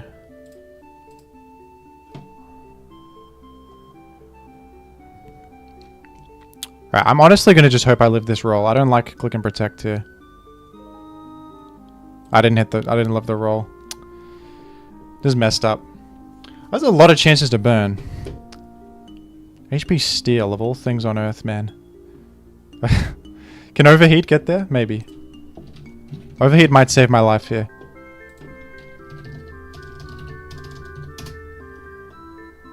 Not even. No, I'm modest. After Sand, it might.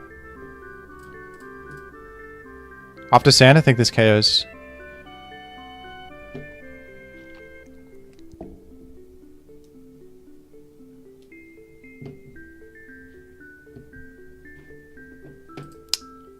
It might be because you're an iOS catcher.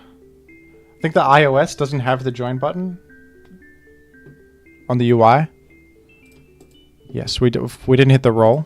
I don't know if you could have hit a roll even. I don't know if you even could hit a roll. But we didn't if there was one. We can win this now.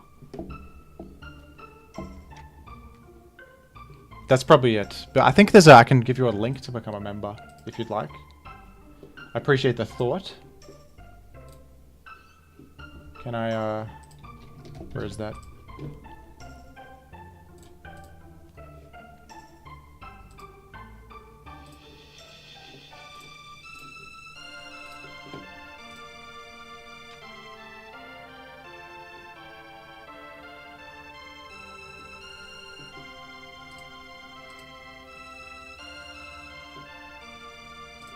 Here it is, got it.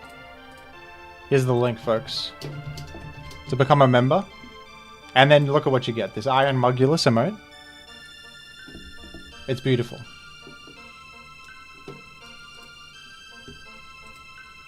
Your name is pronounced Cash. Wow. That's a cool name. Cash.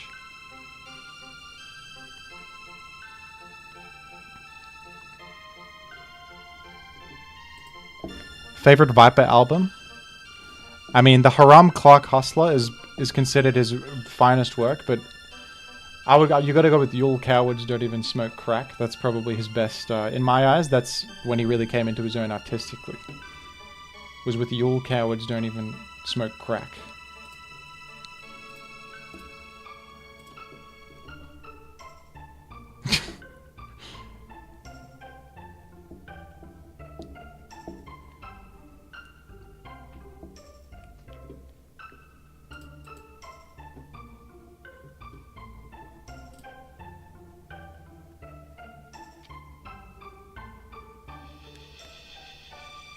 Viper actually has some good songs, to be honest. There's like 5 good Viper songs. This is an Articuno victory. Look at this. The enemy can't do anything. We got through the Snorlax and then we're good. You get through Snorlax and then it's winnable.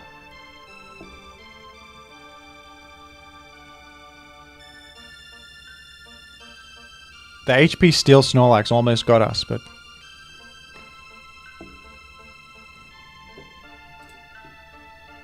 Right here, we'll go Flygon. No problem. I think Articuno can also beat Tyranitar 1v1. They can Fire Blast, but I can Pressure Stall them.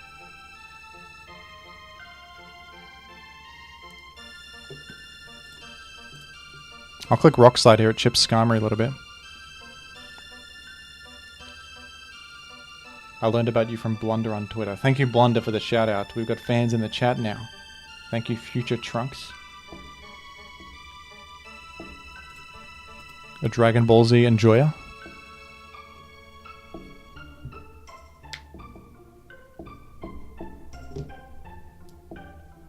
I was watching Blunder's Emerald Rogue stream. It was really funny. He was trying to do Mono Steel.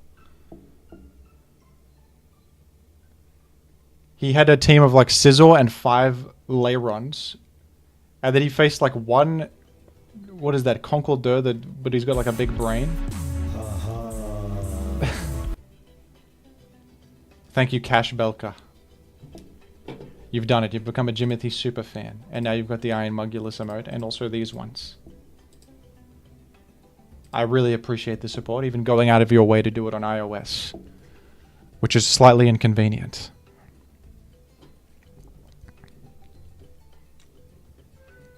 Okay, I'm gonna go Tyranitar, because you could have Rock Slide or maybe 2 hit me with Fire Blast randomly.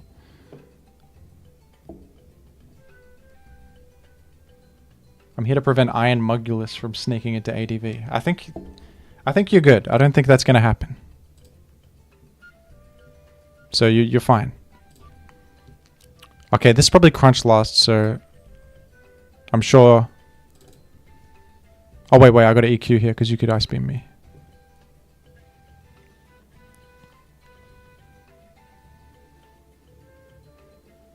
Let's go.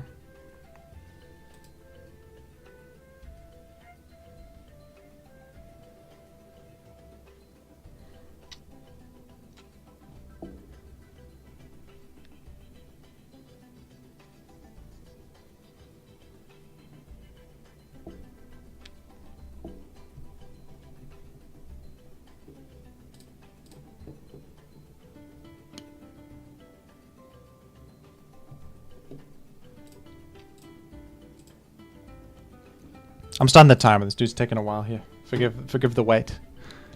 Fake Gameplays clicked Earthquake long ago. Jeremy Boob PhD is taking their time. I'm not even good at Pokemon. I just enjoy your style of content. Well, that's kind of you. Also, you're probably great at Pokemon. We did it. We Earthquaked them. He has 2 other commitments. He had the PhD and then one other thing. One other noteworthy thing, for sure. I've never seen a Pokemon before. Now that's interesting. I'm just going to Rock Slide. And then it's over. We win with Articuno, for certain.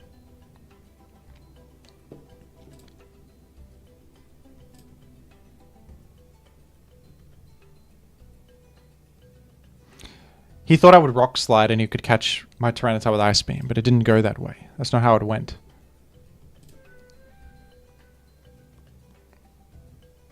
You got a PhD in one thing, but maybe not the other thing.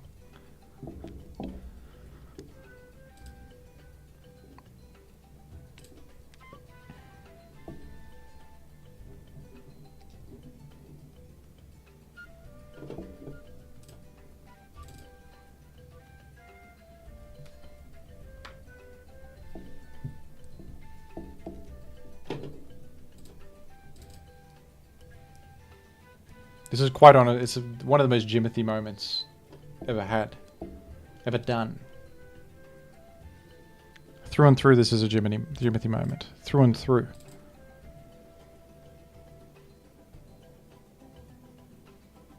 How can you tell that you win with X Pokemon? Or if they don't have anything to beat it? Or if I sweep with it or something? There's various ways you win. For example, if I have a Blissey and they have nothing but like Zapdos, Moltres, Starmie, none of them can break through Blissey. Blissey just heals, it's too bulky. It can stall them all. Or maybe you have Dragon Dance Salamence and there I'll have a chipped team in range of dying to a +1 everything.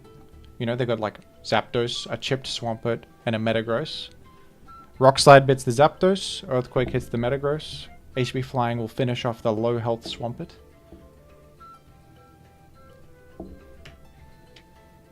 That's a win condition in that case. Or a Suicune.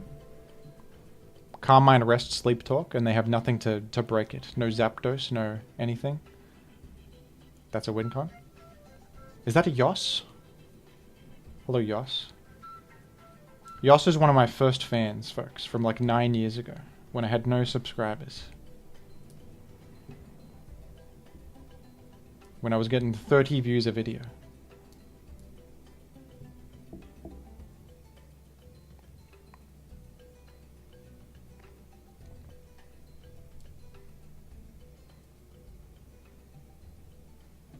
I got 200. How is this happening, Josh? How did it come to this? I got 217 people watching me play Articuno. What's going on? Well, I hope you. This is a pretty cool team. I might even use this team now.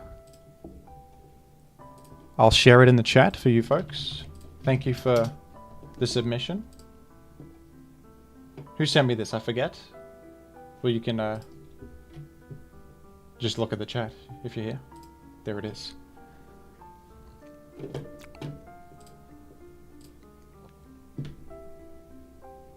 was Mangosteen, yeah. Mangosteen.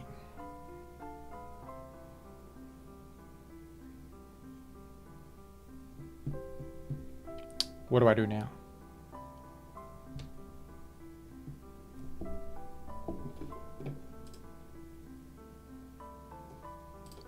Now what?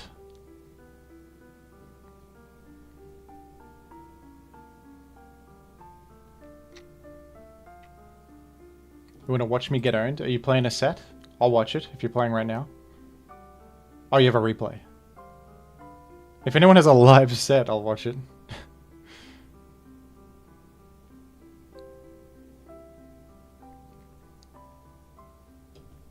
Right, yeah, the prior ADV Cup.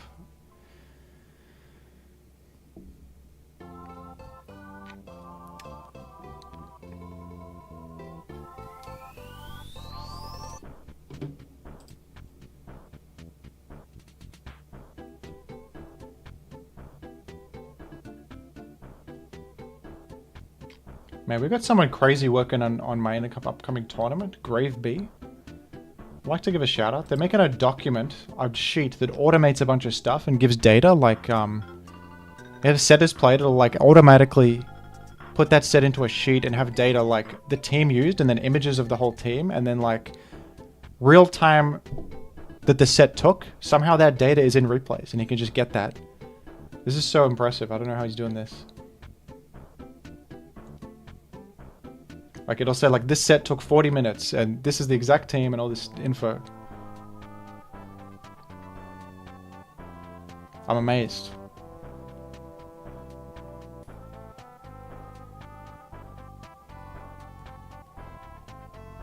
I'll start a game with a triple trap. Alright, maybe I'll end the stream by watching that. If you, I've got DMs off, sorry.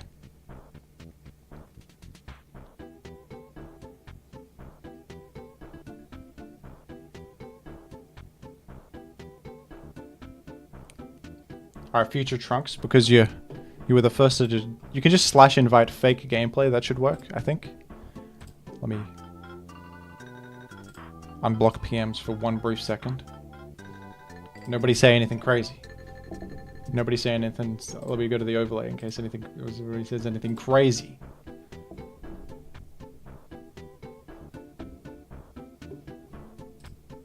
And I'll look at your replay too, and then we'll end the stream.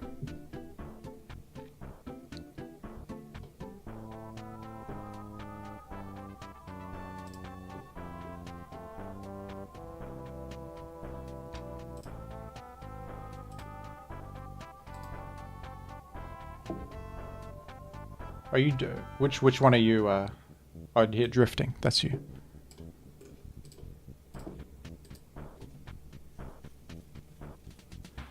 What's the story behind your description? Oh, when I was there is a story behind that. After I do this stuff, I'll explain the story. You have to invite me, Future Trunks, because it's bottles are private by default. I've never used banned Rachi, but you can use that to bait Tyranitar and Blissey, and it's kind of funny.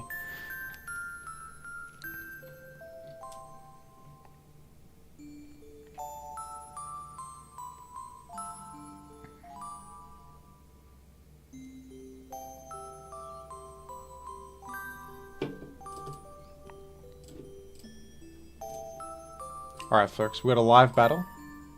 No pressure, no pressure.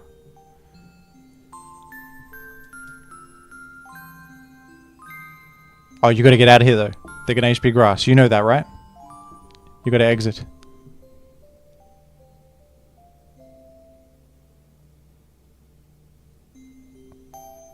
Is this ghosting if I say what to do and they're listening? Yeah, you go parry too. I'm sure you knew that. Or toxic. That's bad for you. That's terrible. I hope they don't have Doug. They could. Celebi Zap. They could easily have Doug. Easily. They soak the T-Wave. It's okay, you can trace Natural Cure later.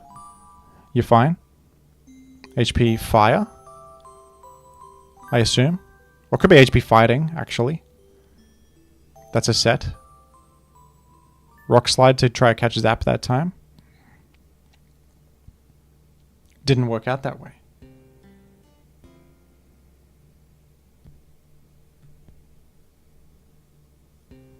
I was Pori the answer here? I think you gotta go like straight to Zapdos or Celebi or something. I don't think Pori can withstand this. You can T-Wave it? That's good, okay. You need something else though. Suicune's about to destroy you. Magneton? Oh, this can do a T-Bolt. We can say they don't have Skarmory.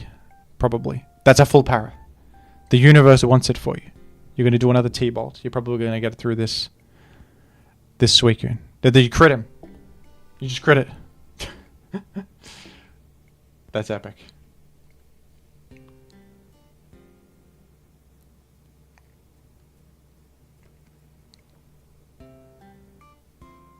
Oh, that's a roll. That's dangerous.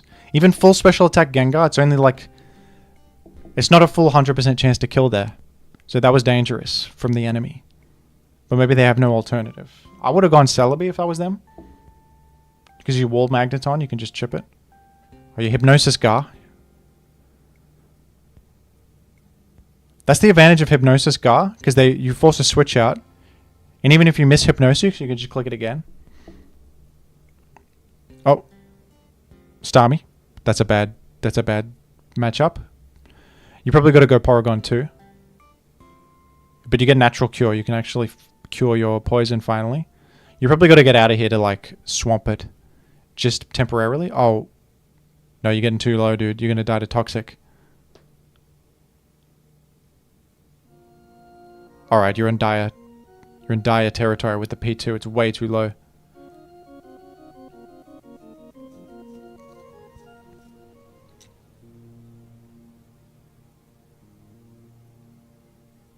Oh, what is that? I guess you thought they would HP cross. Fair enough. Oh no. That's dead because you can't even one hit it. So what is that? You can't even one hit it if you do that. They just live and then kill you anyway. And this is gonna get you. Oh no! They punched your dog. Oh dear. Why don't you just go swamp it? You gotta go swamp it there. It's okay. You're gonna learn a lot from this one. Watch this one back. There's a lot to learn from this.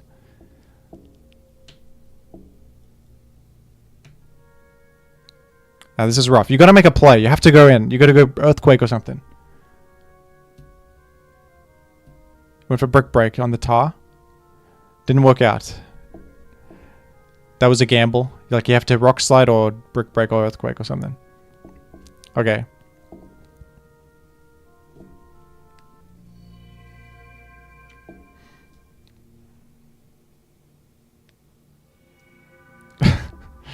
Gee, yeah, I think it's over. You can Hydro? Oh, another chance? It's a complete guess here. You rock slide or brick break. But if it's me, I brick break again. They wouldn't see it coming. That time you HP flying. See, they did play around brick break that time.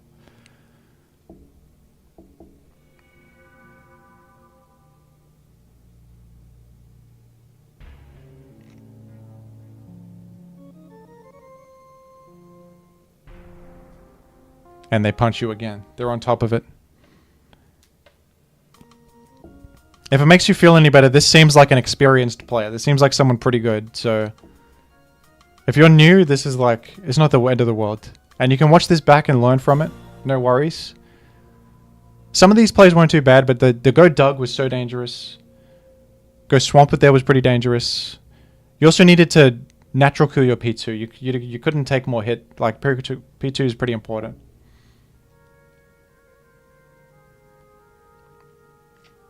I'm CB, man. Yeah, I know. Because you're taking sand chip. So that's what I'm saying. Like every time you go to Ments, you have to guess the right thing. That's the benefit of CB Ments. You can make comebacks with it because you can just make a good predict and just KO something. Like imagine this game if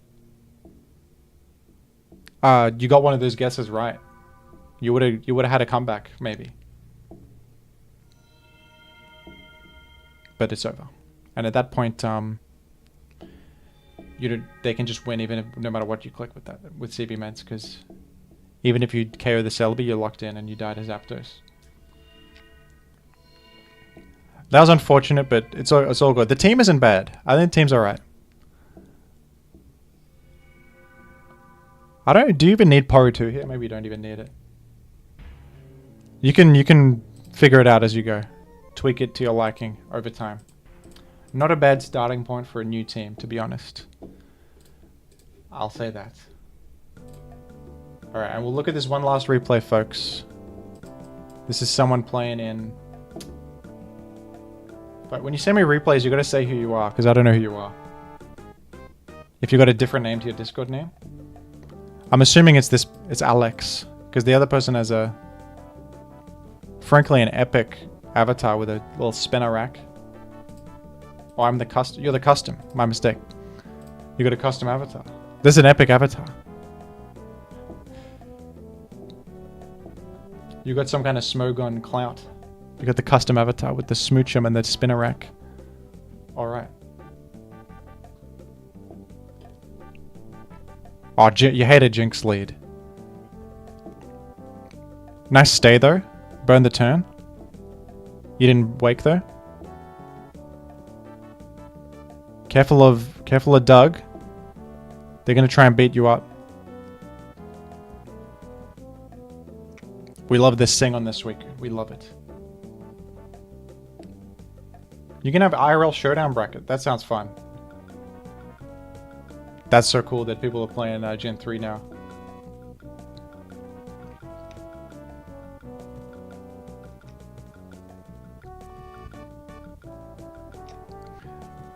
There's a rough matchup at Doug offense with Jinx.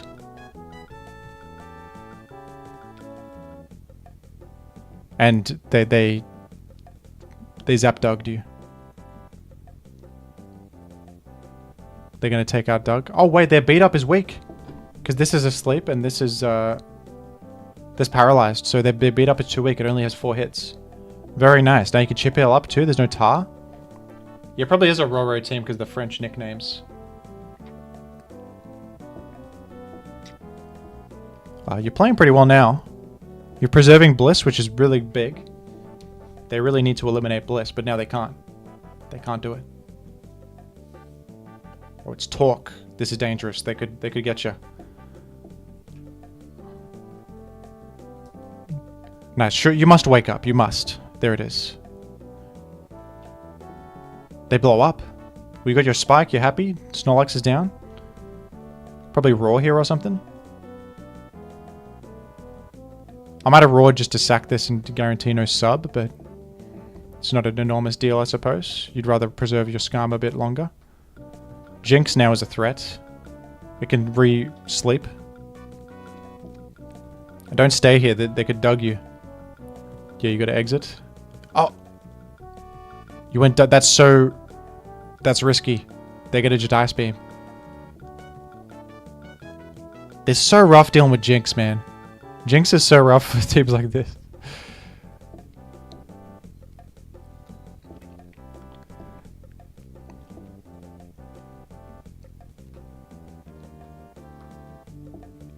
This is an example, folks, of like how offense can handle a more stally defensive team. Our hero here is bringing a pretty defensive team, but then Jinx, look how bad the matchup is with Jinx.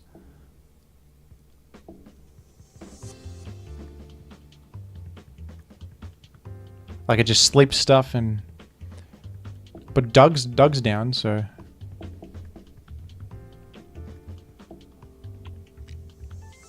Maybe you should Earthquake there with the Claydol. If you're happy to sack it anyway, maybe you should Earthquake, play around sub. Earthquake does good damage to Jinx as well, and you can follow up with Gengar and KO it. I think Earthquake would have been better there, right?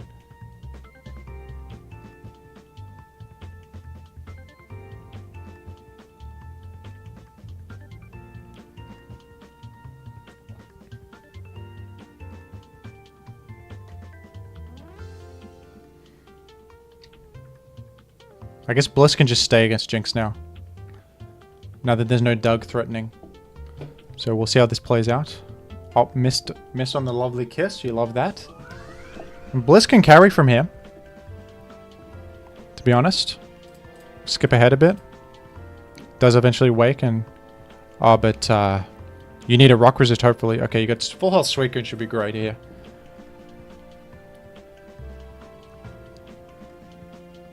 I guess, you said you lose this, but you're in a good spot here. I guess it's the last Pokemon Suicune gets you. Because this Zapdos forces you out. But then you have Blissey. You got Blissey.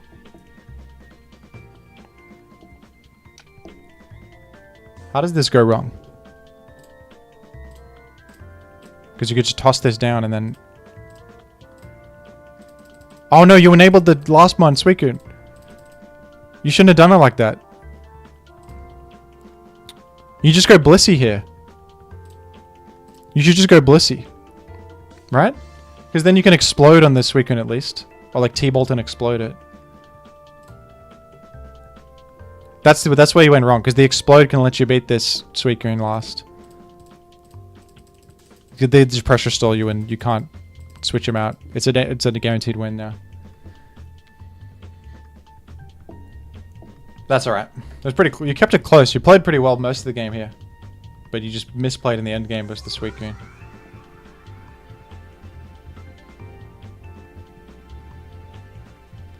That's a good lesson, folks, to play around the last Pokemon Suicune. Otherwise, you can just lose it instantaneously. Oh, you just loaded a Star Master team. That makes sense. Look at this solid team. Very solid team.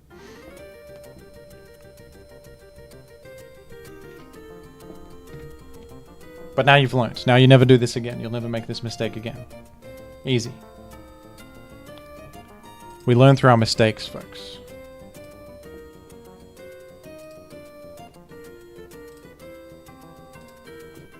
Alright, I would like to remind you all that this is insane. And I would like to once again let you know that you can become a member. to gain these great emotes and help the fight against Iron Mugulus, if you would like to. It's optional. I'm going to end the stream in just a moment. But I'll chat with you folks for a bit too. Any questions?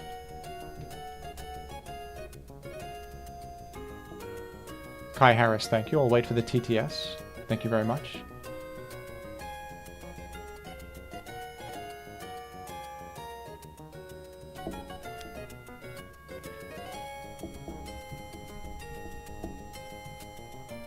The TTS has taken way too long. This is an outrage. Oh, the description. You're right. I'll wait for the TTS first. We got queued up. We got a queued up schedule. If only Suicune could defeat Iron Mugulus 1v1. Yeah, it can't because it will lose to the signature move half full in a single hit, unfortunately. Iron Mugulus' remaining moveset is of course unknown. Besides Endeavor Quick Attack. The reason my description is so bizarre is because when I was first making Gen 9 content, trying to break into the YouTube sphere, I looked up a lot of advice online, and I found a deal online for this like keyword analytics program that basically on YouTube, apparently sometimes if you have certain keywords in your description or your title, it puts your video in a certain group. So like if you have a bunch of financial related keywords, like, I don't know, make money online or something, then they'll say, okay, this is a finance video, and your RPM will be higher because advertisers pay more money for certain types of ads. So I was like, will this work if I just put these keywords in this video? And I just worked them in somehow. It didn't work, spoiler, because they can tell it's a gaming video.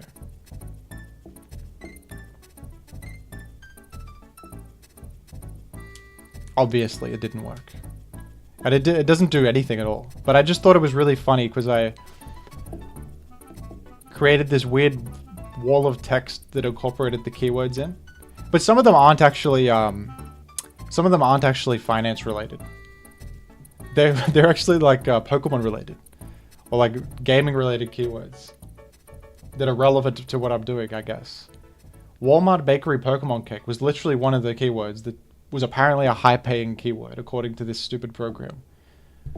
So I incorporated. I was like, okay, Walmart Bakery Pokemon Cake. Let's squeeze that into my description. I could say, I love a Walmart Bakery Pokemon Cake for lunch, and then I'm gonna make $1 million, but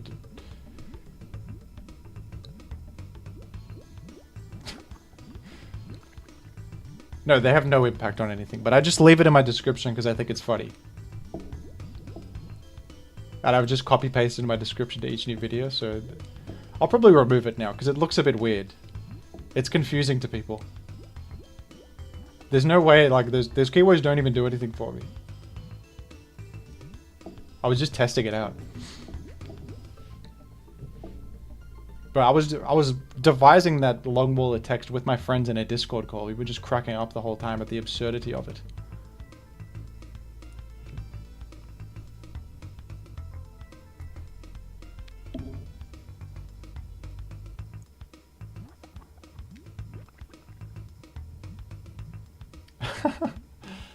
Shang-Chi Legend of the Ten Rings ending explained, air fryer recipes.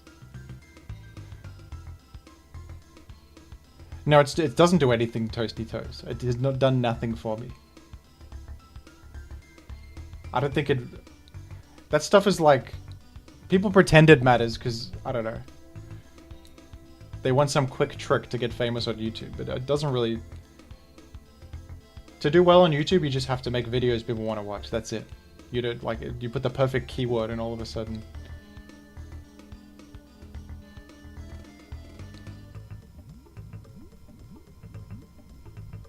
Oh yeah, my picture's from the Neverhood. Thank you. I played that game when I was a child. This made my picture for like 9 years on YouTube.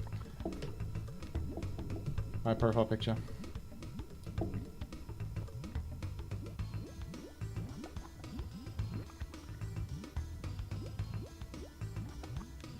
Hello. You guys have arrived pretty late on this on the stream here.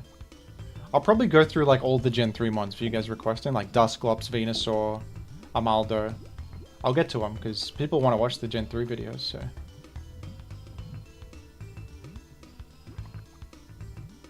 Yeah, a lot of people just think it's Goldengo. It looks a bit Goldengo-ish, I suppose.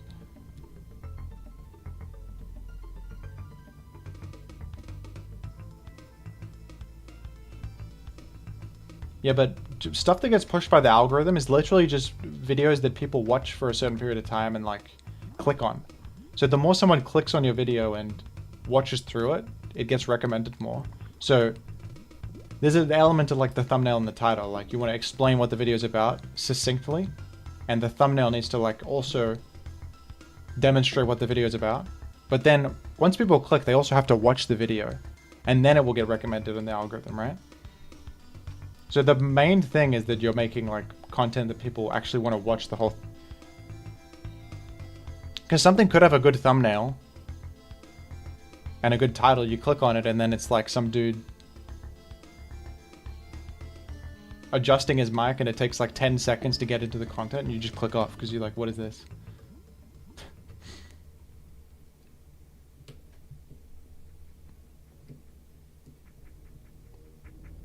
Hello, Simeon. How are you? Tournament co-host, Simeon.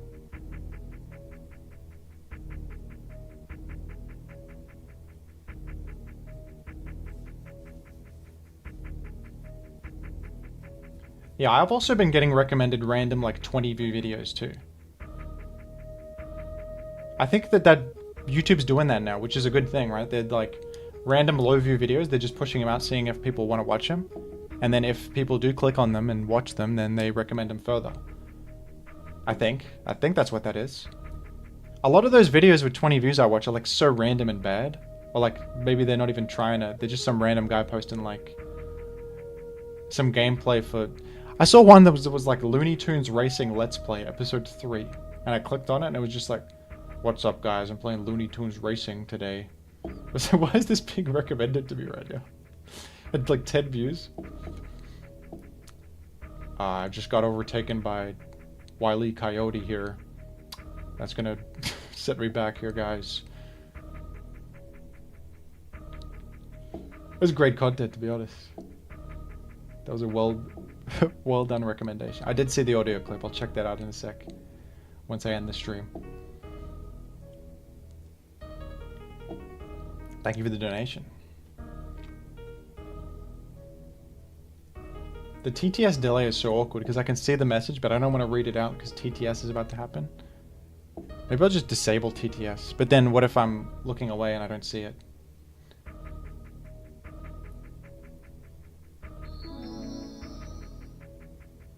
Great Neck and Friends tier video when? Blessings. We do a tier list on all my fake Pokemon I've made up. Great Neck is a real Pokemon is the thing. That's really coming to the game. I've confused people in the comments because I just make those fake Smogon analyses of the Pokemon.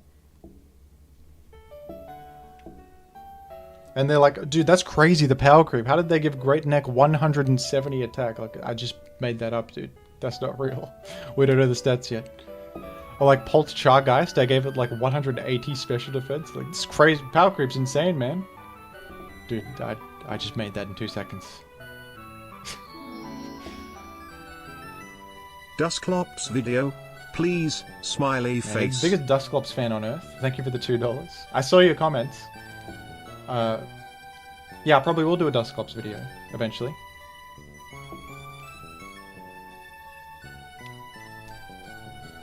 It's not to the top of my list right now. I kind of just do what I just randomly think of an idea and I make it every day.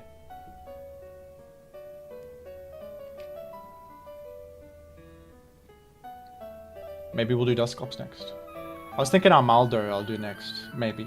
Or something else I think of, whatever.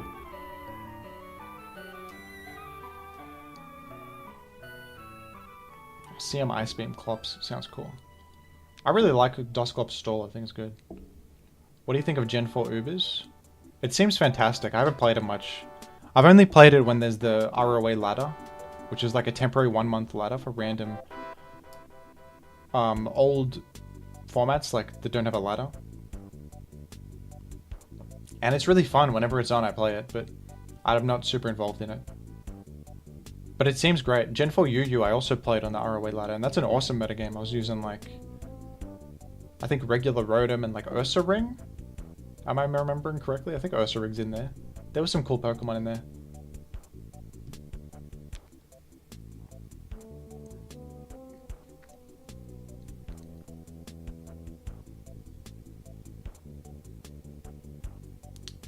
Crowclops is a strange turn of phrase.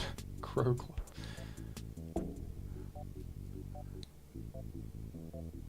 Kale is a crazy player.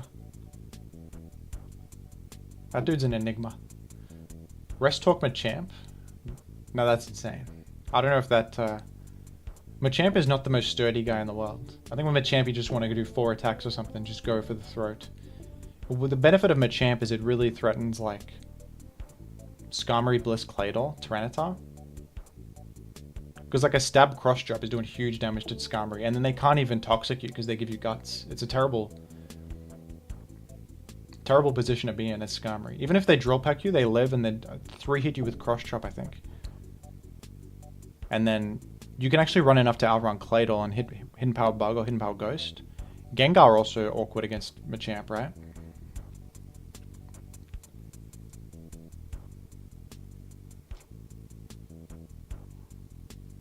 I've watched almost all your stuff and only now subbed.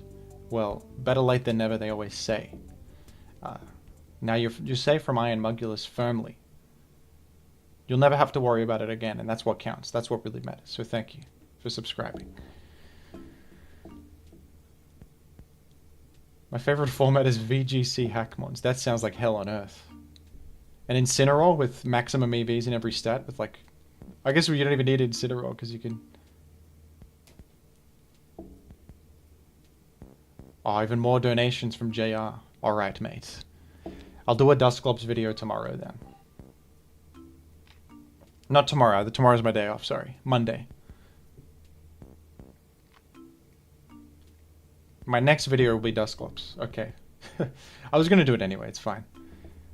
But since you're a Dusclops, absolute Dusclops head. Absolute Dusclops stan.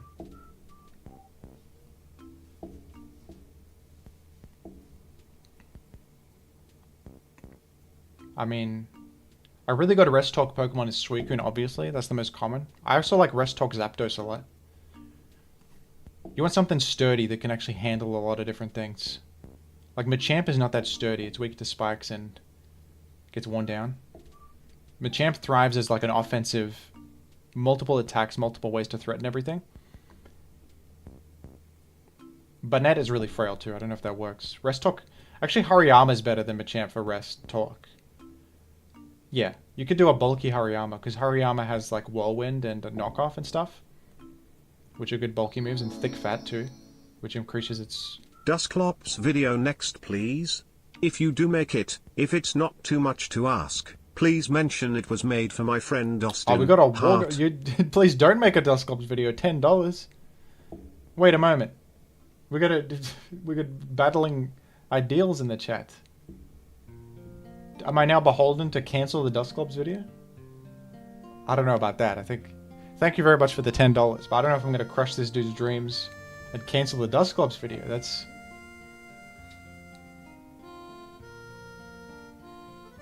that's messed up. Oh, another $5. You don't have to donate so much, man. It's okay. Please don't make a Dusclops video. That's actually funny. That's a funny donation. And you donated again, so that cancels the other guy's donation. So we're doing Dusclops. Get owned. Thank you, sir.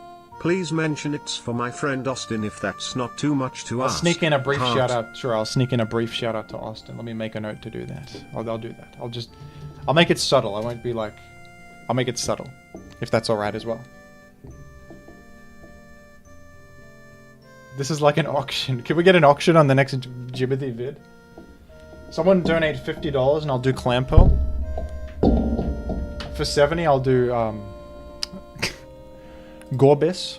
We'll do Gorbis for 70. Do I see a... What did the auctioneers say? What do they say? Like, I have 70 for Gorbis. 70. Can we get 75? We are now doing... We're now doing Sableye. Shucklevid for 80. We have a Shucklevid for 80. Ariados. Ariados for 85. Ariados. Are we locking in Ariados? Nope, $90. $90 from the gentleman. We are now doing Shedinja. Shedinja. 100 and I do... I'm not doing Ninjask. You gotta give me 1,000 to do Ninjask, alright?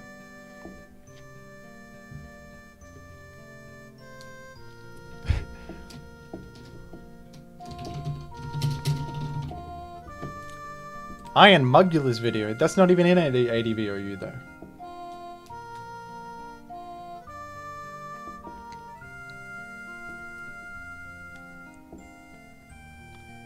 I could fit. That's a funny video featuring the Shuckle game with Zach, which I've never actually watched. I gotta watch that game and see how it went down first. Shuckle was actually used in a tournament game. And somehow, it won. Iron Mugulus Adverbo Uvid for April 1st. Thank you, Nathan, for the $5. If you don't know, I already did an Iron Mugulus April Fool's video back in it on April Fool's. I already did that. 100 USD for Galvantula. We'll do 2,000 and I'll do Ninjask, alright? We're upping our price. 2,000 and we do Ninjask. Beat Sprinkler with it. Sprinkle is not that bad, but Shuckle beats... That's a shameful loss. To the Zach PZ Shuckle? That's terrible.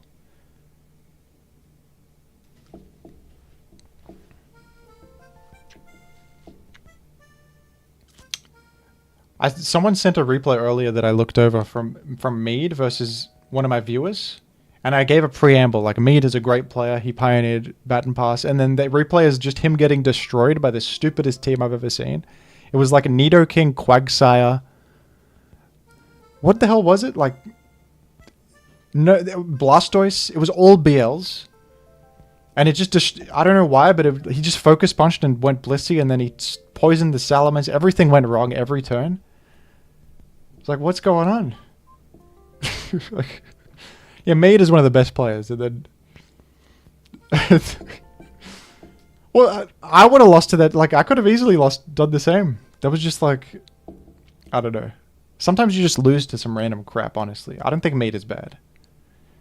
I don't think Maid is bad. Sometimes you just get owned. Sometimes you just get owned. That's the beauty of this format. I swear, like, ABR or, like, these amazing players have lost to just, like, Blastoise, Manectric, like... We've all done it. We've all lost to it. And you can't even explain why. It just happens. You can't even explain it. I don't know how that happened.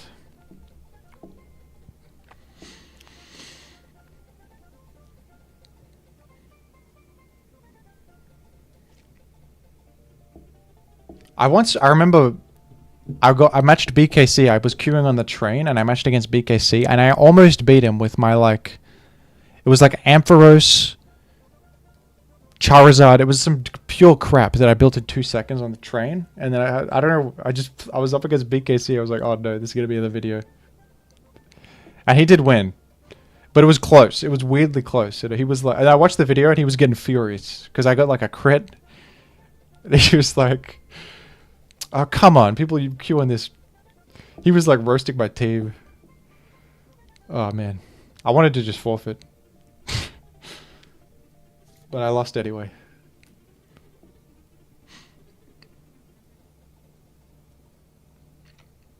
That was like I don't even know what the video was. It was like ladder Gen 3 OU ladder number 47 or something. There's no way to even find that. 40 minutes in or something.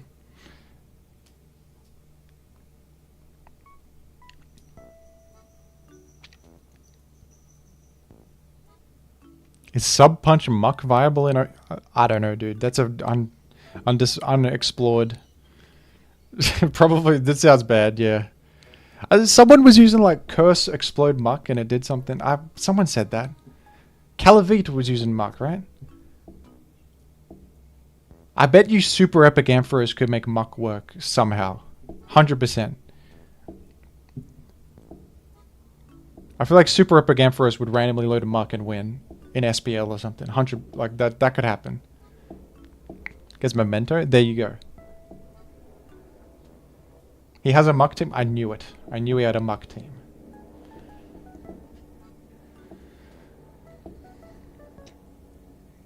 Weezing is the most underrated. That's a decent choice for most underrated.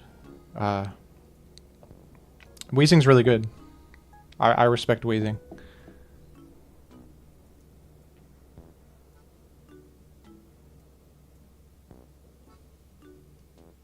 Thoughts on Gen 3 heals being brought down? Nah, that's 8 PP is too low, I think, for like softball and stuff.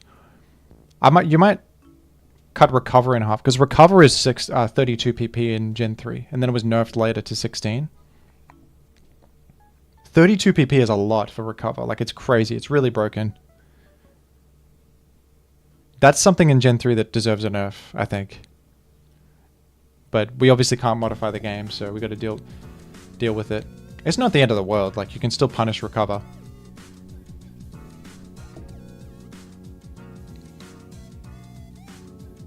Most underrated is Regice. Regice is great, yeah. I think it's Metacam. Most underrated. I think Metacam is really good. I've been saying it for a while.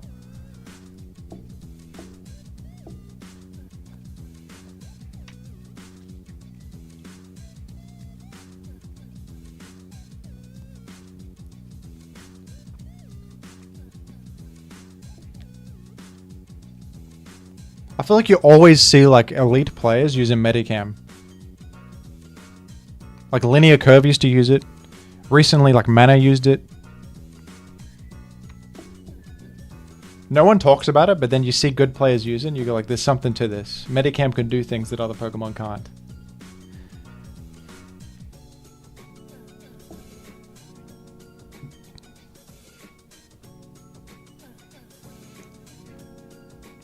Medi is fish. I feel like you can build a consistent Medi team, probably. Medi can threaten, like, the entire metagame.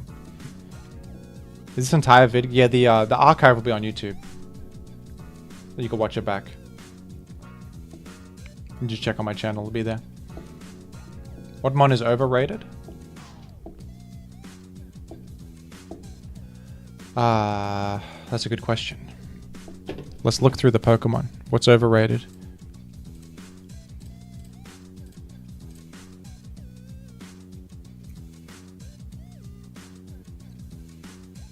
What is overrated? Starmie? I think I would go with Starmie. I don't love Starmie. It's obviously great, but I don't really like using it personally. I think like offensive Starmie has a lot of problems. Relies on pump, hitting, and gets worn down. Can't hit Blissey. Vulnerable to like T-Bolt Blissey in particular. And defensive Starmie can be great on some teams, but it feels like matchup fishy to me, where in some matchups it can't do anything. And it feels like the teams it fits on are a little bit limited, and then it has disadvantages over other bulky waters. But maybe that's just me, I don't know. Obviously it's still like high tier. I put it in A. I think I put it in A+. You reckon Forry's overrated? But I feel like Forry is rated. I feel like Forry is just appropriately rated.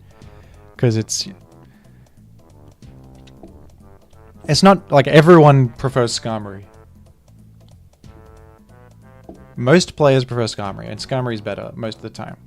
But Forry has that little anti-meta edge here and there, where you use it every so often and it does well.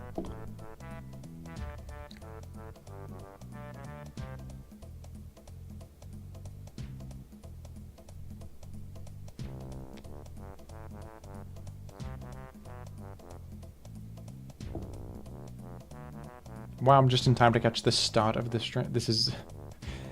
I'm sorry to tell you, this is not the start of the stream.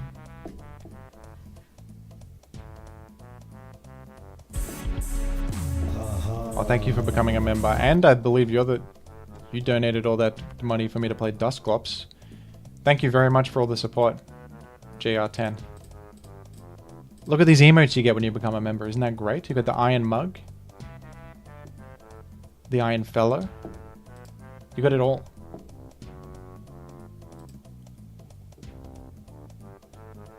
Imagine what Iron Mugulus is going to think when he sees that he's been reduced to nothing more than an emote.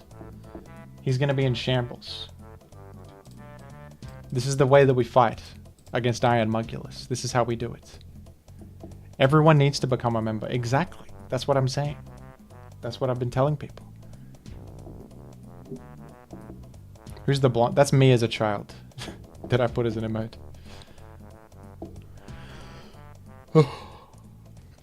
I'll be honest, my throat's getting a bit sore. I'll end it shortly, but I'm having fun talking to you folks. What is Donphan's niche? It is a rapid spinner that can check physical threats. Like, it's kind of like Swampert, but it can rapid spin. But instead of being water type, it's just mono ground. So it's still really good against like Salamence, Aero, Tyranitar. But it's not as good versus Metagross as Swampert is, because it doesn't have the steel resistance. It also sucks against Skarmory and Gengar, because like Swampert can at least Hydro Pump them and threaten them, but Donphan, it's going to rapid spin, so it invites them in, and then it gets Toxic by Skarmory, can't hit Gengar. So you need to run like Magneton and Pursue Tyranitar alongside Donphan for it to work. One of the first times I started seeing success in Gen 3 was with a Donphan team. Actually. Like a Magneton, Pursuit Tar, Donphan.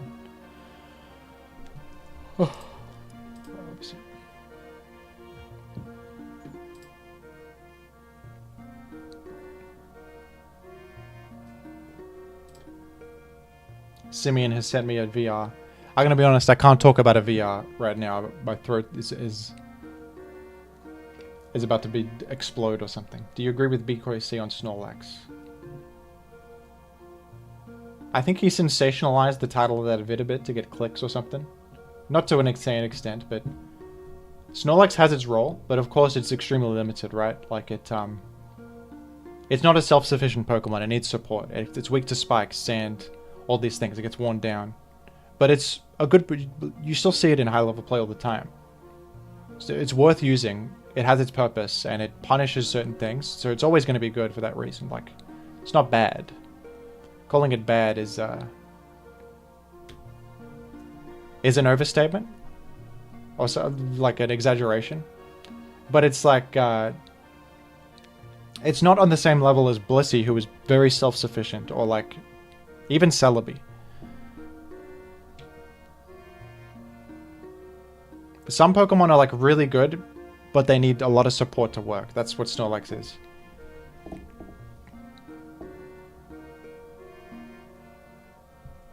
What non-TSS teams are in high-level play? Plenty, like... TSS means like spikes balance, but you can go hyper offense, aggro spikes, like Smeargle, Glalie type things. And you don't need spikes for offense. You can run like Doug special offense or Doug hyper offense. You can run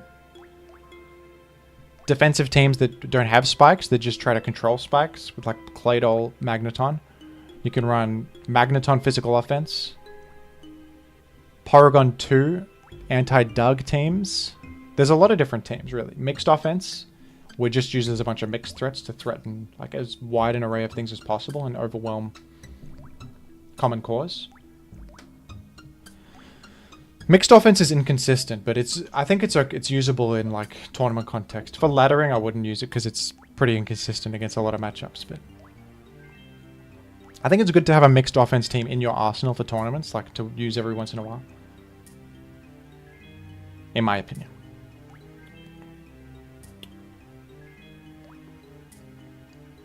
It is probably the hardest team style to play too.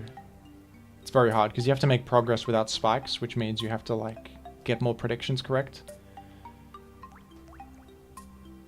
I would rank Explosion Offense. It's a hard one to rank, I don't know. I'd say it's usable. I don't know where I'd like rank it. Alright. Folks, my throat is in hell. So we're gonna end the stream here. Thanks everybody for all the memberships, all the donations, all the views. You guys are awesome. This has been my most successful stream yet, I think, and I'm just playing Gen 3, which is great. Love the interest in Gen 3 right now, folks. Love to see it. I'll be back next week or whenever. See ya, folks. I'm gonna go make a cup of tea.